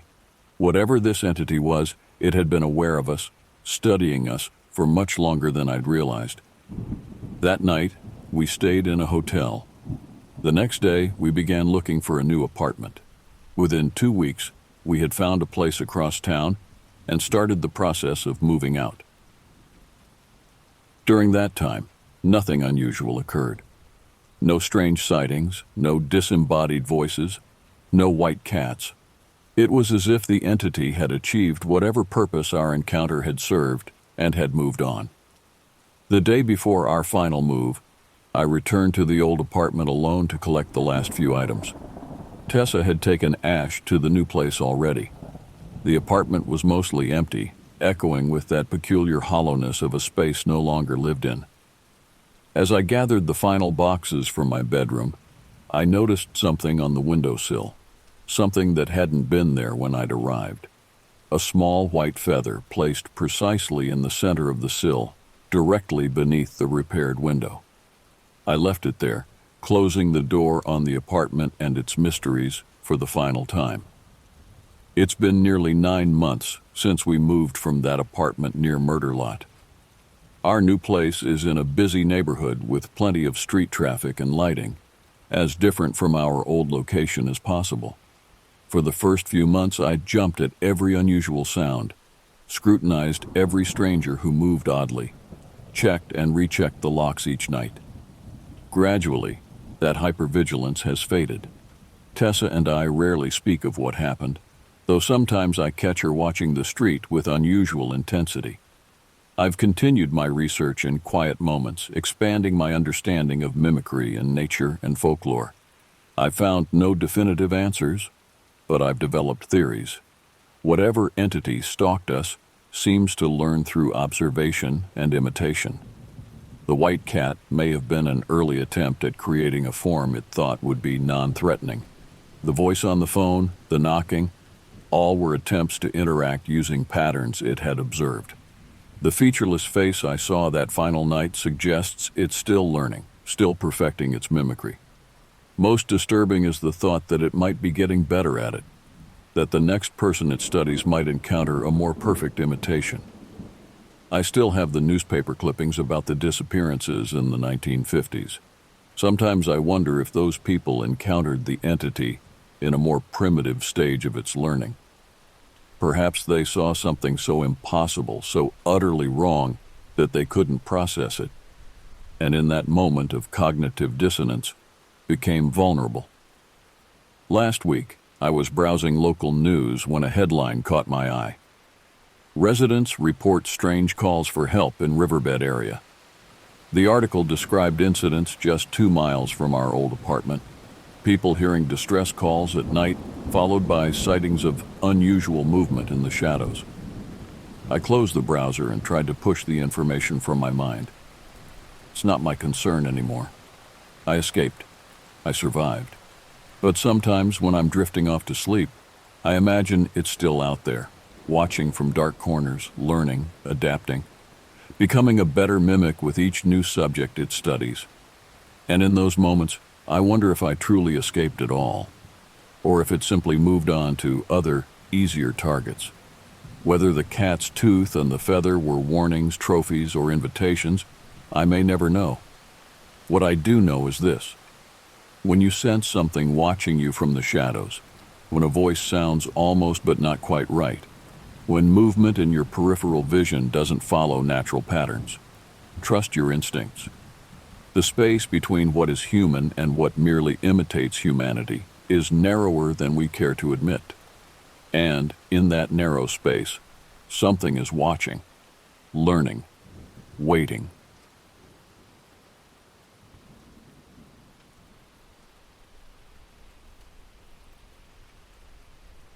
The dense fog and eerie stillness enveloped me as I trudged through the thick Pennsylvania forest. Towering hemlocks loomed overhead, their boughs blotting out what little moonlight penetrated the pervasive mist. I could barely make out the faint beam of my headlamp a few feet ahead. The damp earth muffled my footfalls. I had only been on the job for a week, but it felt like an eternity since I'd left behind the familiar comforts of my small Michigan hometown. Desperation had driven me to take this strange government assignment, to venture alone into these remote woods night after night, seeking something. My briefing had been frustratingly vague. All I knew was that there had been disappearances in state and national parks across the country: Oregon, Wisconsin, North Carolina. Hikers vanishing without a trace, and that I was now part of a clandestine task force assembled to get to the bottom of it. The meager pay barely put a dent in my accumulating debts and loans, but I had jumped at any chance to dig myself out of that spiraling financial hole. Maybe that's what made me qualified for a job like this, desperate enough not to ask too many questions. Though I'd always loved the outdoors, I was quickly learning the difference between a leisurely hike on a sunny day and slogging through uncharted wilderness in the dead of night. Each rustle of leaves or snap of a twig jolted me to high alert. I felt watched. The forest was alive, and it didn't want me here. A sudden shrill cry pierced the silence, sending my heart racing. An owl, probably. But something about the sound filled me with inexplicable dread. According to my maps, I was still miles from the sector I was supposed to patrol tonight. I quickened my pace, wanting nothing more than to complete my assignment and return to the shabby motel that passed for base camp. This was only night 3, with weeks still stretching ahead of me.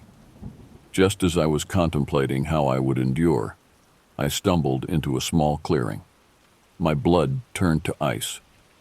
The beam of my headlamp fell upon a scene that defied explanation. An impossible whirl of symbols and runes gouged into the soil in spiraling patterns. Bones hung from strings in the branches above, and in the center, a dark stain soaked the earth. Though faded, the splash pattern was unmistakable. Something or someone had died here, violently and not long ago. With shaking hands, I unclipped the satellite phone from my belt, protocol demanding I report my findings immediately. But as I raised the device to my ear, only static greeted me. I was completely cut off. Alone in these whispering woods that seemed to draw ever nearer, full of malice and ancient secrets. I knew right then I was in over my head. This was no mere search and rescue operation. Something far darker was afoot in these foreboding forests. Something I was ill-equipped to face, but now had no choice but to confront. And for the first time since accepting this ominous assignment, I wondered if I would make it out alive, or become yet another mysterious disappearance. With a growing sense of unease, I documented the bizarre scene before me with my camera, the flash harshly illuminating the gruesome details.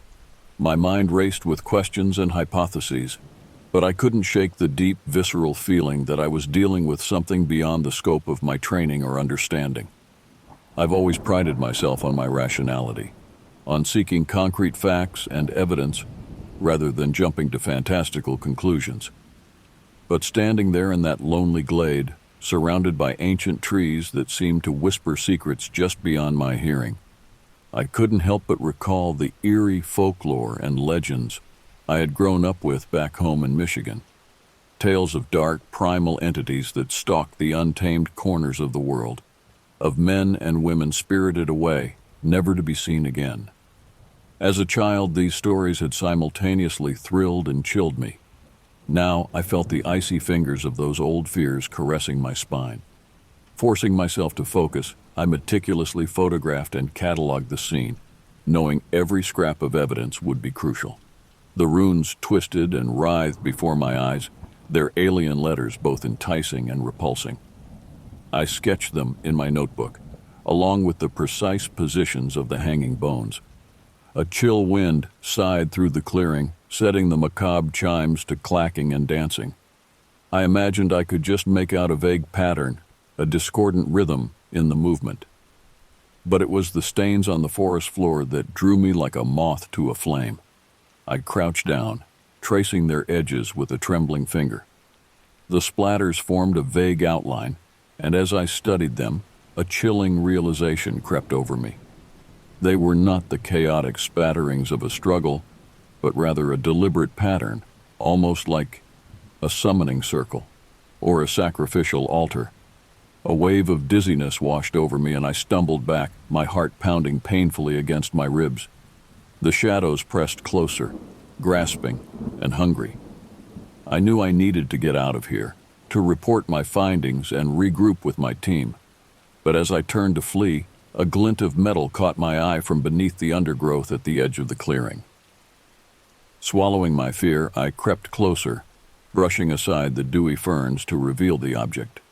It was a compass, an old-fashioned brass one like you might see in antique stores or war movies. The arrow spun lazily beneath the cracked glass, not pointing north, but rather deeper into the woods ahead of me. Towards the sector I was assigned to search. With numb fingers, I lifted the compass, feeling its surprising weight and solidity. The rational part of my mind screamed at me to leave it, to turn back and forget this whole unsettling scene. But another part, a deeper, baser instinct, knew I couldn't turn away. That the answer to the disappearances, to the dark mystery haunting these woods, lay along the path marked by this eldritch guide. I took a deep breath of the loamy, earthy air, trying to steel my nerves. All my life I had played it safe, sticking to the well-lit roads and carefully marked trails. But the path ahead was uncharted and shrouded in shadow. If I had any hope of getting to the bottom of this, of making it out of these woods alive, I knew I would have to venture off the map and into the primal unknown. Slipping the compass into my pocket, I cast one last glance around the unearthly clearing. The breeze kicked up, sighing through the branches like an exhaled breath. A warning or a beckoning, I couldn't tell. With an unsteady hand, I raised my flashlight and stepped forward into the waiting dark, following the inexplicably spinning compass deeper into the primeval forest and the heart of the mystery that drew me here. There was no turning back now. The woods and the horrors they concealed had me in their grasp, and I knew the only way out was through.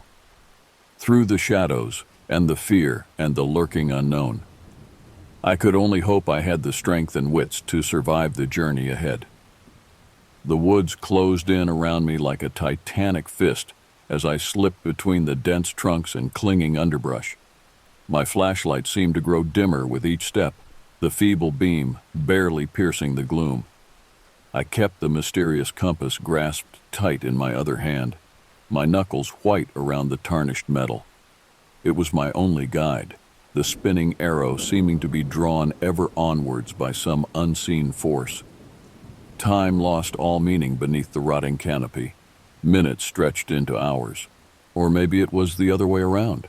My sense of direction had vanished along with the fading daylight. For all I knew, I could have been walking in circles. The only landmarks were gnarled trees that leered from the shadows, and half-glimpsed shapes skittering in my peripheral vision, gone when I snapped my head around for a better look. I strained my ears for any sound that might indicate I was drawing near to my goal, though in truth, I wasn't even sure what that goal was anymore. To find the missing hikers? To uncover the source of the strange occurrences that had drawn the attention of my covert employer? Such concrete aims felt distant and fanciful now. All that mattered was the inexorable pull of the compass. Onward I trudged, ignoring the burning of my muscles and the rasping of my increasingly labored breath. The very air seemed thick and oppressive, bearing down like a sodden blanket on my shoulders. I found myself longing for the familiar sidewalks and streetlights of my hometown, for the comforting blandness of the suburban streets where the greatest threats were neighborhood gossip and the manager at the collections agency calling about my defaulted credit card.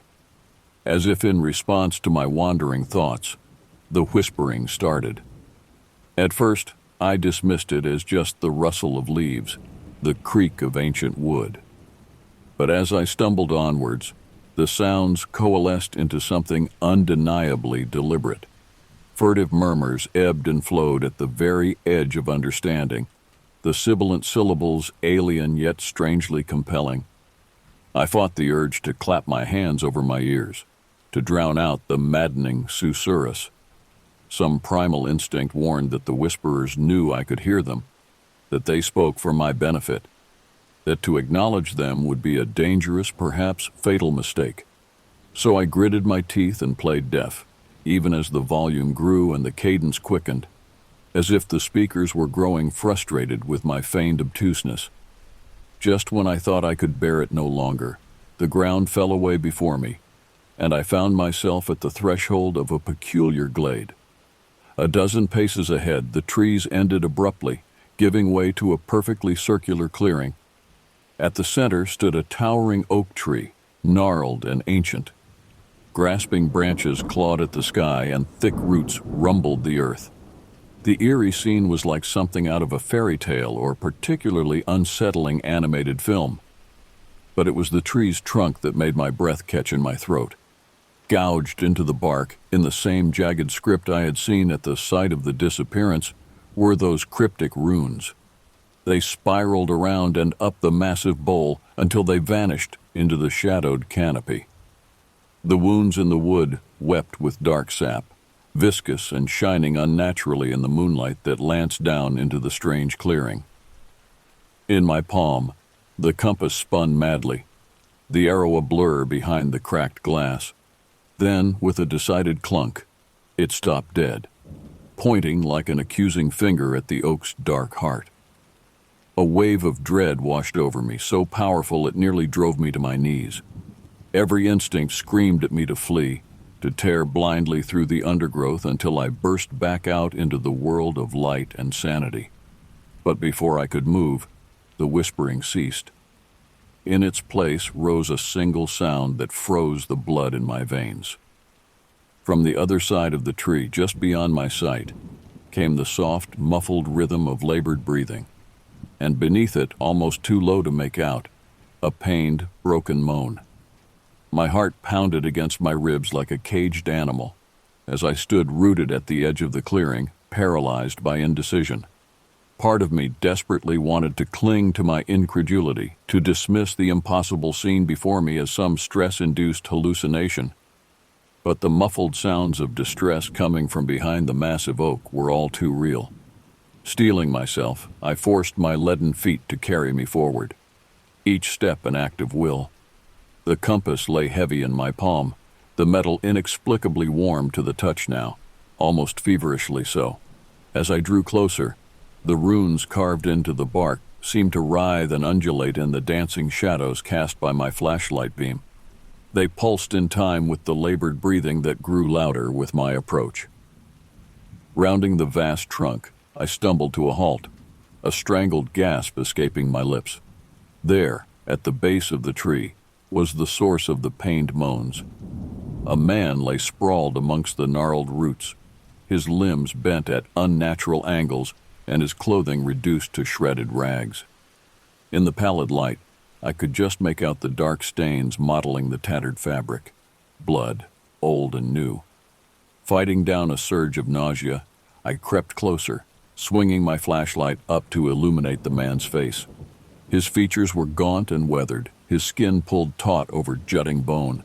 Sunken eyes rolled wildly in bruised sockets, wide but unseeing. Cracked lips moved soundlessly, shaping words that I could not, or perhaps dared not, comprehend. I dropped to my knees beside him, hands fluttering uselessly over his broken form. He looked like one of those junkies you sometimes see haunting the alleys and underpasses of big cities, the ones too far gone to even beg anymore. But there was something else in his emaciated face, beneath the pain and fear. A desperate, almost feral hunger. "Hey, can you hear me?" I rasped, my voice sounding alien to my own ears. "I'm here to help. I'm going to get you out of here." The man's eyes snapped to mine, suddenly focused with terrifying intensity. His hand shot up faster than should have been possible in his weakened state and latched onto my wrist. I cried out in shock and tried to pull away, but his grip was like iron. He hauled himself upright with a burst of manic strength, his face mere inches from mine. "No escape," he hissed through his ruined teeth. "They're coming. They're hungry."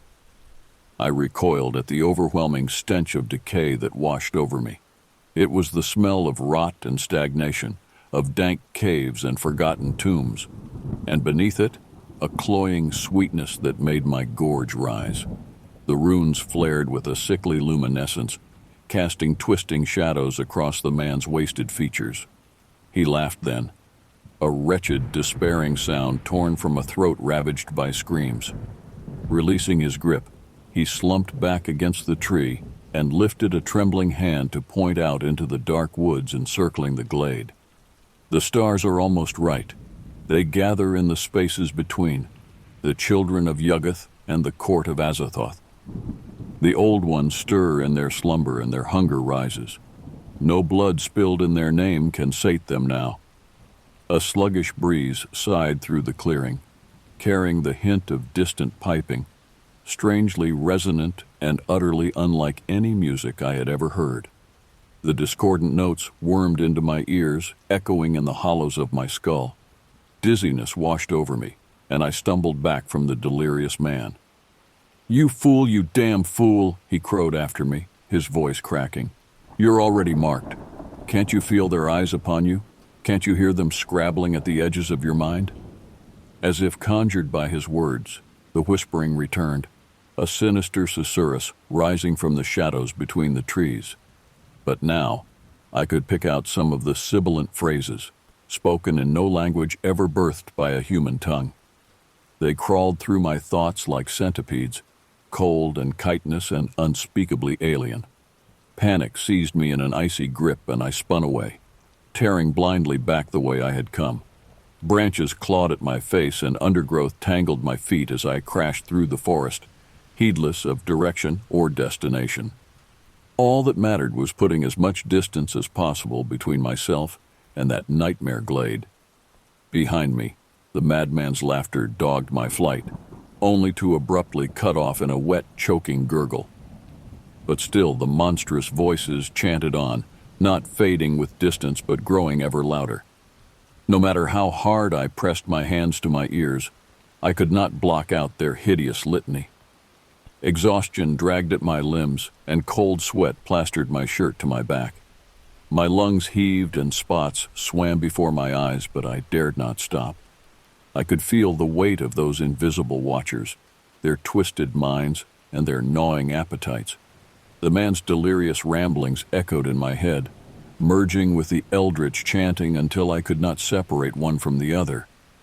I had thought myself prepared for anything when I accepted this assignment, ready to confront any manner of horror in pursuit of the truth.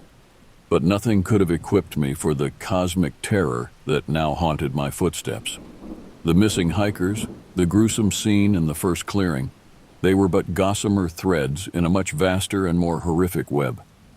A web that I could feel inexorably tightening around me with each shuddering step. There would be no escape, the madman had said. And with a sinking certainty, I realized he spoke the truth. Whatever nightmare I had stumbled into, it would not release me until it had run its course, or until I became one more mysterious disappearance, lost amongst the dark bowls and eldritch secrets of this unhallowed forest. The only question was, how much of my sanity would remain by the end, and if I would welcome that oblivion when it came. I don't know how long I stumbled blindly through the undergrowth, driven only by the primal need to put distance between myself and the horrors I fled. The chanting voices pursued me, sinking barbed hooks into my mind and reeling me towards the brink of madness with each twisting phrase. Heedless of direction, I crashed through curtains of grasping vines and jagged brambles that tore at my clothes and skin. I barely felt the sting of the lacerations, so consumed was I by the need to escape, to outrun the impossible revelations that the forest had thrust upon my unprepared psyche. But how could one outpace the truth, no matter how awful its visage? The runes, the blood-soaked glades, the demented rantings of the broken man, they all pointed to a conclusion I shuddered to acknowledge: that my mundane understanding of the world was but a soap bubble, a fragile illusion begging to be punctured by the eldritch realities seething in the shadows beyond mortal ken. In my hubris, I had thought myself ready to confront any earthly enigma, to cast the light of reason into the darkest of human mysteries. But nothing in my suburban Michigan upbringing or my by-the-numbers government training could have prepared me for this plunge into cosmic horror. The forces at play here cared nothing for human rationality or self-assured confidence. A root snagged my ankle mid-stride, sending me sprawling face first into the damp loam. Winded, I lay gasping in the moldering leaves, feeling the chill of the earth seeping into my bones. The whispering continued unabated, crawling through my skull like a pulsing tangle of worms. With a titanic effort of will, I pushed myself up to my hands and knees, spitting dirt and blood from my mouth. My flashlight had tumbled away in the fall, and I groped for it frantically, unwilling to be consigned to the hungry dark. My fingers closed around the cool metal just as a sudden silence fell over the forest. The voices cut off as if a switch had been thrown, plunging my mind into a vacuum. I remained frozen, hardly daring to breathe, as if the slightest movement might draw the attention of the unseen presences I could still feel lurking in the shadows. And then, shattering the hush like a thunderclap, a scream echoed through the trees. It was a sound unlike any I had ever heard, almost more animal than human. The primal shriek of a creature in the grip of unimaginable agony and terror. And beneath it, that hideous piping music that set my teeth on edge and sent icy rivulets of dread trickling down my spine. In a sudden flash of insight, I recognized the source of the tortured vocalization. The gaunt man I had abandoned back in the glade, left to the mercies of whatever dark forces the forest concealed. Guilt and revulsion warred within me as I recalled his emaciated face, the desperation in his eyes as he tried to impart his garbled warning. The scream tapered off into a strangled gurgle, and with it, the last shreds of my resolve crumbled. Surging to my feet, I took off once more, shambling mindlessly into the gloom. But no matter how I fled, the sounds of that hideous fluting pursued me, echoing from the sightless hollows of crumbling stumps and oozing tracklessly from the decaying boughs above. Exhaustion dragged at my limbs and choked my heaving lungs, but it was the despair, as cold and heavy as a tombstone, that drove me to my knees. There, half concealed by a matting of putrid leaves, my questing fingers found the familiar shape of the compass. The fractured glass of its casing seemed to leer at me like a baleful eye as I lifted it to the feeble light of my fading torch. To my dull lack of surprise, the needle remained fixed in its unnatural heading, stubbornly gesturing toward some unspeakable rendezvous beyond the shroud of trees. The same pull that had drawn me to that first nightmarish glade and the madman's dire proclamation. Was this to be my purpose then? To play out the role of unwitting pawn in some incomprehensible game between forces beyond human imagining? To follow this damned talisman deeper into a web of blood and darkness until it swallowed me whole? Slowly, inexorably, I felt my hand tighten on the cursed compass, its cool metal biting into my palm with an almost mocking solidity. For better or worse, my path was locked. The only way out was through the fear, through the abyss of insanity yawning wide before me. Gritting my teeth, I hauled myself back to my feet, fixing my eyes once more on the invisible trail marked by sorcerous brass and a dead man's finger. The shadows clustered close, hungry and expectant, but I would not let them claim me yet. If I was to be a sacrifice on the altar of this cosmic horror, then by God I would face my fate on my feet, another bloody move in a game whose rules I could not fathom. For a moment, I allowed myself one final thought of home, of placid Michigan streets dappled by the forgiving sun, of the dull concerns of debt and office tedium. Then, with a whispered prayer to whatever power might still hold sway in this tainted land, I marched off into the whispering dark, one faltering step at a time, to meet my inevitable end. The shadows pressed close as I forged deeper into the twisted heart of the forest, the eldritch compass my only guide. The trees here were ancient, their trunks gnarled and mottled with grotesque fungal growths that pulsed wetly in the guttering light of my torch. The air hung thick and oppressive, saturated with the cloying stench of decay. With each leaden step, I could feel the weight of unseen eyes upon me, tracking my progress with avid hunger. The maddening fluting had faded, but in its place rose a constant susurrus of rustling foliage and skittering movement just beyond the halo of my feeble light. The forest was alive with malign presence, a creeping miasma of dread and alien intelligence. Time lost all meaning in that primordial gloom, minutes stretching into endless eons as I stumbled onward in a daze of exhaustion and gnawing terror. The runes from the accursed oaks danced in the corners of my vision, searing themselves into my mind's eye. I could feel them writhing there like live things, pulsing in time with the labored beating of my heart. And then, without warning, the trees fell away, and I found myself standing at the threshold of a scene torn straight from a fevered nightmare. Before me stretched a vast clearing, the ground denuded of vegetation and stained a glistening black. At the center of this blasted heath rose a towering monolith of pitted stone, its surface crawling with those now familiar sigils and glyphs. The air shimmered around it like a heat haze, distorting its outlines into impossible geometries that made my eyes water and my gorge rise. But it was the seething mass of figures gathered around the base of the megalith that froze the scream in my throat. Dozens of them, naked and smeared with ichor, writhing and undulating in a churning sea of pallid flesh. Their features were obscured by matted clumps of hair and caked filth, but I could hear their muffled moans and the wet smack of their movements. As I watched in numb horror, one of the figures detached itself from the mass and loped towards me with a jerky marionette gait. It resolved into the emaciated form of the man I had abandoned in the glade, his eyes glassy and his jaw hanging slack. He came to a shuffling halt mere paces from where I stood rooted, glaring at me with an expression of fathomless despair. "You came," he croaked, his voice a ruined whisper.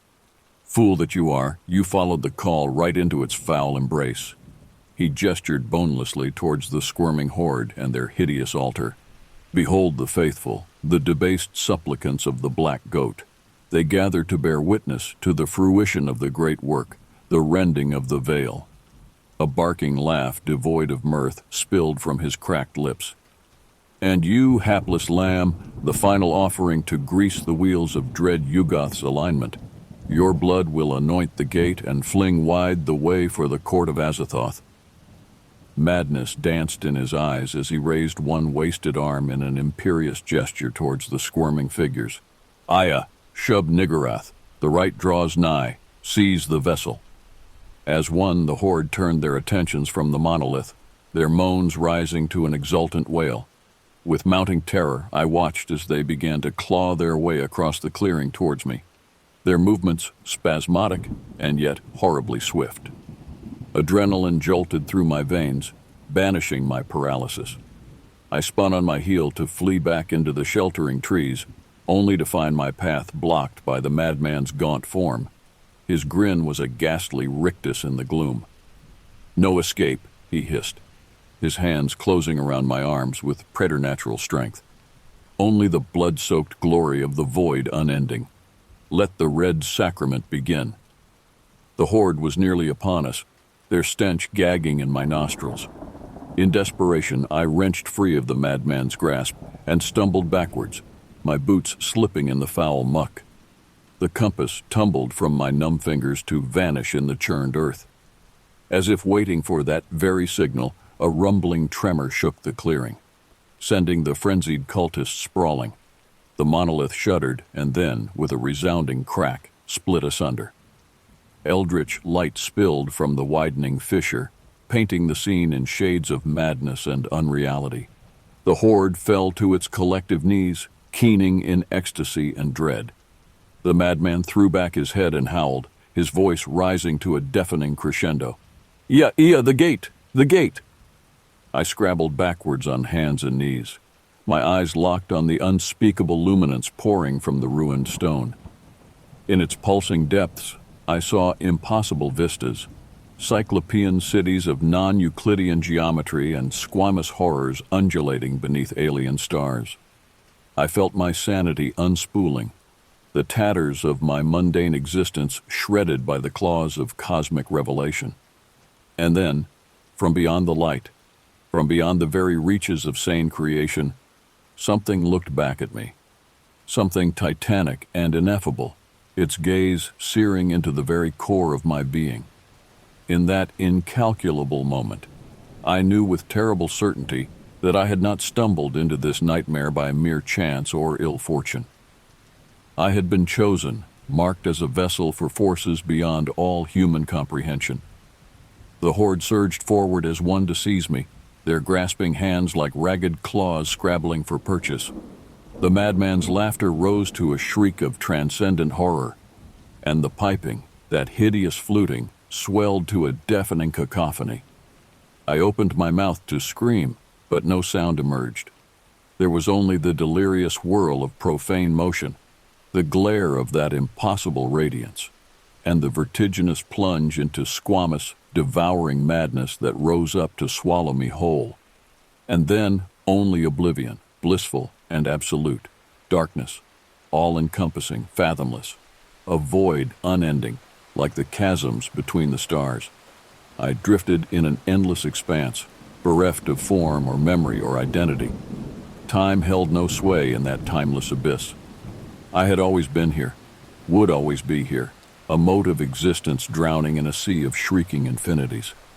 Distant lights flickered at the edges of my perception, baleful and unspeakable. They gibbered and beckoned, foul promises dripping from their cosmic tongues. Slowly, excruciatingly, the shattered fragments of myself began to coalesce in that unlight. A tattered skein of memories, dredged from the wreckage of my sundered psyche. Glimpses of a life beyond the dark. The wending streets of a Michigan town, the corridors of a faceless agency, a fateful descent into green-cloaked nightmare. The recollection of that eldritch glade, the blood-mad acolytes, and the splitting of the Cyclopean gate crashed over me in a drowning wave. Despair rose like bile in my phantom throat, a silent howl of negation and horror. What dream was this? What lightless pit had I stumbled into, and to what squamous entity had I made unwitting offering? The errant thoughts skittered across the tattered fringes of my mind, seeking purchase in the unraveling skein of my identity. Then, with a sickening lurch, the bottom fell away, and I was falling, plummeting through unplumbed layers of pure chaos. Fathomless shapes twisted in the maddening ungeometries around me, their outlines etched in the balefire radiance of dying universes. Flashes of hideous gnosis speared through my disintegrating mind, revelations too terrible for any sane intellect to bear. The true nature of the seething infinity that pulsed in the spaces between spaces, the insane truth behind the veneer of mortal reality. Secrets that would shatter nations and faith, truths to make the stars weep in their courses. And something else, rising from the ravening carnival of lunatic insight. A presence titanic and ineffable, the merest shred of its attention enough to flay a soul to ribbons. The piping of mad flutes danced at the edges of my perception, an echoing trumpet blast heralding the imminent emergence of that which should not be. The black goat, the goat with 1,000 young, Shub-Niggurath, all-mother and feaster from the veil. The words thundered in my mind, a liturgy of blackest ecstasy and despair. The rite is complete, the seal is shattered. Let the faithful be vindicated, let the vessels be filled. A scream rose in the tattered remnants of my throat, only to be swallowed by the cacophonous din of shrieking reality. I was dissolving, my paltry sense of self nothing more than a mote caught in the gravitational well of an impossible singularity. All that I was, all that I had ever been, flenched away by the hurricane winds of the void. And in the instant before I fractured into the barest subatomic filaments, I beheld it. Not with eyes, for what use are such paltry orbs before the ultimate revelation? But in the core of my very being, I confronted the outer god, the black goat of the woods, the mother of 1,000 young. It was fecundity and nothingness, ecstasy and oblivion. My soul shriveled before its limitless cosmic scope, even as my mind burst with the indescribable rapture of its touch. In one searing instant I saw through the illusion of time and space, the frail boundaries erected by limited mortal minds, saw the true face that lurks behind the mask of reality. And in that same instant, I was shattered beyond all hope of redemption or repair. The last realization came even as the final motes of identity evaporated into the roiling chaos. We were all merely vessels, hollow and waiting for the glorious filling. The barriers between mind and void were never more than the flimsiest of veils, and now they lay in tattered ruin. The stars were right, and the inchoate madness of the outer dark would pour through the riven gate to take furious possession. I was no longer man or agent or seeker of mysteries.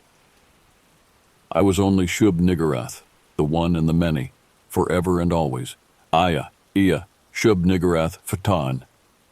And on that ultimate note of soul-shriveling horror and rapture, the tale must end. For no human mind in light or darkness could venture further into those blasphemous realms and return unscathed. The truths beyond the threshold are not for mortal eyes and should never be inscribed by sane hands. The fate of the nameless narrator, lost to the abyssal gulf between worlds, the terrible secrets unearthed in those benighted woods, the final disposition of the blood-crazed faithful and the howling madmen. These are questions that must remain forever unanswered, locked in the silent vaults of eternity. For to even contemplate such mysteries is to court corruption and damnation. Turn back now, O seeker after forbidden wisdom. Seal this accursed tome and consign it to the pyre of purgation. Walk in the comforting light of blissful ignorance, and cling to the tattered veil of merciful illusion. For to do otherwise is to risk following in the doom-caught footsteps of the wretched narrator, to plunge into squamous infinities unending, an insignificant mote dissolving into the bubbling ichor of primal chaos. Some doors are best left unopened, some thresholds never crossed, for they open onto vistas of horror and ecstasy beyond human bearing or remembrance. And once bereft of that thin shielding of sane illusion, no power in all the wretched spheres can make the vessel whole again. Ea, Shub-Niggurath, may the merciful darkness shroud you forever from its gaze. Here endeth the tale. I awoke with a ragged gasp, my heart pounding against my ribs like a caged bird. For a long, disorienting moment, I couldn't place my surroundings. The dancing shadows on rough-hewn walls, the musty scent of old earth, the flickering amber glow of torchlight. Then, in a sickening rush, memory crashed over me. The accursed forest, the blood-mad faithful, the splitting of the unholy gate, that final vertiginous plunge into squamous horror and twisted ecstasy. Shub-Niggurath, the black goat of the woods, the mother of 1,000 young. I lurched upright, my hands scrabbling at the damp stone beneath me. I was in some sort of subterranean chamber, ancient and foul. The air hung thick and oppressive, saturated with a miasma of mold and slow decay. Ah, you're awake at last. I'd feared the revelation had shattered your mind past all mending. The voice was familiar, a rasping whisper from the edges of nightmare. With mounting dread, I turned to behold the madman from the clearing. He crouched in the shadows, his hollow eyes fixed on me with unsettling intensity. What? What happened? I croaked through a throat that felt scoured raw. The ritual, the gate, a success beyond the wildest dreams of the faithful, the madman said, a note of suppressed glee thrumming in his voice. The veil was torn asunder. The way opened for the glory of the outer gods to pour through. I shook my head in mute denial, even as fragmented visions of cosmic horror danced behind my eyes. Then why am I still here? Why are any of us still here? The madman let out a wheezing chuckle. You still cling to your paltry illusions of linear time and singular space. The glory of Shub-Niggurath is not bound by such petty constraints. He leaned forward, his voice dropping to a fervent hiss. In the moment of the revelation, we were all vessels, filled to bursting with the essence of the black goat. But that was only the barest taste, a single mote of the infinite cosmic whole. A shudder ripped through me at the memory of that incalculable presence, the merest brush of its attention enough to flay a soul to ribbons. What happens now? Now? The madman smiled, an unspeakable light kindling in the depths of his eyes. Now we spread the word, prepare the way for the full manifestation. The faithful will grow. The rite will be repeated in 1,000 forms across 1,000 worlds. And when the stars are right, when the very fundament of reality lies in tattered ruin, then the glory will be upon us. Bile rose in my throat at the thought of that unfettered horror let loose upon an unsuspecting world. "I won't let that happen," I said, my voice thready but resolute. "I'll find a way to stop it, to seal the breach." The madman let out a barking laugh, shrill and utterly mirthless. "You poor deluded fool. There is no stopping it, no turning back from the truth. You have been chosen, just as I was chosen, blessed and damned in equal measure."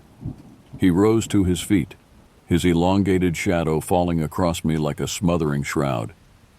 "In time you will come to embrace it, just as I did, to rejoice in the shattering of the frail veil and the glories that lie beyond."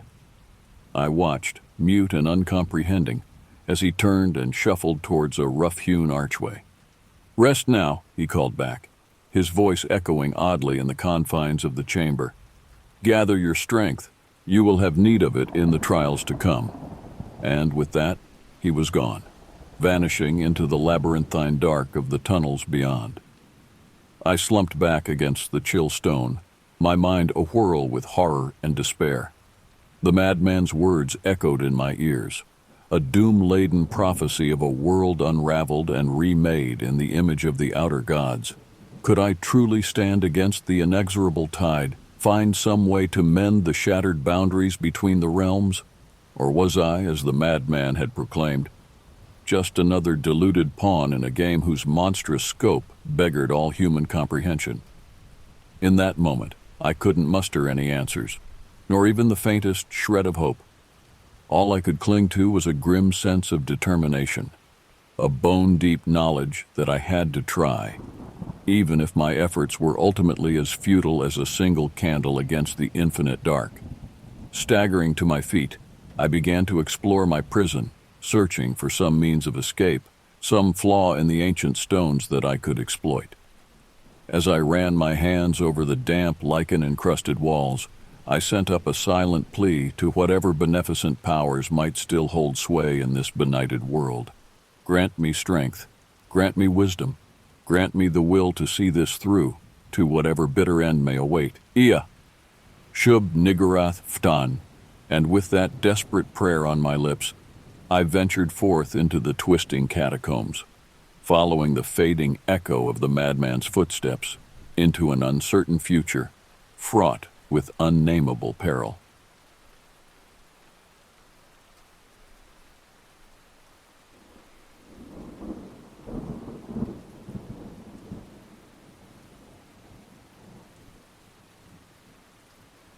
My name is Rayan, and I live in Novus Astra. I've always been drawn to the outdoors, hiking, camping, exploring remote trails. But being a nature enthusiast doesn't pay the bills. With debts piling up and creditors calling, I was desperate for a steady paycheck. That's when I came across a mysterious job posting from a secret government agency. They were recruiting people with outdoor skills for unspecified special projects in remote areas across the country. The pay was incredible. Despite my reservations, I applied and was quickly hired. I had no idea what I was getting myself into. After a strange orientation at a nondescript office building, I was given my first assignment. I was to join a small team and spend 2 months conducting research and reconnaissance in the deep woods of Oregon's Umpqua National Forest. No other details were provided. I met my 3 teammates, Mike, Julia, and Sam, and we were driven out to the middle of nowhere and dropped off along with some gear. As the black SUVs sped off, an eerie silence enveloped us. We were utterly alone in an ocean of towering pines. We hiked through the rugged terrain, on alert for any threats, although we weren't sure what we were supposed to be looking out for. After hours of trekking, we reached a small cabin that would serve as our base. "What exactly are we doing out here?" I asked the others over a humble dinner of camping rations. No one knew. As darkness fell, we took shifts on watch. Wolves howled in the distance under the moonlight. I shivered in my sleeping bag, wondering what dangers lurked outside. Eventually, I drifted off into a restless sleep. Strange sounds outside the cabin jolted me awake in the pitch black of night. Snapping twigs, shuffling movement. I grabbed my flashlight and handgun and crept to the door. My heart pounded. I stepped out into the chilly air, sweeping my beam across the clearing. The sounds had stopped. Everything was still. Then my light caught something on the edge of the forest, a pair of glowing yellow eyes in the shadows. They blinked. A split second later, the creature darted away with a flash of dark fur and disappeared into the woods. "What was that?" Julia asked nervously, startling me as she came up behind me. "No idea," I replied. "But I don't think we're alone out here." The next morning, we set off to survey the surrounding area, looking for any signs of unusual activity. We'd been walking along a ridge for about an hour when Sam called out, "Hey, take a look at this." He was crouched down, examining a set of large tracks in the soil. They looked canine, but were far too big to be a wolf or coyote. "Maybe a bear," Mike suggested, but I knew these forests had no bears. A twig snapped in the underbrush nearby and we all spun around. Silence. The forest had gone eerily quiet. No birdsong, no rustling leaves. It felt like 1,000 unseen eyes were watching us. The hairs on the back of my neck stood up. "Let's keep moving," I said. No one argued. As we continued our patrol, I couldn't shake the feeling that something was stalking us just out of sight. Every snap of a branch made me flinch. But we never caught another glimpse of whatever was out there. We made it back to the cabin by dusk, thoroughly spooked. That night, huddled around a campfire, we speculated about what could be lurking in the trees. "Maybe it's Bigfoot," Sam joked. "I heard the government has known about Sasquatch for years, but keep it secret." We laughed it off. But I was starting to wonder if we were dealing with something beyond explanation. Over the next few weeks, the strange occurrences continued. We'd find unexplained tracks and claw marks on trees. Our equipment would malfunction or go missing. At night, we heard eerie calls that sounded like no animal we'd ever encountered. We reported it to our superiors but got no substantial response. Just an order to stay on mission. One morning, I set off alone to check some camera traps we'd set up in a nearby ravine. As I hiked down into the mist-shrouded hollow, a rank, putrid stench invaded my nostrils. I gagged. Approaching the first camera, I spotted the source of the foul odor, the half-eaten carcass of a deer buzzing with flies. Predators killing prey wasn't unusual, but this was different. The wounds looked like they'd been made by huge fangs, the flesh torn away in savage strips. I suddenly noticed how the forest had gone deathly silent. Not even insects were buzzing. My skin prickled with the unnerving sensation of being watched. I checked the camera. The memory card was missing. That's when I heard it. A guttural growl that made my blood turn to ice. I spun around. There, on the edge of the ravine, a pair of yellow eyes glared at me from the shadows. The creature slowly emerged from the underbrush, and my heart nearly stopped. It was a wolf, but no ordinary wolf. It was gigantic, well over 200 pounds, with shaggy black fur and fangs like daggers. And the intelligence burning in its unnatural yellow eyes was deeply unsettling. This was no animal. This was something else. A branch cracked under my boot as I took a step back. Instantly, the beast lunged forward with impossible speed. I turned and ran, adrenaline catapulting me up the ravine. I could hear its pounding strides and feel its hot breath on my heels. At the top of the ridge, my foot caught a root and I went sprawling. I flipped onto my back, fully expecting to see fangs bearing down on me. But the creature had vanished, as if it had never existed. Fighting to catch my breath, I sprinted all the way back to the cabin. "It's called a warg," Julia said matter-of-factly that night as we discussed the day's terrifying events. A mythical wolf-like creature from Anglo-Saxon lore, highly intelligent and malevolent, often acting as allies or servants to evil entities. That's gotta be what you saw. Sam scoffed. Mike looked deeply troubled. As for me, I was still shaking, unable to erase those hellish yellow eyes searing into me. We debated whether to abort the mission, but I knew we couldn't run from this. The agency sent us here for a reason, I said, and now we know what we're up against. We have to finish what we started. Reluctant but resolute, the team agreed to push forward. But we were more on edge than ever. The next day, we began finding strange artifacts near our camp. Bundles of bones tied with sinew, stone markers carved with foreign runes, animal pelts marked with eerie red ochre handprints. Julia discovered that the symbols were from an ancient Anglo-Saxon dialect and translated to "The warg walks here." It seemed this area had a dark history that the outside world knew nothing about. Over the next week, the warg sightings grew bolder. The massive beasts would melt out of the shadows in broad daylight, fixing us with their unnerving yellow gaze before slipping away. They were toying with us. Tensions were at a boiling point. None of us were sleeping. Then one morning, we awoke to find Mike's sleeping bag shredded, drenched in blood. But no sign of Mike. He'd vanished without a trace. We were down to 3. The day after Mike disappeared, we received a disturbing transmission from headquarters.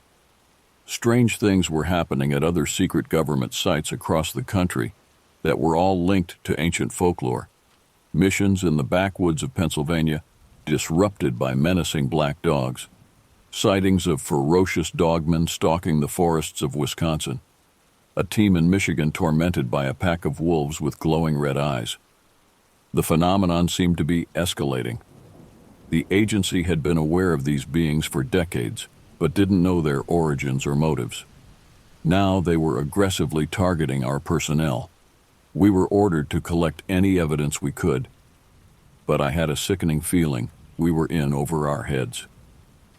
That afternoon, while searching for Mike, we stumbled upon a headless deer carcass suspended from a tree.